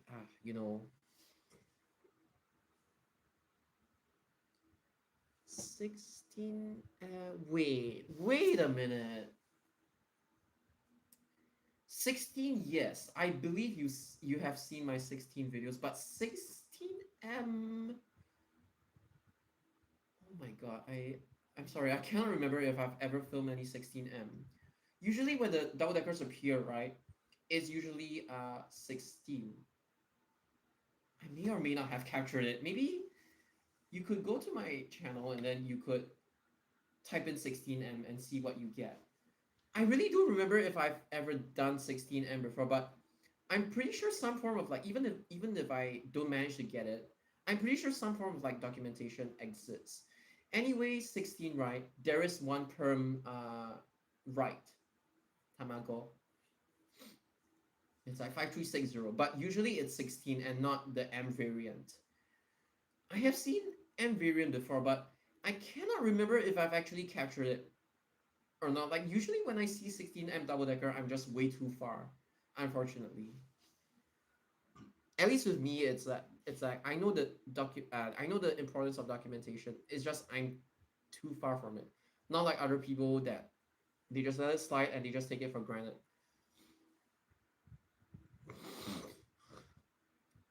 Not to film the express shuttle to Express 12. Is it by a BC or by security or by the whoever? If it's by a BC, then the BC is full of shit. Cause you better make sure you police everybody who tries to film Express 12. I mean, like, anyway, Express 12, right? There's already footage online, so I think it's probably just that one BC that's like a piece of shit.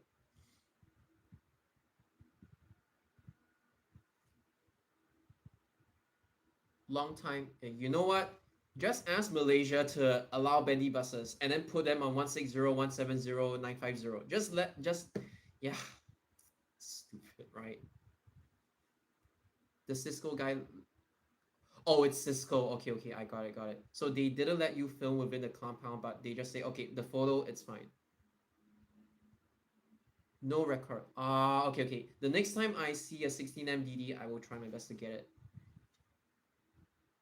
Oh, it's from outside. Okay, okay, I get it. Security is usually like this, especially with airport. Like, okay, it's the airport. I kind of get it. I kind of get their reasoning, but at the very least, once you get off from Express 12 at Bugis, you're able to like, at the very least, capture the EDS.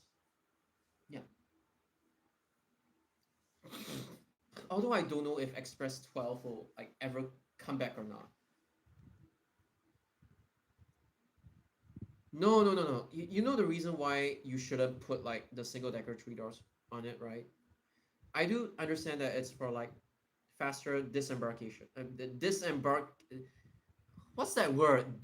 Embarkation, disembarkation. I understand it's for that purpose, but you have to remember that like 160, 170, they need as many seats and capacity as possible.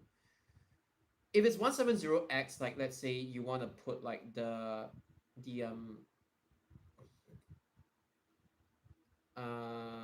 more than two-door buses on 170X, I could understand. But for 160 and 170, genuinely because they're longer distance, right? They need seats.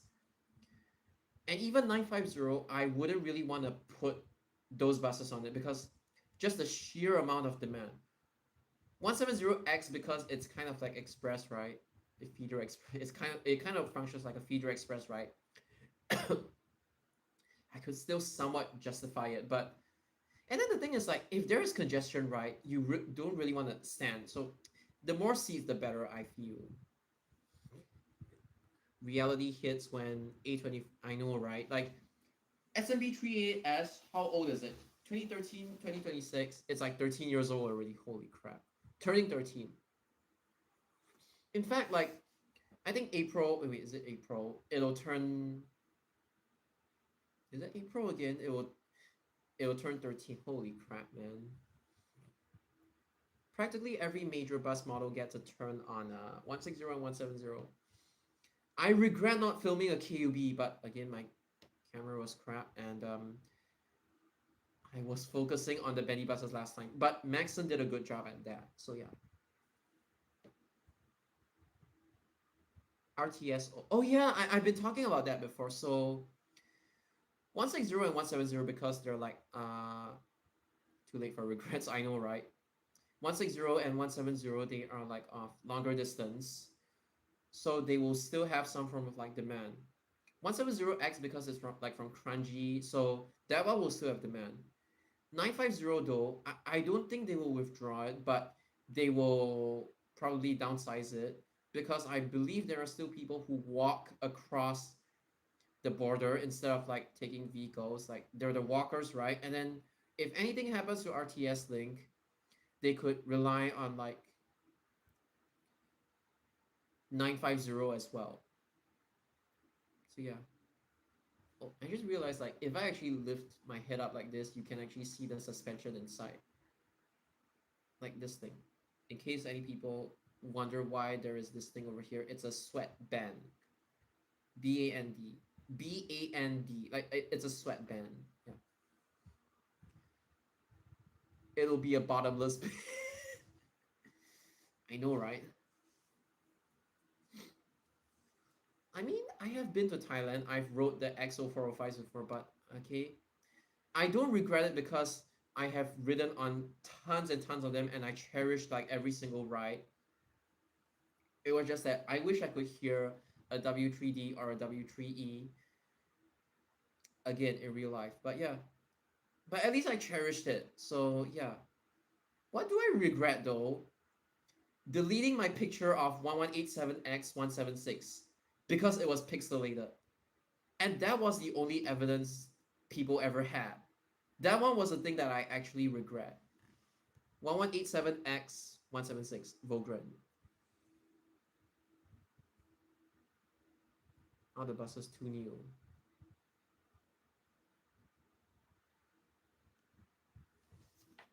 Yeah. That's probably my biggest regret. But honestly, right, 1187's home is okay. So let me try to recall. Okay, 1178 was either a spare bus or 856. 1179 was 912. 1180 was like 187, but not full day. I think one of the people I know actually wrapped that bus like REP, like it's their rap bus. And then 1181 and 1183, they were 900 slash 901. They were technically perm 900, but they were interchangeable with 901 if I'm not mistaken. Right now, 900 and 901 are no longer interchangeable, especially ever since like the 901M thing. But back then they were. So 1181 and 1183, they were effectively shared between 900 and 901. 1182 was on 963. Then it flew over to 856. Then it got transferred to Ang Mo Kio Depot and became like a spare bus. It would run like 804, 807, blah, blah, blah, blah, blah. Even 811 as well. 806, I don't know, but yeah. Actually, I think it's just 804. 1184 is the one with the a KUB's the rear door closing sound. They had it for the bus stopping sound. 1184 was 962, and so is 1188. 1189, 1193, and 1196 they got transferred to Crunchy during the last few years. 1190 is like 912. 1191 was like a spare bus that was kind of like popular amongst like because they say that the voice is powerful or something along those lines. I don't remember. I don't remember. Wait, 1192 was like what?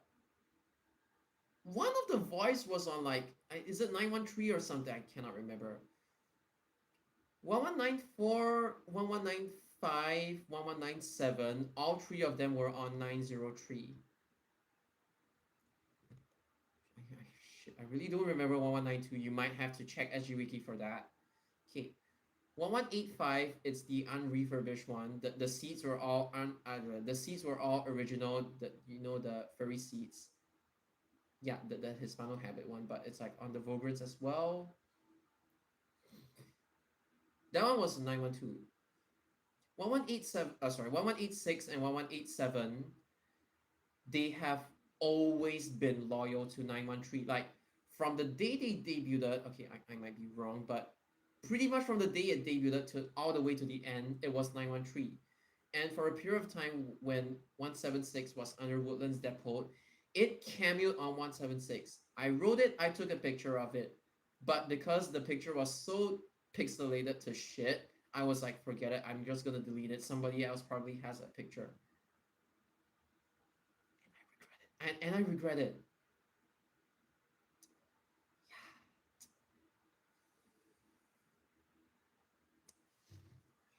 My stupid decisions. Wait, what was the comment that you deleted? What did you say just now? So yeah, that's pretty much like the Vogren.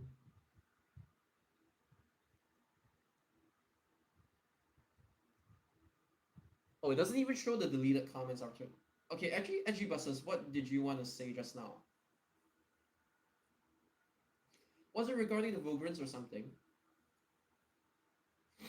But yeah, I will say that like the Vogren 0405Gs in particular, or even like 0405G in general, nobody cared about it when it was about to deregister.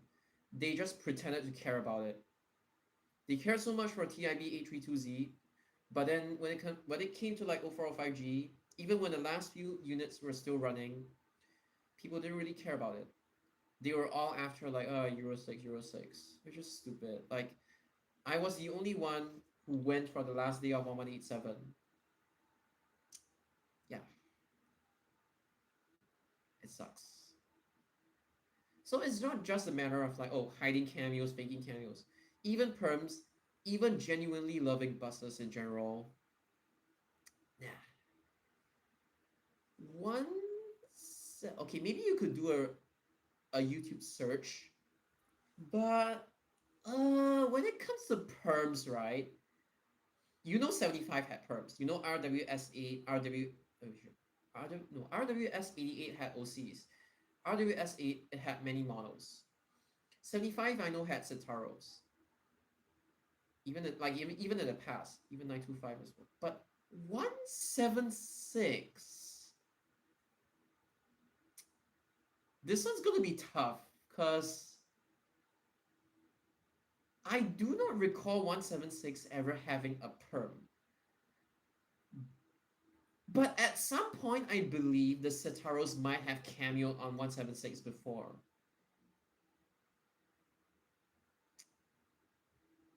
I don't think it ever had perms.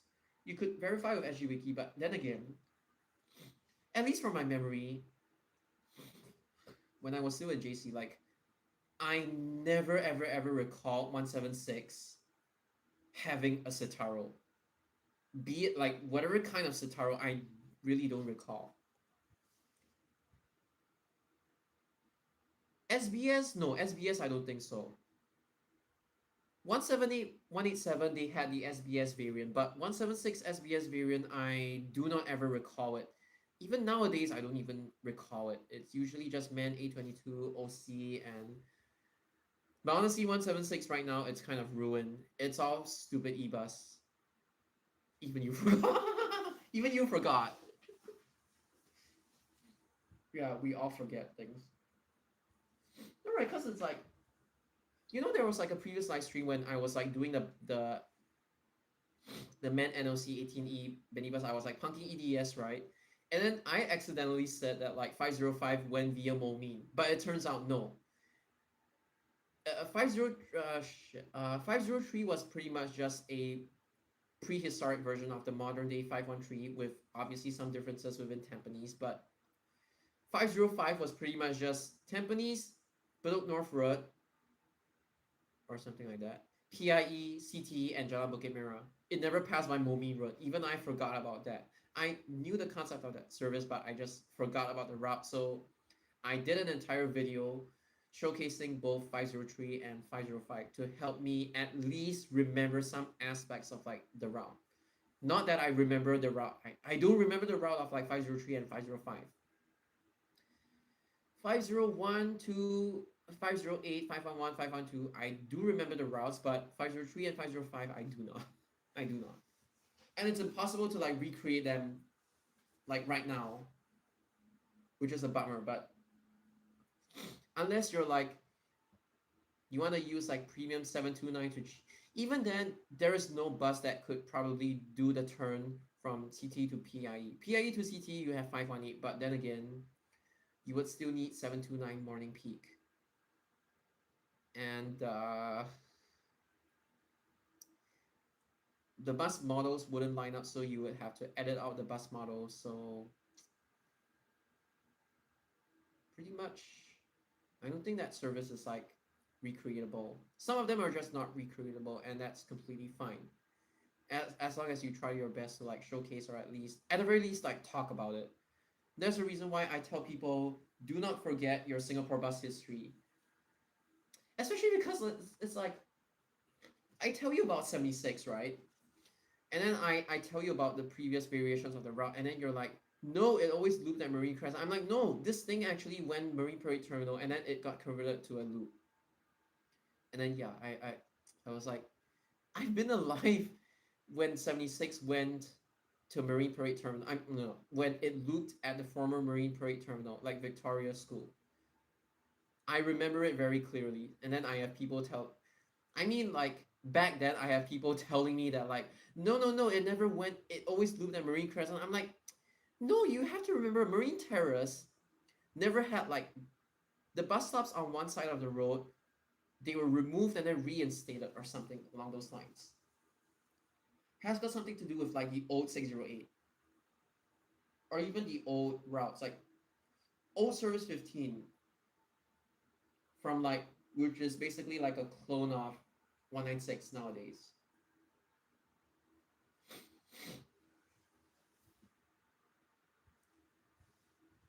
150K and 151H. Oh. 15. You know 27, right?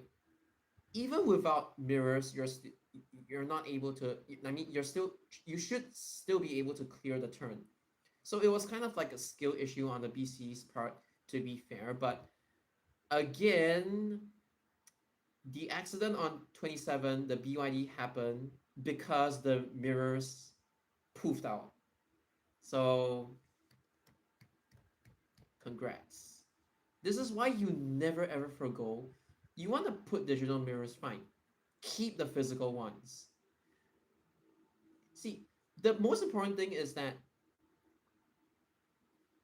oh, without the mirrors, right, your bus is able to squeeze into spaces, right? But here's the thing, you are a large vehicle. You are not supposed to squeeze in the first place. That's why your mirrors are there, like it, so that you at least like are able to like gauge yourself not to turn too wide, turn too narrow. It's like you're not supposed to squeeze. People can brag about, oh, no mirrors, you can squeeze, but you're not even, you're driving a heavy vehicle, you're not supposed to squeeze in the first place. Jurong Bus Park. I know, right? I don't think I even existed yet for Jurong Bus Park. Oh, nobody, but basically, haha, you have no parallel bus services. And pretty much like, all your parallel train lines are dead as well. You're screwed. To the point whereby one of my friends told me that like they even tried to run a Shinkansen shuttle service. It's like Furikai Yuso between Omiya and Tokyo. They ran a Shinkansen special service. I mean, that's smart on their part, but here's the thing, like in Japan, you really don't have much parallel train lines or bus lines as options. So good luck to you, haha. It also doesn't help matters that your um, bus routes, sorry, their roads aren't even that bus friendly or even like heavy vehicle friendly in the first place because they're so narrow. I know London has it worse, but it's not like Japan is like any. It's maybe a little bit better only. I know, right? Then again, the extremist train enthusiasts or bus enthusiasts who want to squeeze everybody into one single corridor, the transport node, I don't know what you call it, but like they segregating demand doesn't exist in their dictionary. at all. They keep thinking about like combining demand and forcing everybody to use that one service, and they're even going to decrease frequency and then claim that like, oh, you can now take the bus in different directions, so it's a decrease in demand. It doesn't even work like that. You decrease the frequency, more passengers will accumulate in between the time frame in between buses, and your demand will increase regardless of direction. I get what you're trying to say, but logically you don't make any sense, you JC fucks. I cannot believe, right? Like, they just propagate the JC stereotype. The fact that like these people are all books and don't know how to like do anything, don't know how to like talk logically, even when you're supposed to be book smart about it. I'm gonna invent my own terms, blah blah blah. But it's like the train enthusiasts who are anti-bus and the bus enthusiasts who are, they want to make bus skip stops, or they want to turn every single feeder into an 861 like service, whilst destroying the purpose of the looping point in the first place. Like, they need to eat their words, and they actually need to be forced to pass A. Otherwise, yeah. And the fact is that some people who are PES F even tell other people to PES A, which is like, what the yeah. Which is like,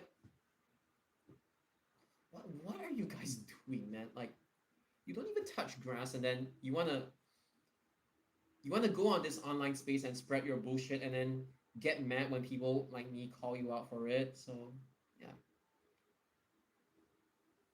it was genuinely so stupid. Like, you have extremists from both ends of the spectrum, the train side and the bus side. They need to eat their words, really. They consistently forget about Singapore's density and Singapore's climate as well. It's not fun. I know in other parts of the world it's worse, but it's not fun to be walking in. And the thing is, like, they keep forgetting about rain shelter, especially when it comes to like the Orchard area.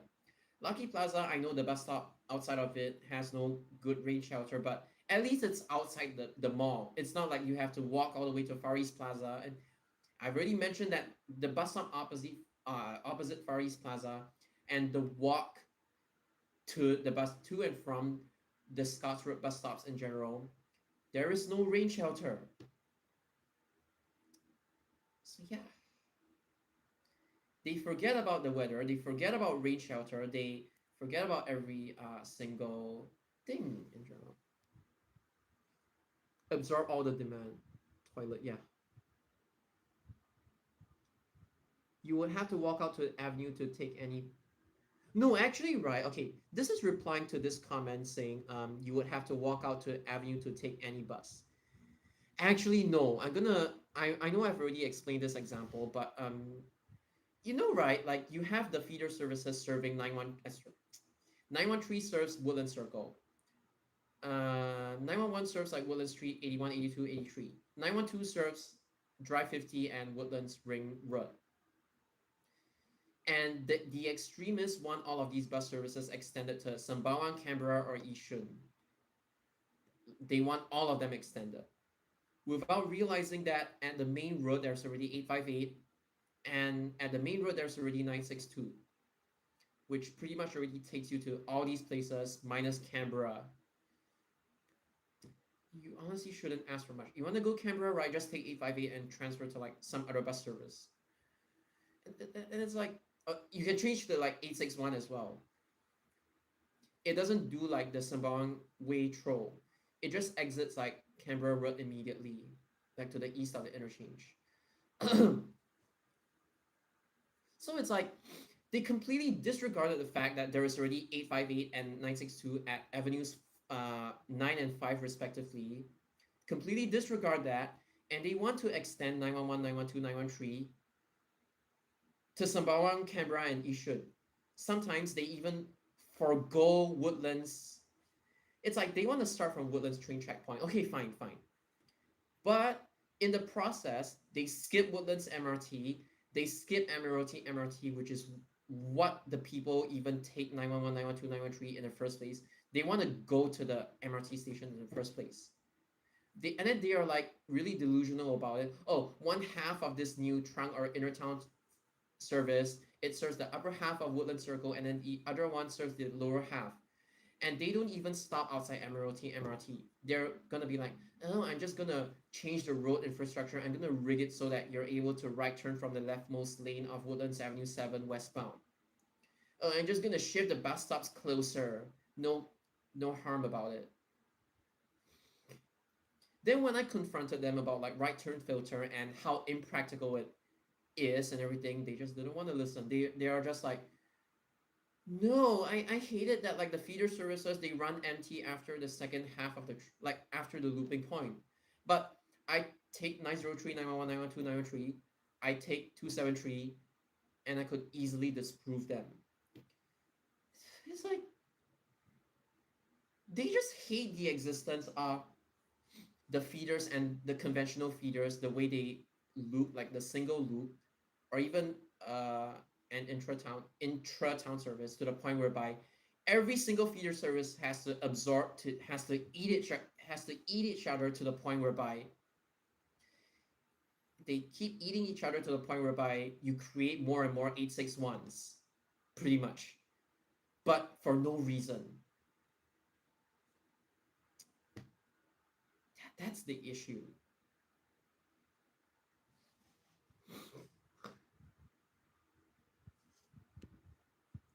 Yeah, it's like people want to go to Woodlands and Admiralty, and then nobody is like asking for a bus to like Sembawang because they already have 858 and 962, which already throws its like Woodlands in the first place.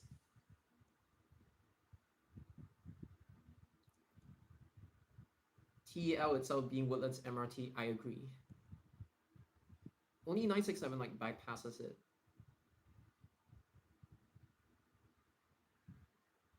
Kept getting deleted last time I talked about this. Aww. Anyway, the mirrorless thing, it's stupid. Wait, where was I again?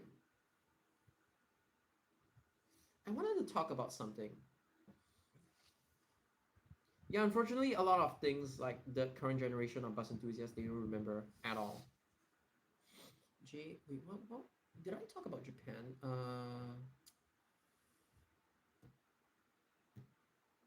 Wait, I completely lost my train of thought.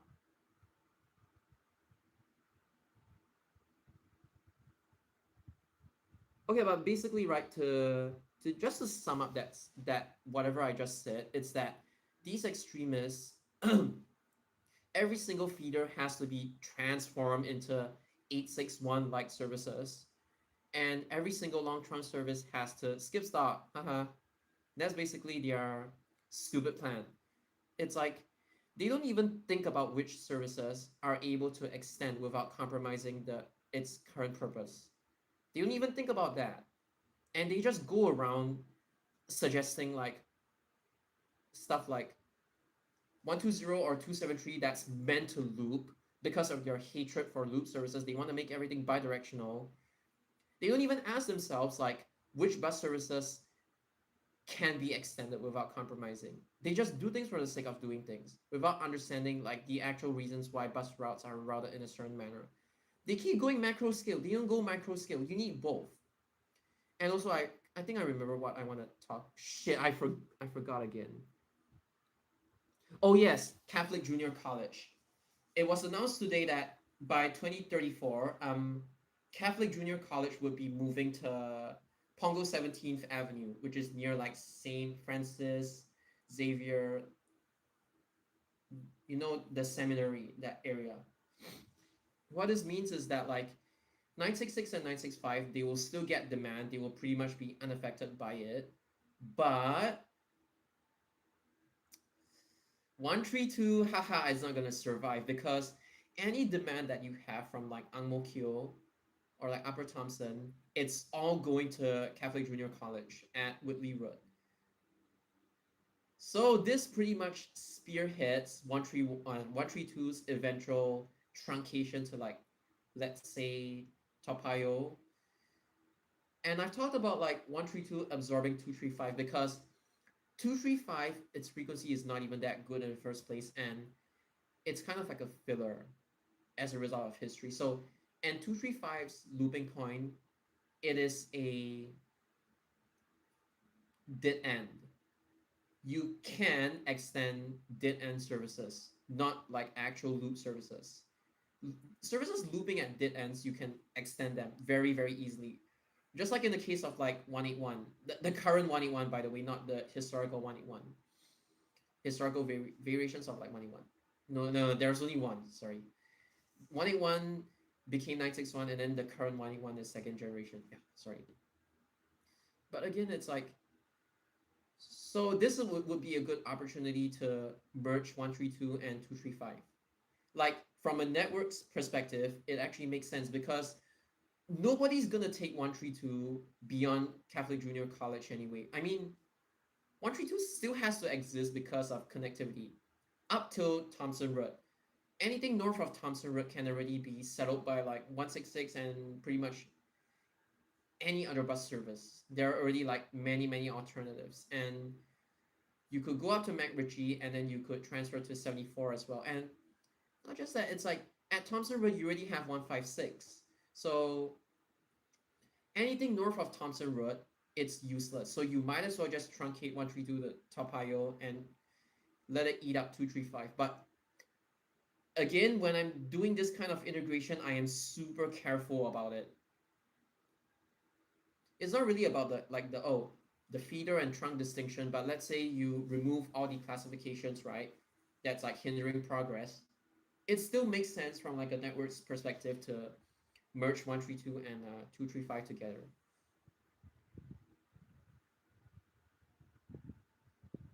Self-driving buses. You mean the ones that are in like Pongo, right? Let me tell you one thing. I often joke about this. The Pongo autonomous shuttle buses, I think I even joked about it on the street. The Pongo autonomous shuttle buses, they are going to get more demand than whatever nonsense 851 skip stop bullshit that these people are planning. Yes, let's just call it 851R. The Pongo autonomous shuttle buses will have more demand than 851R. I can guarantee you.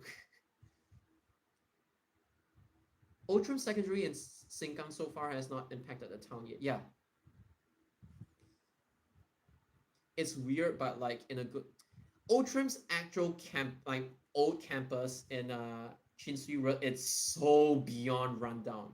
I know that they filmed a kids drama there before. I think the main character is like an Indian girl or something. I don't know if anybody actually remembers that one, but yeah. But that campus is like so rundown, just like Yishun Junior College. Come on, man! Like just move just move them to Innova JC already. Yishun's campus is like deteriorating really badly, just like Outram Secondary School. It's gonna be as hot as the Central School kitchen bent. I know, right?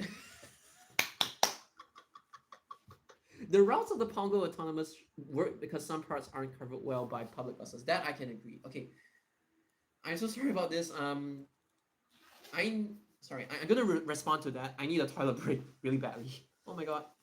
Yeah.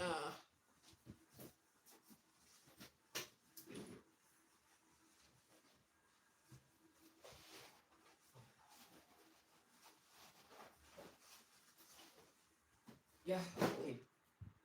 I need a toilet break. Sorry.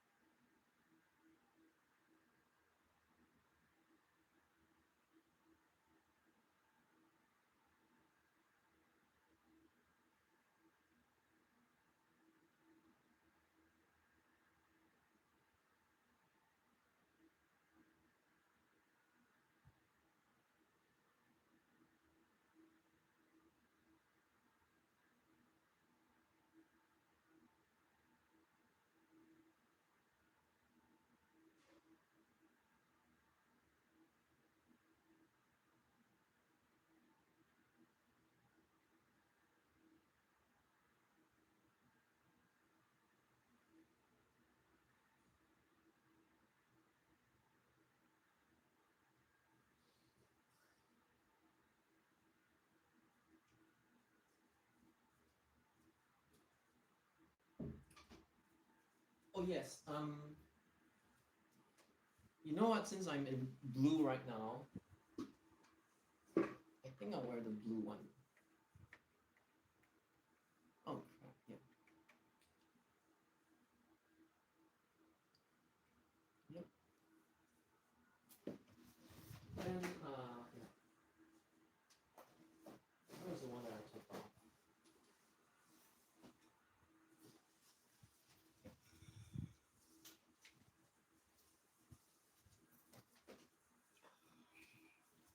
At least this one looks more natural.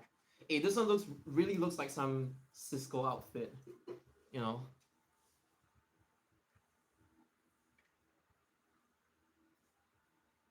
Yeah, like this.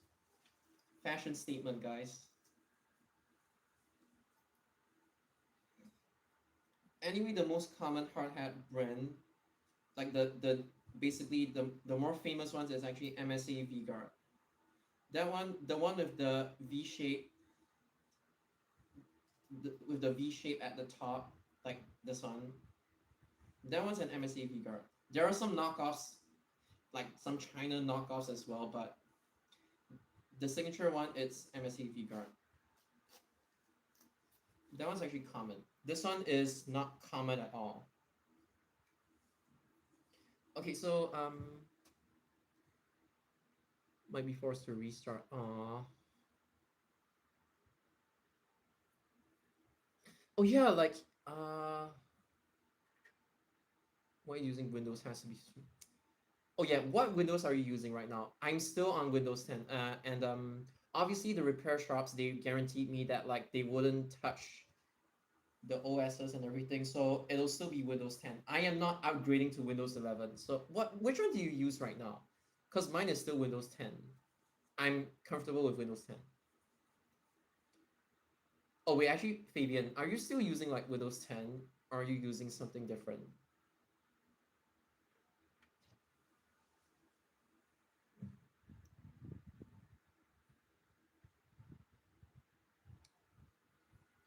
Oh yeah, and as I was saying, I know we often talk about like, oh, Singaporean netizens being really brutal in the thank goodness.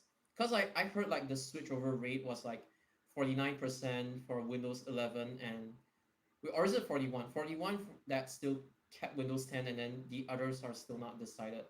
I don't know, but like yeah,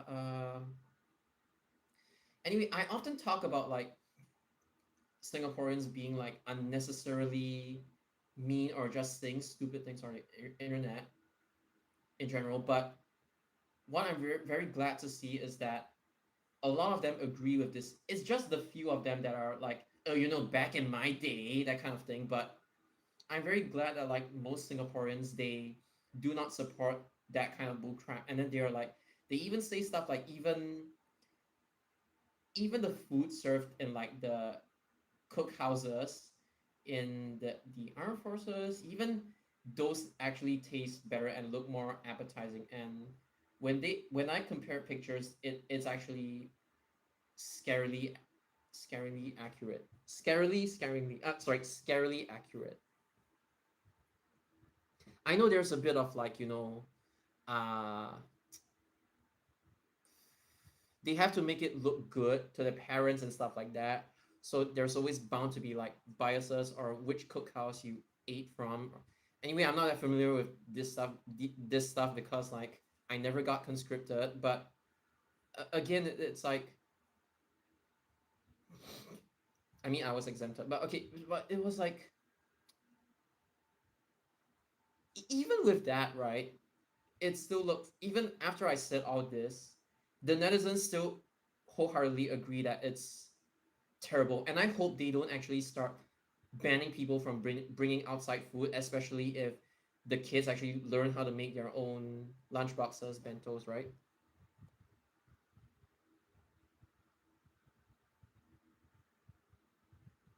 Hot as the central, yeah.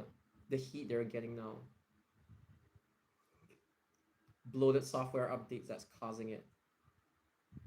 I would hate eating in school if this central kitchen rolled out when I'm in secondary. Same. It's like here's the thing. Like no matter how healthy you claim it is, You cannot stop the kids from going to McDonald's after school. So it doesn't even matter if you serve fried food or not in school, honestly. I mean, you could control, like, let's say Wednesday or Friday is like fried food day. Okay, fine, but it's like you cannot completely banning it. You would just go out of business. You would just make it harder for, like, I cannot forgive the fact that like the the Indian lady that's selling uh, Indian food in my JC, right? She almost got banned from selling popcorn chicken until she fought back, and yeah, and then I was gonna be so disappointed as well. I mean, I could still eat biryani, I could still eat like the Western food and stuff like that, but it's just a bummer, honestly. At least the food is still deep. I know, right? It's like even back then, my Queensway Secondary School, they used to sell like they used to sell what? Oh, they had salmon teriyaki, like teriyaki sauce, salmon, seaweed, and rice. It's simple. And then there's also like a donburi version as well. It's like they would have like eggs, salmon, and onions as well. That one's the don version of it. They had salmon. They had imitation crab meat. Obviously, you know it's not real. I forgot what else they had, but there was a Japanese stall that closed in like 2014. I forgot why they closed, but yeah, they see our time it was actually much better. Normal plates, and it generates less wastage as well. Like it's I know it's recyclable or at least biodegradable, decomposable, compostable, whatever you call it, but like why not just serve them on normal plates? It's much better. Just do it like how they serve it in Japan and Korea, like the schools. Despite saying caterer,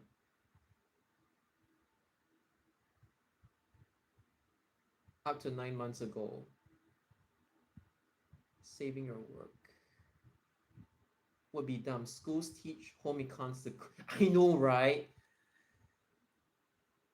Like outside food, right? If you want to ban like pizza deliveries and what, okay, I'm like, even though it's dumb, okay, go ahead. But it's really dumb to ban all sorts of like outside food.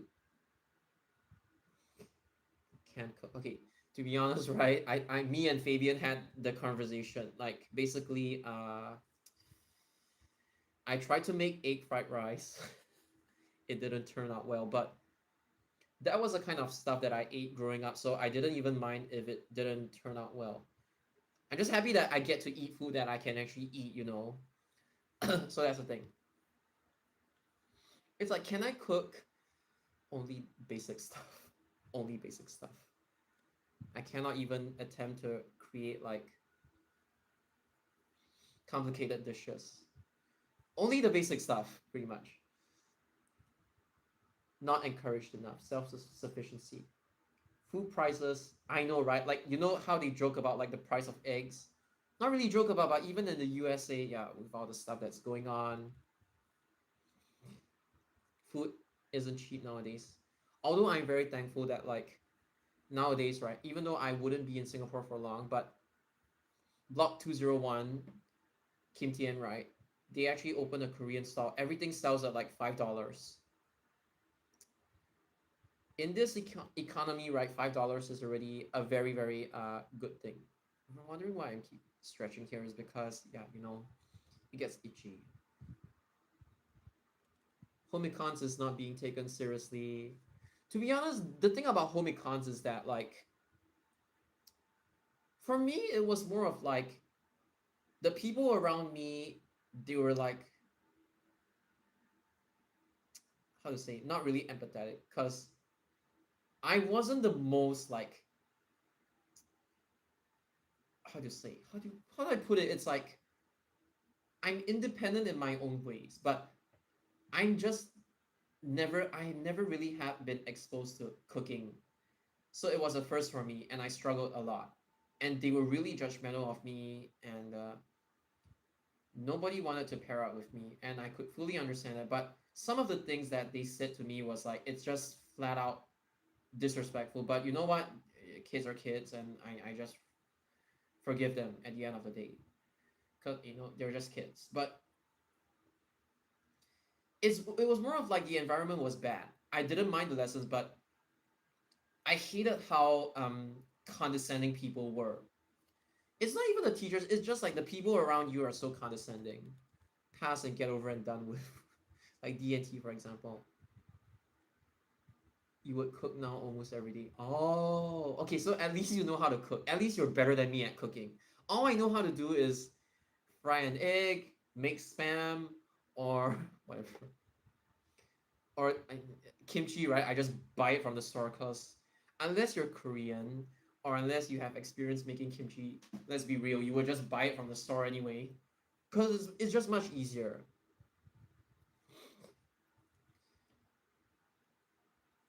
Almost centered on cooking and not really any of those like I believe like the whole crochet, what do you call it, sewing, using home appliances. How do you pronounce it? Crocheting. I don't know how to pronounce that word. Crocheting. How do you pronounce that word? Crocheting, cro, uh, crocheting, whatever. It's like they even teach you how to use all the home appliances and blah blah blah blah blah. It's called home econs for a reason. Even though some schools call it like food and nutrition. Actually, no, no, no, no. In lower secondary school, in lower secondary they call it home econs.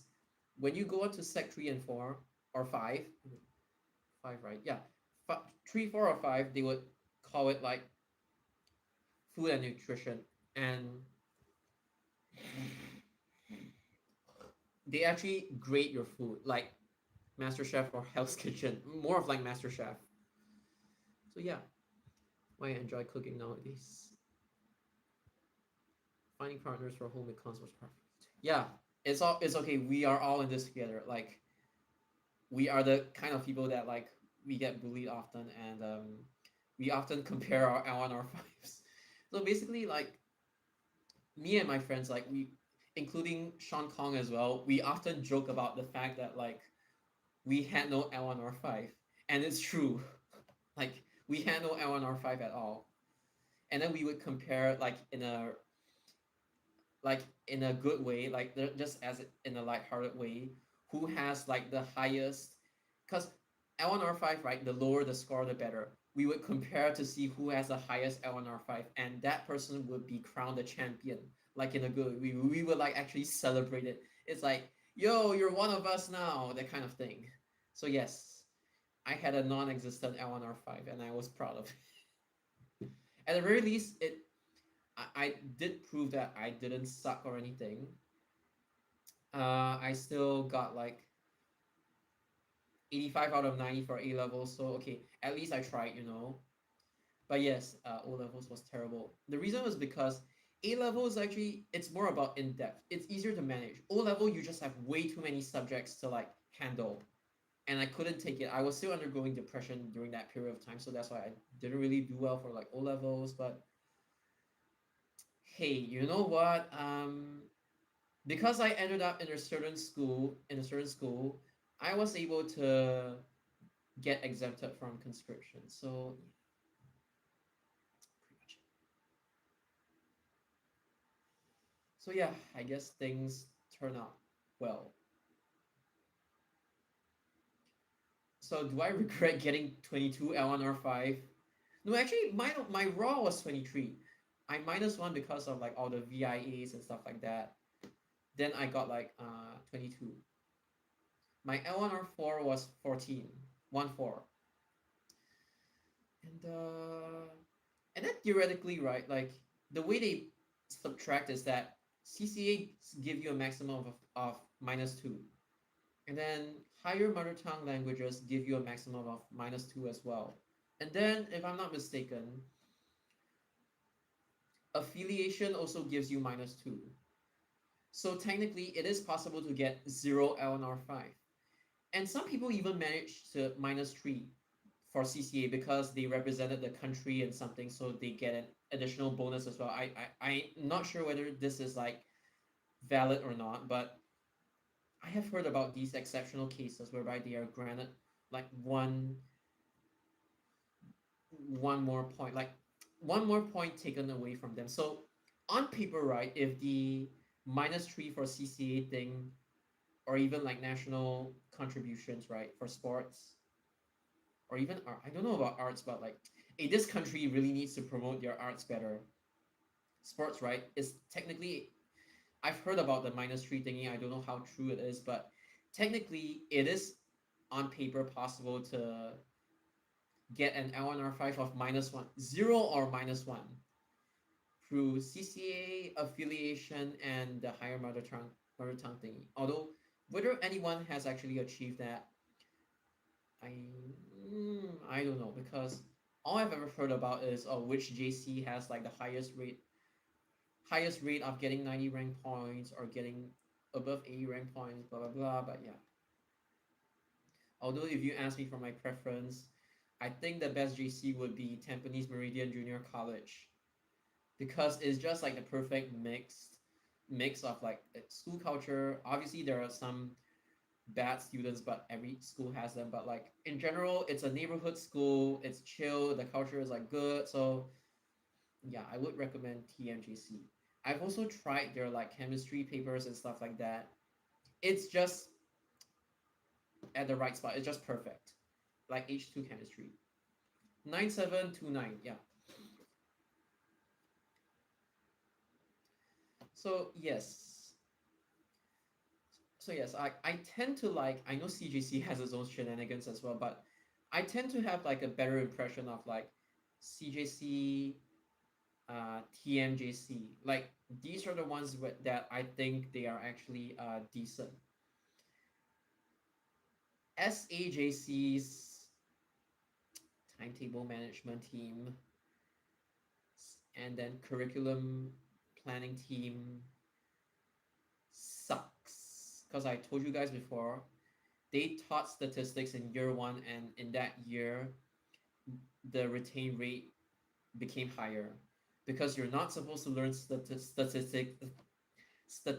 at year one. You're supposed to learn it at year two for a good reason. And then yes, even my previous tuition center, they had to open a class just for SAGC people because the school was being stupid. So yeah, SA, nah. ACJC's papers are actually challenging but not killer. ASRJC's papers are killers. So, and people get demoralized by them. And when I tried them, yeah, I could see what they meant. Although I tell people just focus on the A levels instead of like your goddamn prelims instead. Although one thing I like about ACJC is that they are very open about their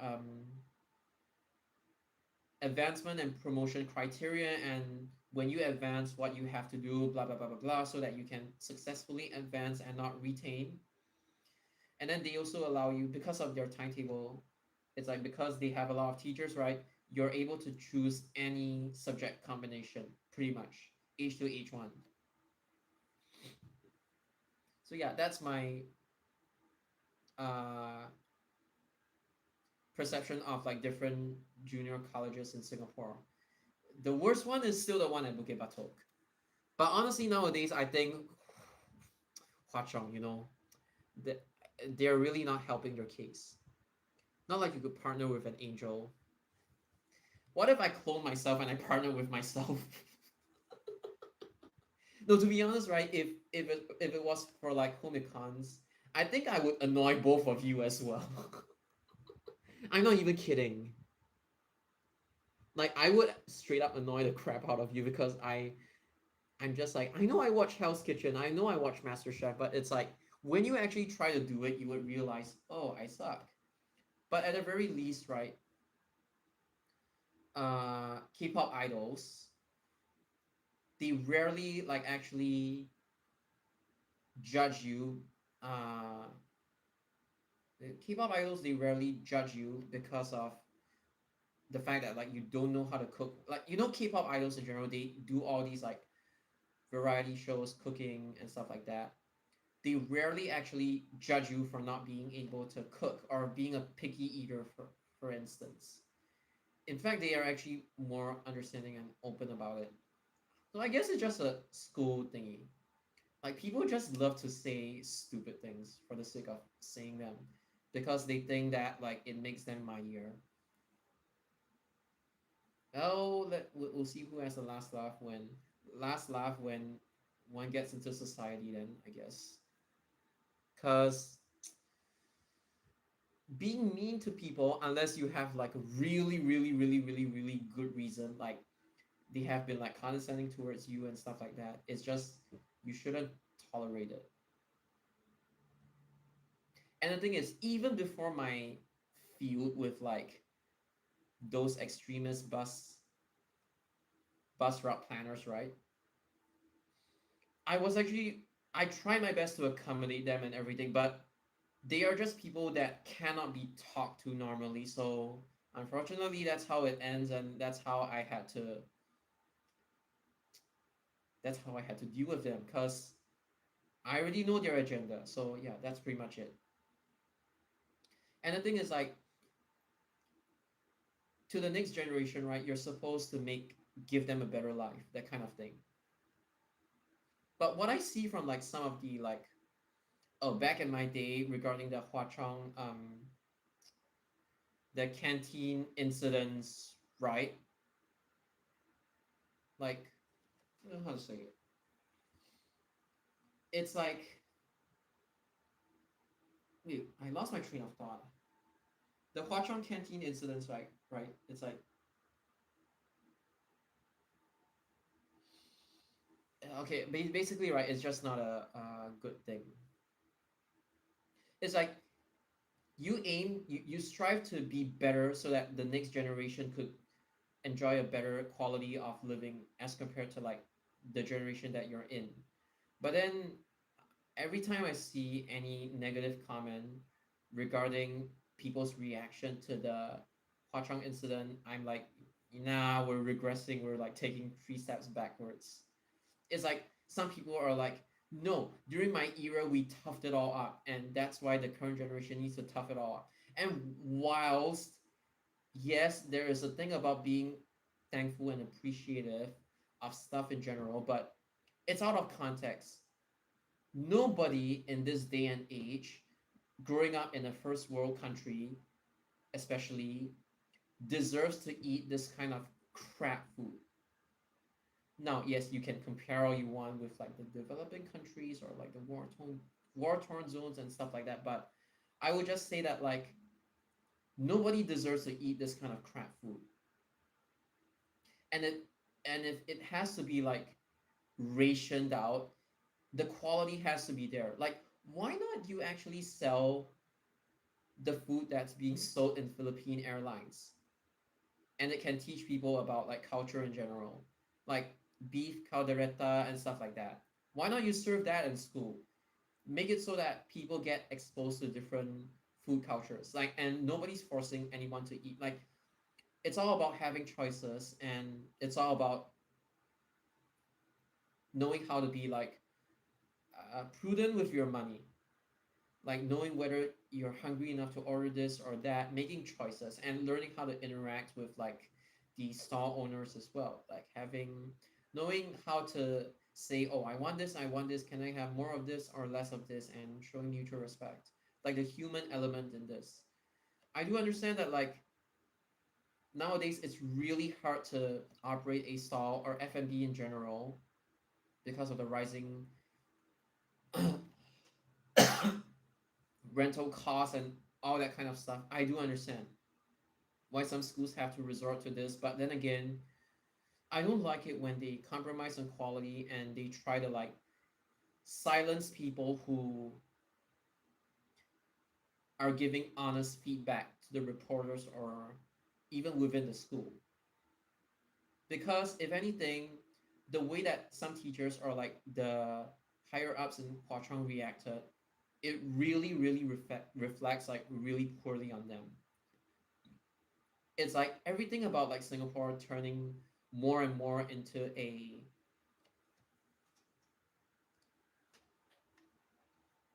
F word, but with 7 letters and it ends with a T state, it's just turning out true.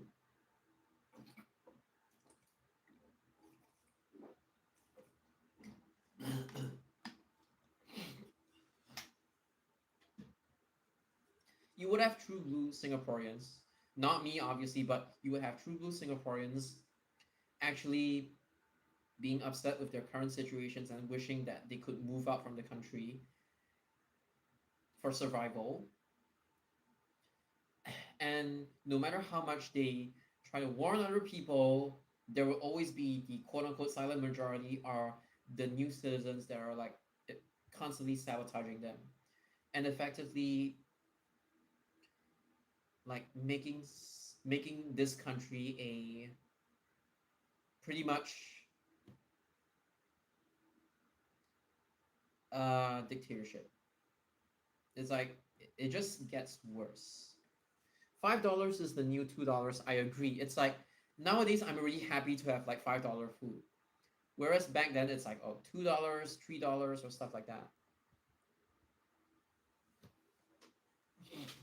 But really it's like everything is getting expensive and all the unique stores are being pushed out in favor of these huge chains with not much variety in the first place. I've seen like actual quality Japanese and Korean food, even though it's like localized a little bit, but they had like their own unique spin on everything, and they get replaced with the stores that one of their menu items they listed as yakitori ochazuke, even though it's not an ochazuke at all. If you see that one, you know which brand it's from, or if you see JJ Cuisine, you know that it's a chain. The unique ones are being displaced by these chain ones. Although, like in Ang Mo Kio, I have found one that's like actually unique. And then even the Block 201 Kim Tian one, they actually serve like actual crisp, high quality chicken cutlets, and it's not just like the flimsy ones. I'm not saying the flimsy ones were bad, but like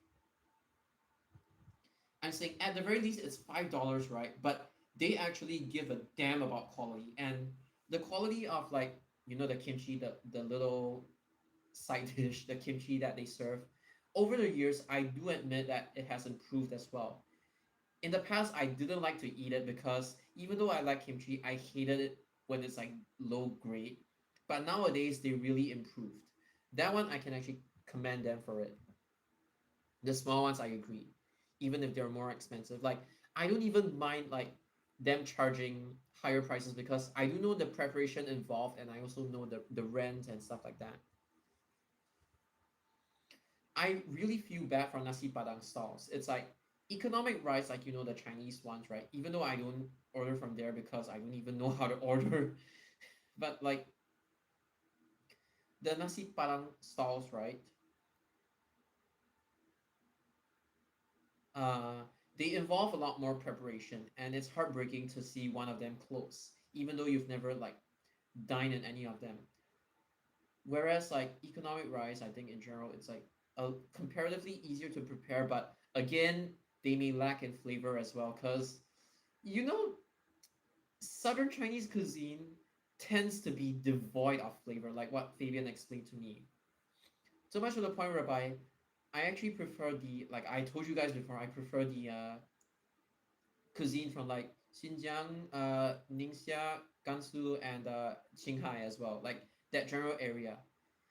And then, by the way, not many people know this. Tibet and Yunnan, I might have butchered the pronunciation, in China, they have Muslim communities as well. This is something people don't know. So yeah, they exist. Whether they are like Hui, however you pronounce it, is it Hui or Hui or what? Or whether they're like Uyghurs or like I don't know if I'm pronouncing properly, but at the very least, it's like they have their own cuisine, and that's what matters. It's like they are still kind of like Chinese dishes, but I feel that they taste way more flavorful. Although I'm not really that much of a big fan of like Szechuan cuisine because that one is really numbing spice. So if I ever eat it, I would eat it at like low levels of spiciness. My spice tolerance is like lower than Fabian's. Mine is like average only. And yeah, I feel that it's not really worth destroying my the tongue, right? But yeah, it's like what did I grow up eating? I grew up eating cheap Japanese food and Korean food as well. Like the cheap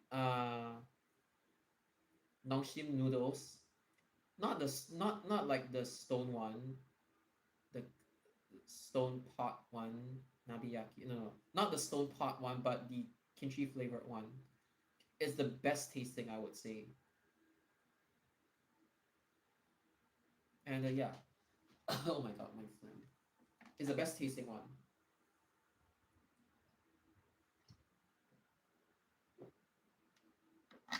I grew up on those, and that's the reason why like I'm not that familiar with like Singaporean dishes in general, because like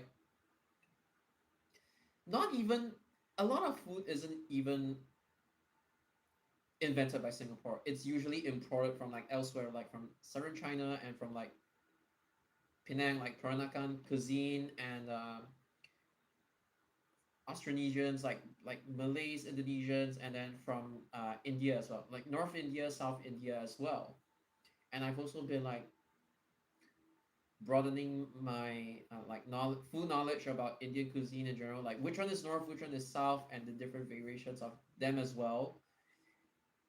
So yeah, it's like how do I say it? It's like as much as I don't really have a good understanding of like especially Chinese food from like southern China or like Southeast Asia, I really don't have a good understanding. But like for the ones I know, like Southeast Asian food in general, or like those derived from Australasia, Philippines, or like India, even Vietnam, Thai, and everything. Just trying different things, expanding my food knowledge in general. And then there's this Thai Lily restaurant near Brado MRT station. It's kind of a shop house restaurant. They actually sell rare items like okay, fried chicken is not rare, but like garlic fried chicken is not necessarily rare, but Panang curry. It has nothing to do with Penang, but I don't know how you spell it. It's like Phanaeng or something. That one is super hard to find in Singapore.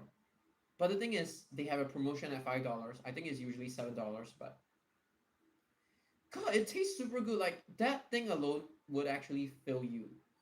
Unfortunately, that one is not non-halal, so unfortunately, some of my viewers are not able to try it. But genuinely, right? I wish they had like halal versions of like the panang curry or even masam. I think masaman it's easier to find, but panang is like super difficult to find. Like even like what kalpat is fried rice, right? Wait, pat is fried. Cow is rice. Pat is fried.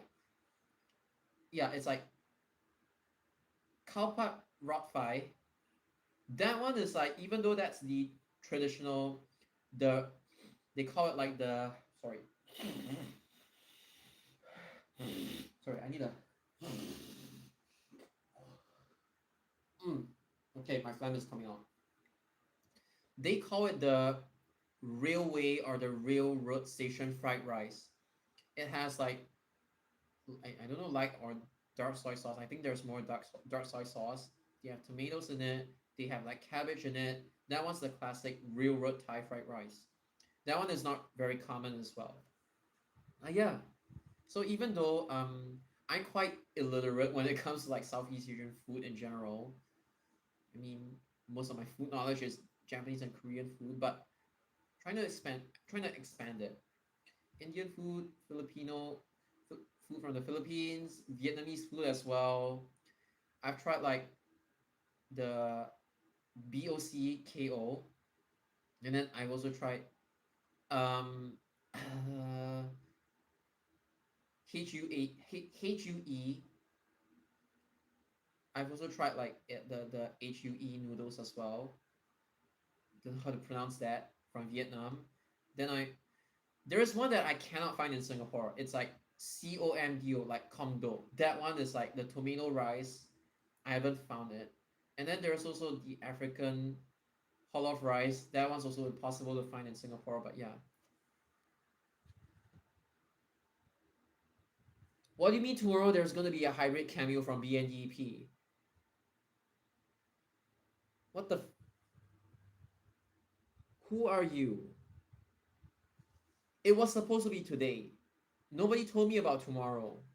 But no, I'm not going to sleep. Nope. Unless I feel tired, I'm not going to sleep. Either you're just trolling me or it's actually going to be legit, because most of the time, like the B5LH, they give you early information, right? And it turns out not true. I've had that happen way too many times. They said they wanted to spawn it on 222 so many times, it never ever happened.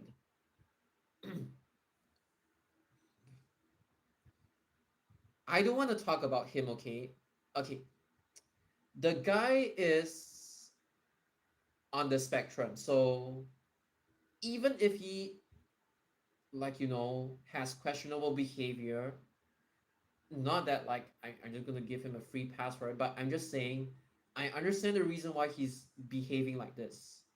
So yeah, I'm not gonna judge him for that because he is clearly on the spectrum. It's unfair for me to judge him based on that. So I hope that answers your question. And honestly, I don't really want to entertain this because it's like, what's the point?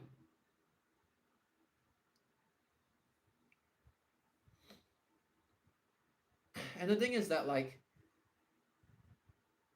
sometimes they are also prone to like giving. I mean, just people in general, they are prone to like giving false information. So that's why.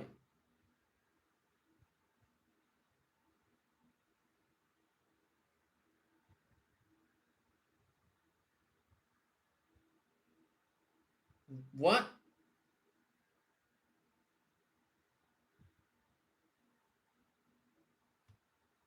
If it doesn't appear, then what would you say?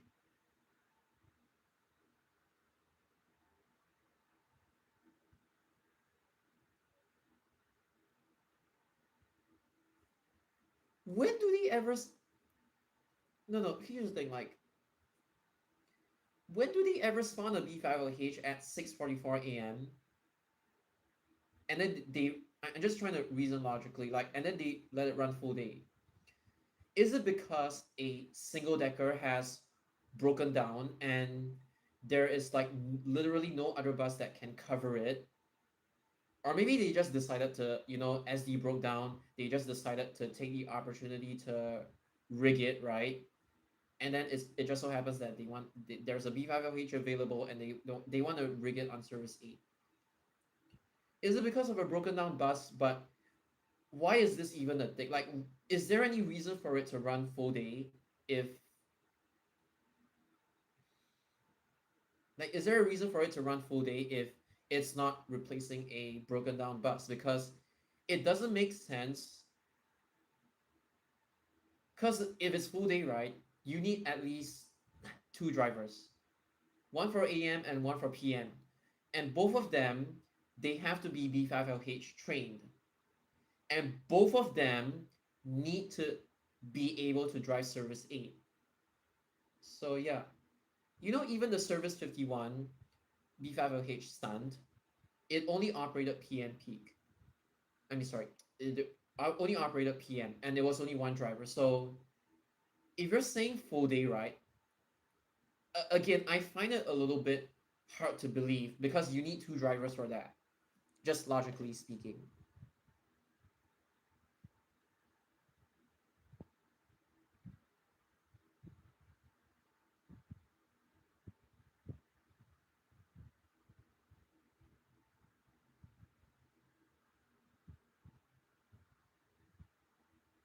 137, one of it was an e-pool, and then the other one was like, no, the A22 was like full day. One of it was an e-pool.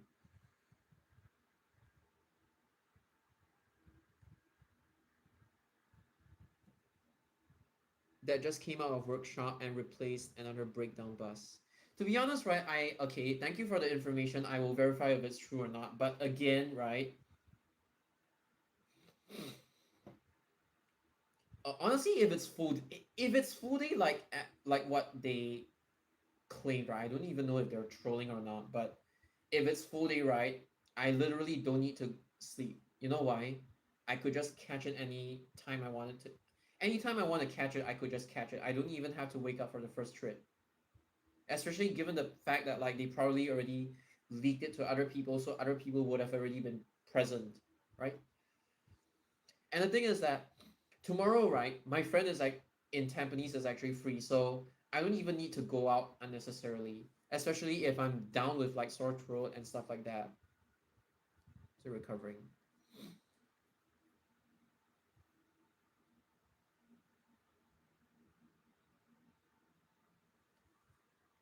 You know what's suspicious? Your YouTube handle is literally YouTube free sub 7343. So how do you expect me to believe you? If I'm wrong, then okay, I'm wrong. But I think if this thing is true, they literally just took the opportunity to stunt out another B5LH. They could have just taken literally any other bus, but they chose a B5LH for some reason. So yeah, I'm not even too bothered about it because, right, if you claim it's full day, then I'm like, okay, fine.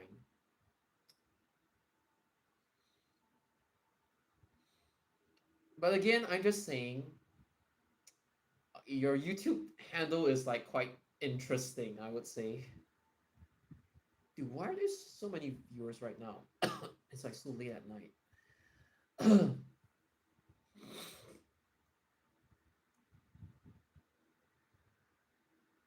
You see, right? I think when people come in here, right? No, like when people come in here, they expect me to actually give a really shocked reaction to like that thing, right? No, I'm not even shocked, right? Because I already know these cameos are like more or less rigged in the first place. Okay, if you're asking me personally, would I rather it to be a full day or SEET or QoS, right? My honest answer to you is that I would rather they not cameo it in the first place. I know this might shock you, but here's the thing. When you send out these cameos, you are putting the BC at risk of being harassed by bus enthusiasts, like the control cars and the Deso rigging people, even though they've already take SBS Transit has already taken initiatives to like remind the bus captains how to deal with these groups of like road bus enthusiasts, right? So my answer to you is I rather they not spawn in the first place. But honestly, if you ask me, like ideally, I think most bus fans, I'm just saying objectively, most bus fans would want it to operate full day so that they have the flexibility to be able to chase it, and not every single bus fan is gonna like crowd the bus at any point in time. So logically speaking, I think most people would want AP. But then again, not many people understand that for AP bus services, even though it's quite self-explanatory, it's impossible to have just one BC driving an AP bus, like a bus that's running on an AP slot. It's quite self-explanatory, but some people it just slips out of their mind every now and then. So if AP is not possible, then I would probably say something like extended shift. TQ, I don't think it's within the convenience for like most bus enthusiasts. So I would just say E shift in general, if that answers your question. Again, QoS is for emergency, so that doesn't really even matter for like rigged cameos in the first place. I do know that sometimes they actually send out the B5LH because there's literally no other spare bus to use, but there have been occurrences like let's say 65, right? it's an e-pool, but it's a single decker slot e-pool, but they specifically stunted the B5LH on 65. Like just specifically stunted it on 65. Like the specific bus model. When they could have pulled any other bus model in the first place. So yeah, oh sorry.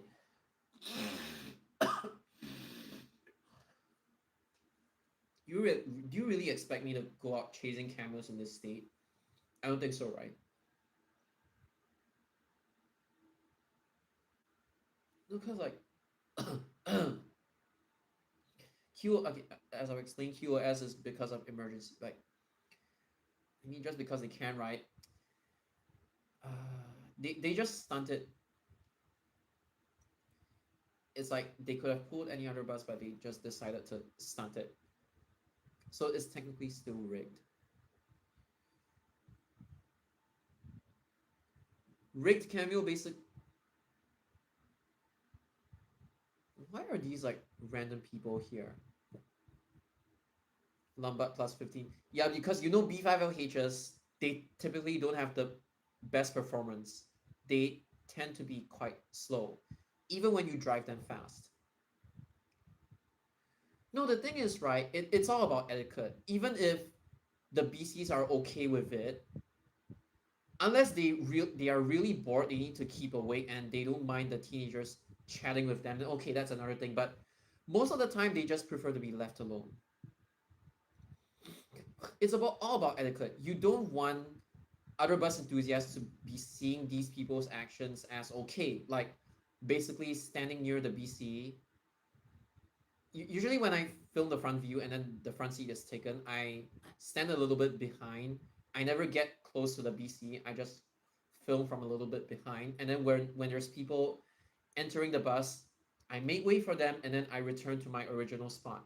Obviously when the bus is empty. If the bus is crowded, unfortunately, I'm just like stuck there. But again, if you notice the incident with the 51 B5LH, right? You don't want you don't want to set a bad example for them to think that it's like okay to copy the actions like the control car or the rigging that's those shenanigans. You don't want that to happen even if the BC is okay with it.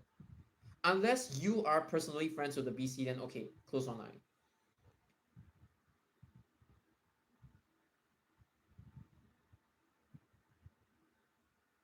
No, no. Even if it's your friend driving the bus, right? You just do not control car. It's stupid. And it poses a threat to other road users. Unless you're telling me you slow down on a clear road or what, but no, you don't make the bus abruptly stop at a certain position and compromise other bus services that are queuing behind the bus, like waiting to enter the bus stop. Or you make the bus like zigzag or turn in a very awkward manner. You just don't do that. These are really basic things. Like if you do not take good pictures, why not you film and then you screen cap from it? If if you're not able to take good pictures, it's your fault, not anybody else's fault. And in any case, right, if you really want to not mess up, literally just take a 4K phone like my phone, you film it and then you screen cap the frame that you want. And even some phones could do 60 FPS as well. You could take advantage of that. But I feel some people are like genuinely like really stubborn and they insist on like the far angle shots with their cameras. Nothing wrong with it, but it's like if they want to be stubborn and they want to complain about their shots being sabotaged by whoever, it's all on them for not planning properly. So don't blame anyone for it.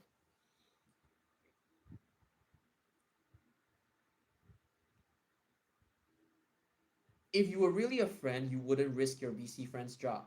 I agree. Even when I go to film my BC friend's bus, I never ever talk to him unless he asks me a question. I don't talk, and I only respond when needed. I don't chit chat with him. I know there are bus fan who are like closer with him. They chit chat, but I personally I don't do that. God, where are all the fucking viewers coming from? I'm getting a little suspicious of it.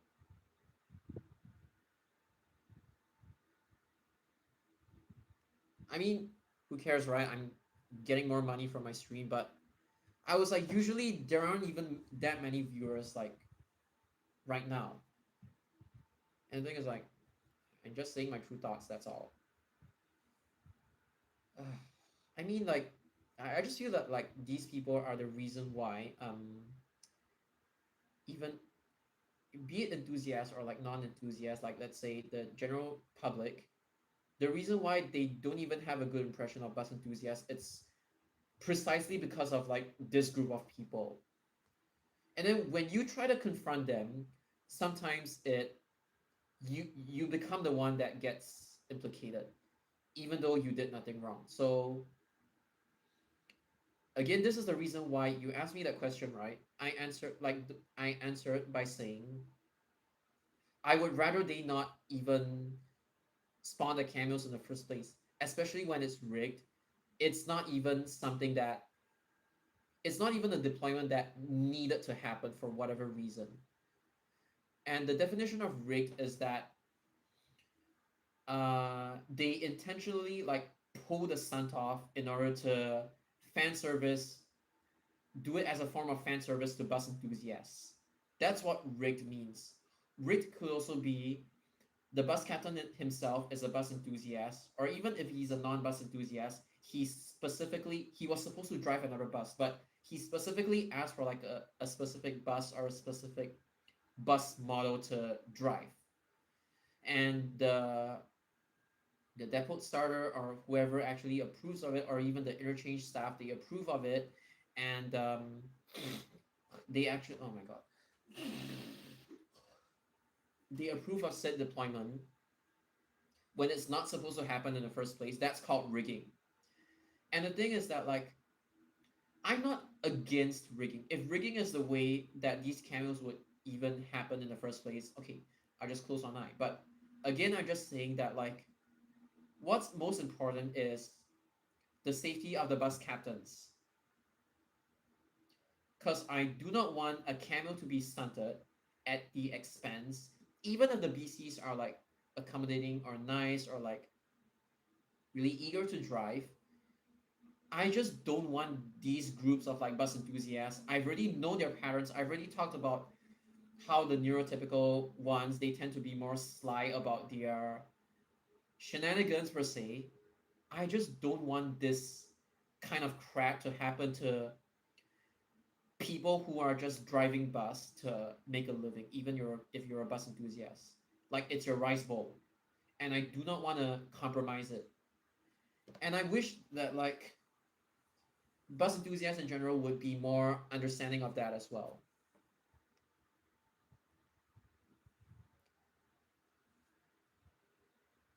If it's really full day, then just cover it at your leisure. I agree as well. I hope, regardless of whether you're being serious or you're just trolling, whichever the case is, I have made my point and I have explained the reason why I gave you certain answers or what like I've explained myself. So if you're genuine, if you're truly genuine about it and you mean it, then okay, good for you. I just like given you my point of view. But yeah, there is a reason why I call the bus enthusiasts out for their bullshit because they're not setting a good example for other people and they are pretty much sabotaging themselves if they choose to continue with their like control car shenanigans. Even though the BC is okay with it, you just don't do it. Because CCTV captures everything. And I was told that like they even capture sound as well, like for the buses. Okay, at least the viewers are gone. Like I was getting suspicious of them.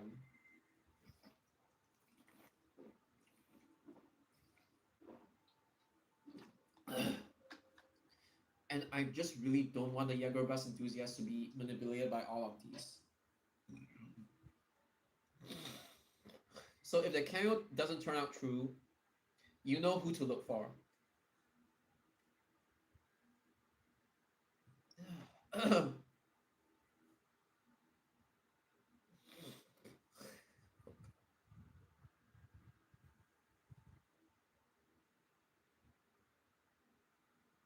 know what?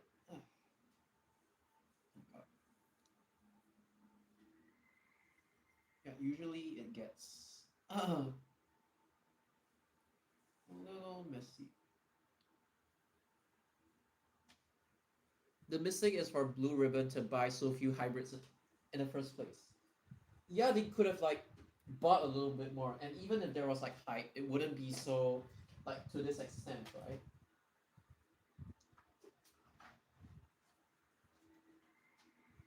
I'm gonna like take a shower like tomorrow morning when I wake up. But yeah, usually how I temporarily fix my hair is like I just do this.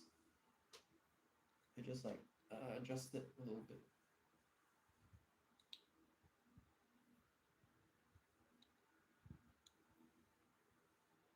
Yeah, it's not the most like elegant way to do it, but it's better than nothing. Like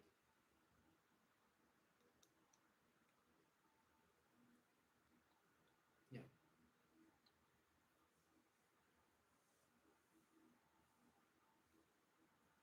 just like push it down.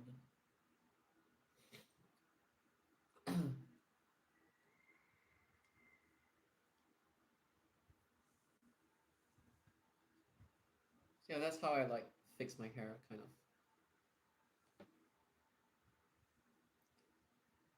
And then handing it out to the operators is practically asking for trouble. Yeah, I know, right? It's like if all of the hybrids belong to one operator, then okay, that's a different story. But by dispersing it, yeah.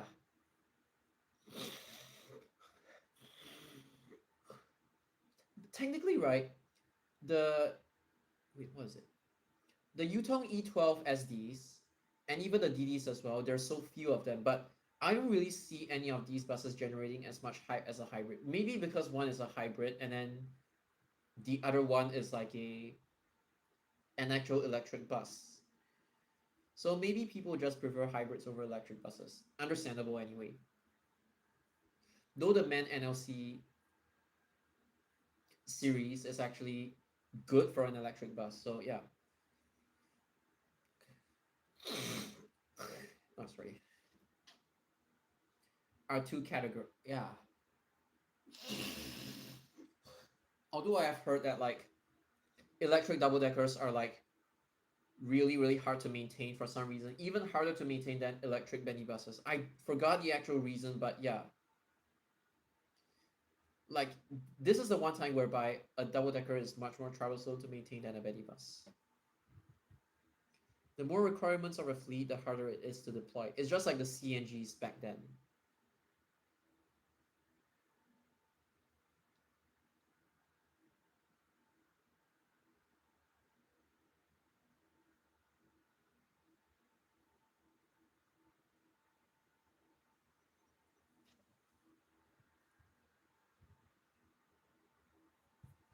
Oh my god. You know, right?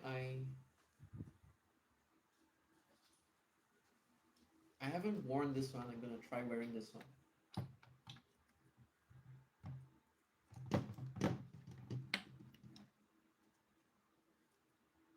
So inside is like this.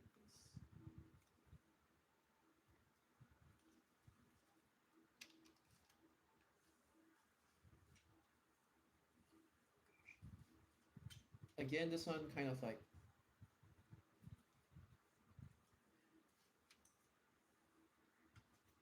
the fit is like a little bit awkward.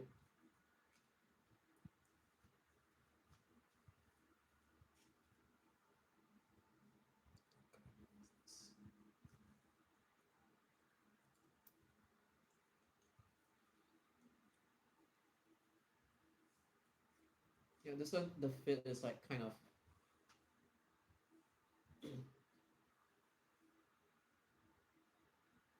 the fit is like kind of awkward.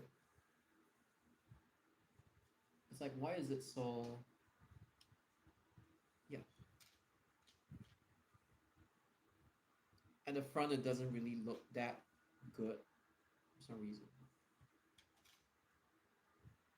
And then it's like tugging as well. Like, that's the reason why I don't really like wearing this one.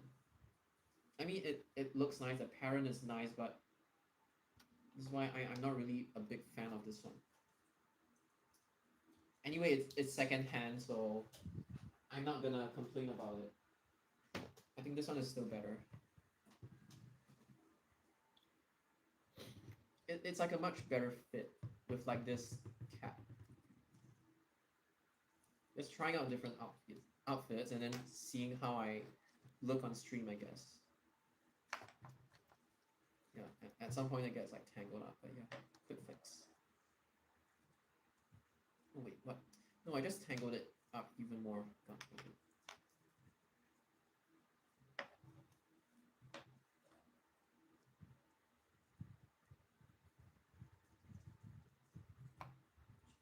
Wait, what the is wrong with this? Oh, okay, I fixed it.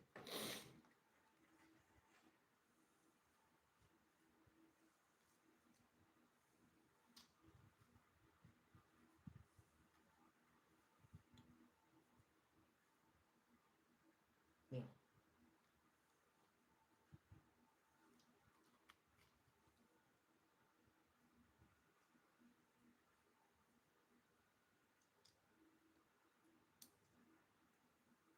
Yeah, I kind of look like a police officer a little bit, like with the Cisco and everything.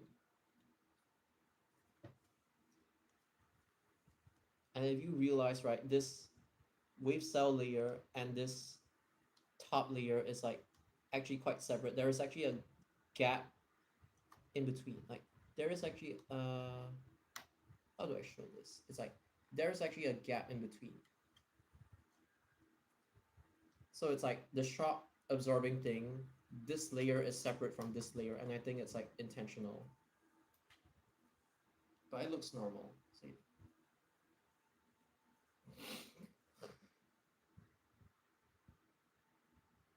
Just testing my outfits, and that's pretty much it. I mean, there's also this one as well. Then the red one as well. But I still think this one fits best.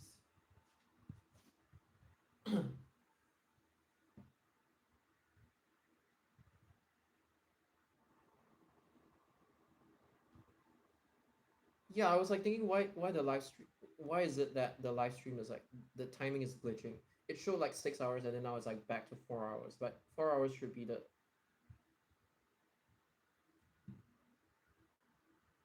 actually no.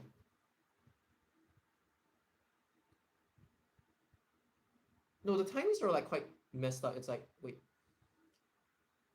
9:30, 10:30, 11:30, 12:30, 1:30, 2:30, 3:30. It's supposed to show 6, but it shows 4. But no, I think I know why. It's because my phone ran out of battery halfway, and that's why the timer right now reset or something. But yeah.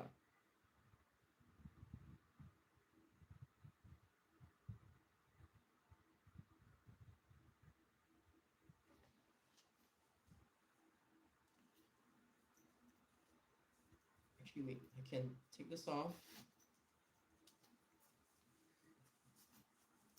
And I could put on the rest. So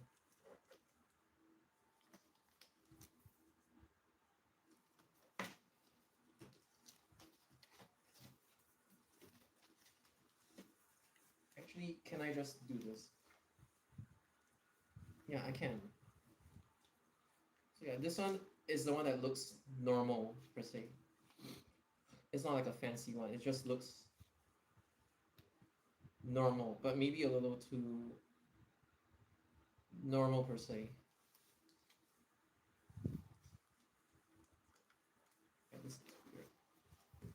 Um,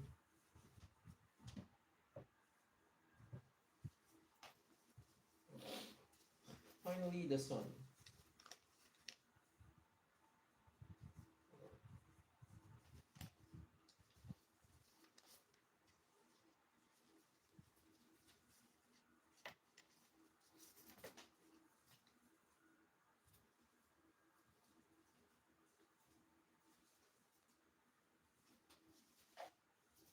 This one just looks like, I don't know, Red Cross or something. Crap, what am I doing?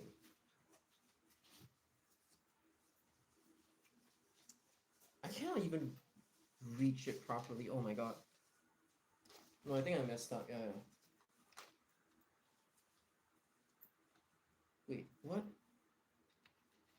Nope, I messed up. Big time.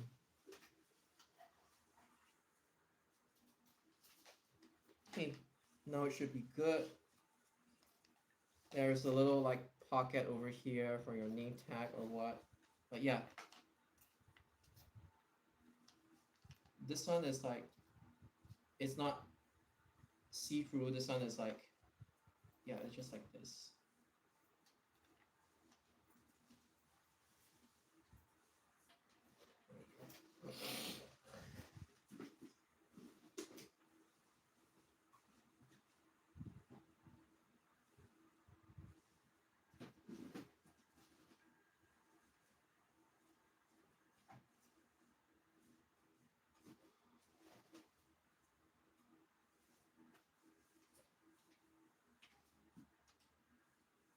Yeah, I think I've worn all of them.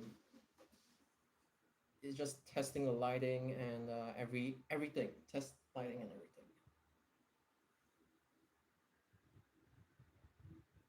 I mean, this one, right? It protects you from a little bit of sunlight, but the most important thing is that it protects you from the sweat dripping into your eyes. So yeah, that's the thing.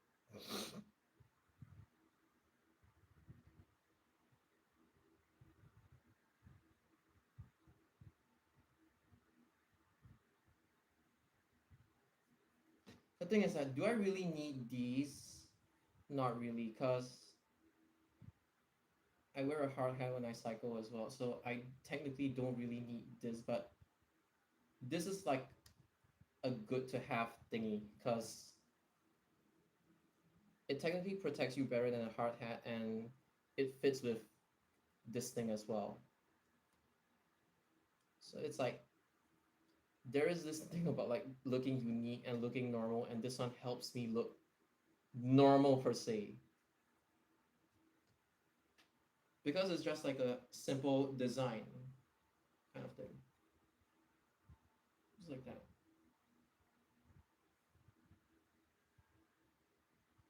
Replay.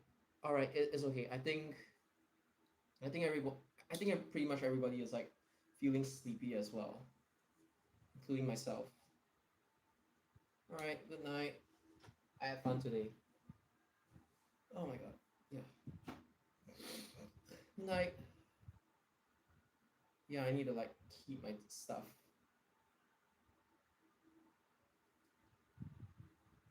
It's just a test stream. It's just a chat stream, so yeah, it's a good test. Okay, that's me. Bye bye. Yeah, my hair kind of like changes a little bit, but yeah. Oh my god. Oh god damn it. Yeah, I need to go cough out my phlegm as well.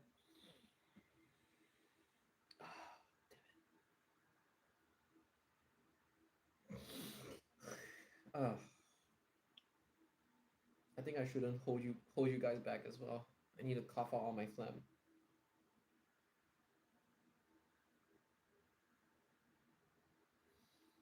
So yeah, bye bye. That's me. Shit, wrong button. Oh my god.